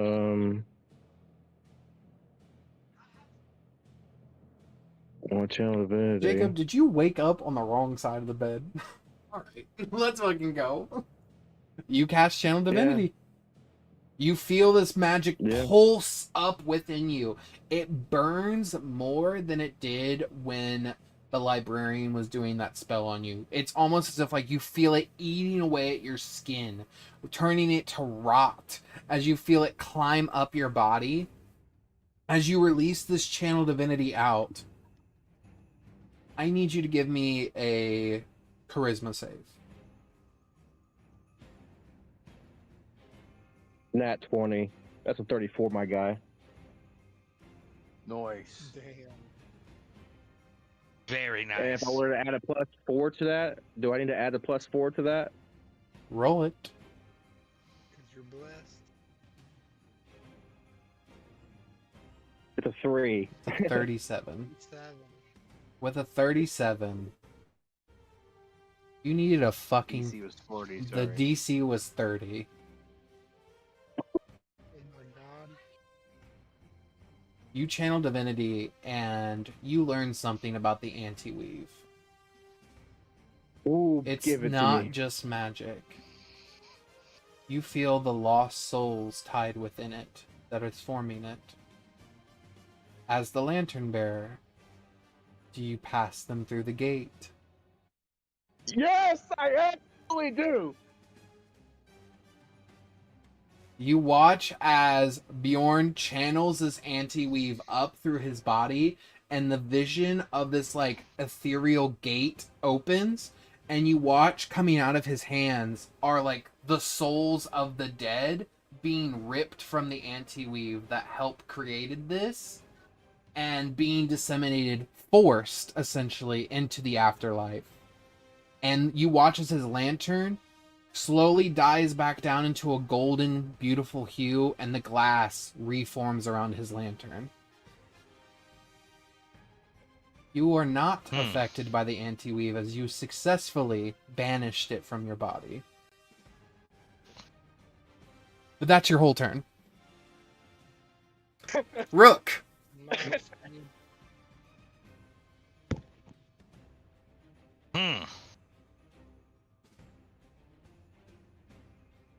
Fucking nat 20.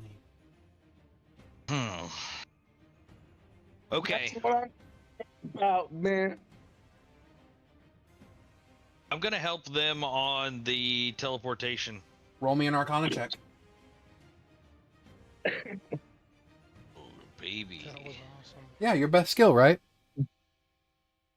Natural That was 20. nuts, dude. Fuck No off! way. Fuck off!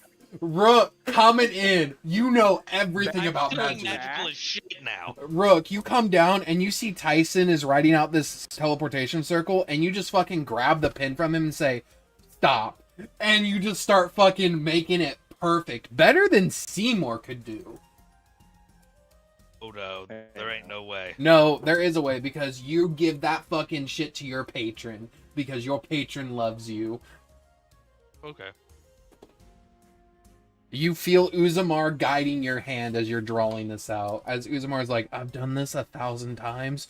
Just put this here, put this here. In the back of your head, he's like overriding the whispers right now. He's like, you need this more than you need them.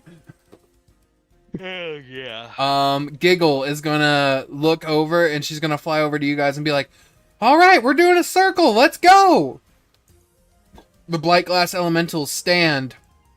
They begin to make their way over. One of them gets within range of Bjorn, and he's going to attack.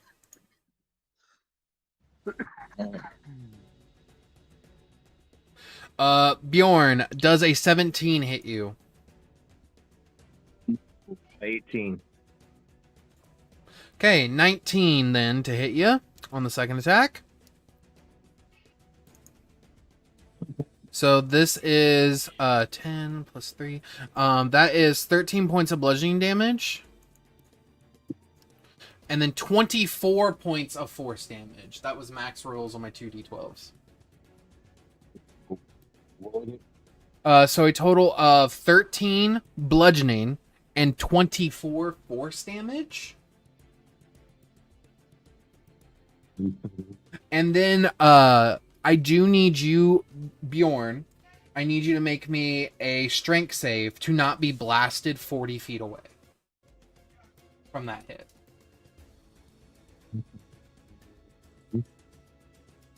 Quick, I think because of the charge of the lantern. Yep. Hey, you want to come back here anyway, dude? I mean, if you want to willingly save it or willingly fail, you can just blast off if you want. Since they are actively making a teleportation sigil and you got to make your way back there anyway. I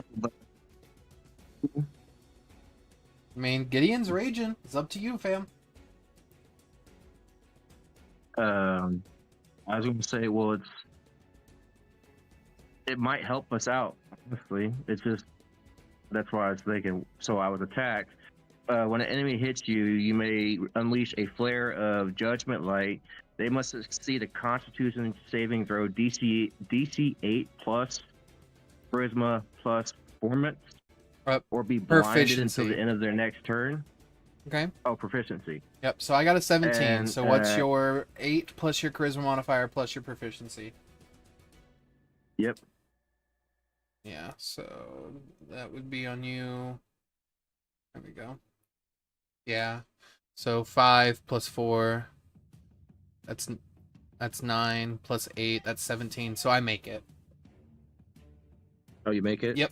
Because 8 plus 9 is only 17. Yep. All right. I was cool. It was just a reaction. All good. Do you want to willingly fail and be blasted up toward your friends? Sure. Boom. You just see him impact the root next to you, Rook. You take another 7 points of bludgeoning damage for taking the hit. All right. Skeever gets down and he begins to calculate the bomb, and he starts like integrating it with the Gatling gun from Conrad. Seymour, do you begin to assist on your turn now with this teleportation sigil? Yes. Okay. Seymour, you begin to immediately jot down more, filling in the gaps for Rook. Make me an Arcana check.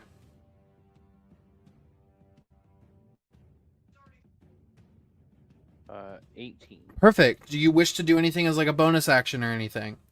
If not, we go to Tyson.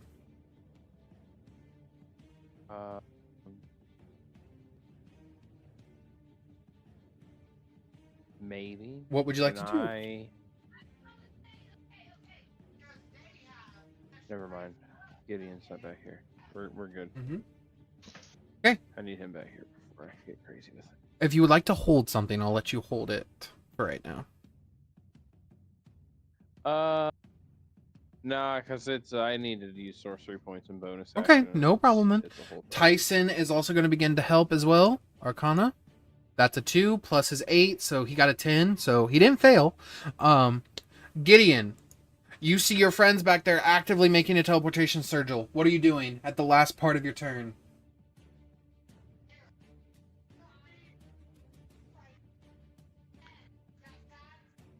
I will. Come on, Gideon. We believe in you. See. I will move I up believe. just a bit, Okay, you move just a bit. and I'm gonna take a swing with my staff again. Go right ahead. I'm gonna go reckless this time. Ooh, yeah. Give me that reckless hit. Ooh. 19, 12. 19 does hit. All right. Make your attack roll. He's gonna take 8. 8 blunt damage. You And crack I the think I've got staff. the topple weapon feature. Yeah. Con save? Or is it a strength save? How do I? I can check. Is that You're on the good. weapon? Yeah, it's on the weapon. It's down at the bottom. Actually, hold on. Topple. I don't fucking remember where topple is. It'll be under features and traits if he's got weapon masteries from being a barbarian. Ah, that's what it is. Thank you. Class features. Yep, right there, topple.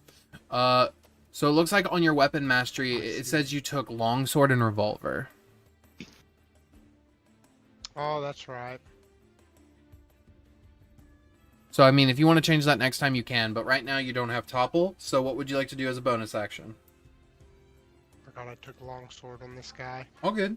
I'm gonna teleport back 30 feet. Phew. And then use my remaining movement speed to get with the group. You get with the group. All right. At the start of Conrad's turn, Conrad looks at everybody and says, "Am I good to fire the bomb?" How long do we have after you fire it? We have until my turn. Till it's me again. Your next turn. So we'll have 3 rounds after my turn. Okay. Yeah, sure. You watch the Gatling gun begin to spin, and this bomb just goes and impacts itself right here.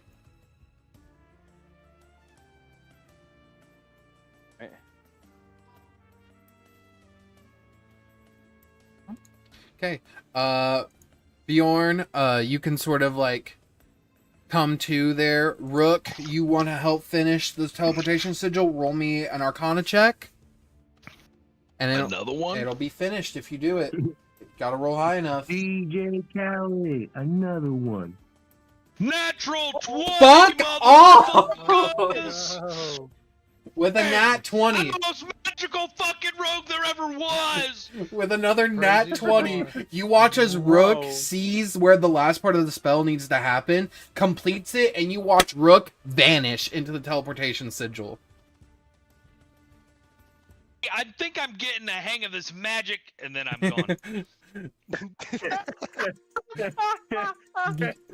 Giggle follows suit as well. Bjorn, do you want to reach into the teleportation circle and be teleported since it's your turn? Absolutely. I'm laughing my ass off while hearing this. Yeah, you see those 2 elementals attempt to start moving. Obviously, this is as far as they can get, just past the bomb a little bit. Skeever looks at the circle and says, "Well, better now than never," and he just teleports. Seymour, it's your turn. What are you doing?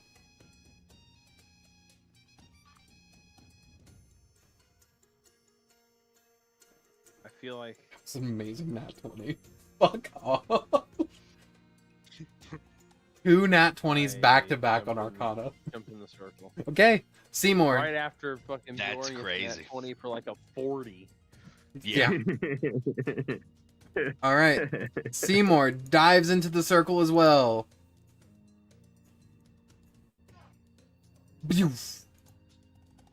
We get down to Zeri. Zeri jumps into the portal. Tyson jumps into the portal and looks at Gideon and says, "Sir Gideon, hurry!" Gideon, do you dive in? I do. And with that, they dive into the portal, and as soon as you guys make it to the invocation tower and all of your friends make it, you cut that line to the portal, ending it. You're not sure what happened after that, and that's where we're going to end for tonight. You! We don't you! You! We don't see a bright light in a far distant land. I'll give you guys this. As soon as you guys teleport in, you see Avarice looking at you all and say, "Really, Seymour, you need to be a little bit more... You need to give me at least time to get ready." As you guys just crash through like 2 of her tables. I will look her dead in the face. You can take care of that, right? She just kind of looks down and says, "I mean, I can clean it up, Seymour, but you could be a little nicer about it." And she immediately stops as she sees Zeri and says, "What the fuck?" And that's where we're going to end. It's just a little acronym. It's okay.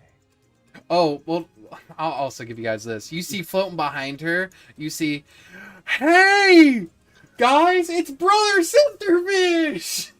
No! Oh, great! Yeah. Take me back to the explosion. You guys hear coming around one of the gears, you ain't nothing but, and you see the fucking floating fish. Skeever, do you have something that can take us back in time about 35 seconds so I can not cut the line to the portal? Skeever looks at you and says, no. No. What? Good session. No. And that's where we're gonna end it with this. The brother sister have been reunited with their brother sister fish. And Seymour and Rook are together. Rook's with his second dad, and everything's all good. And that's where we'll end. Thank you all for watching.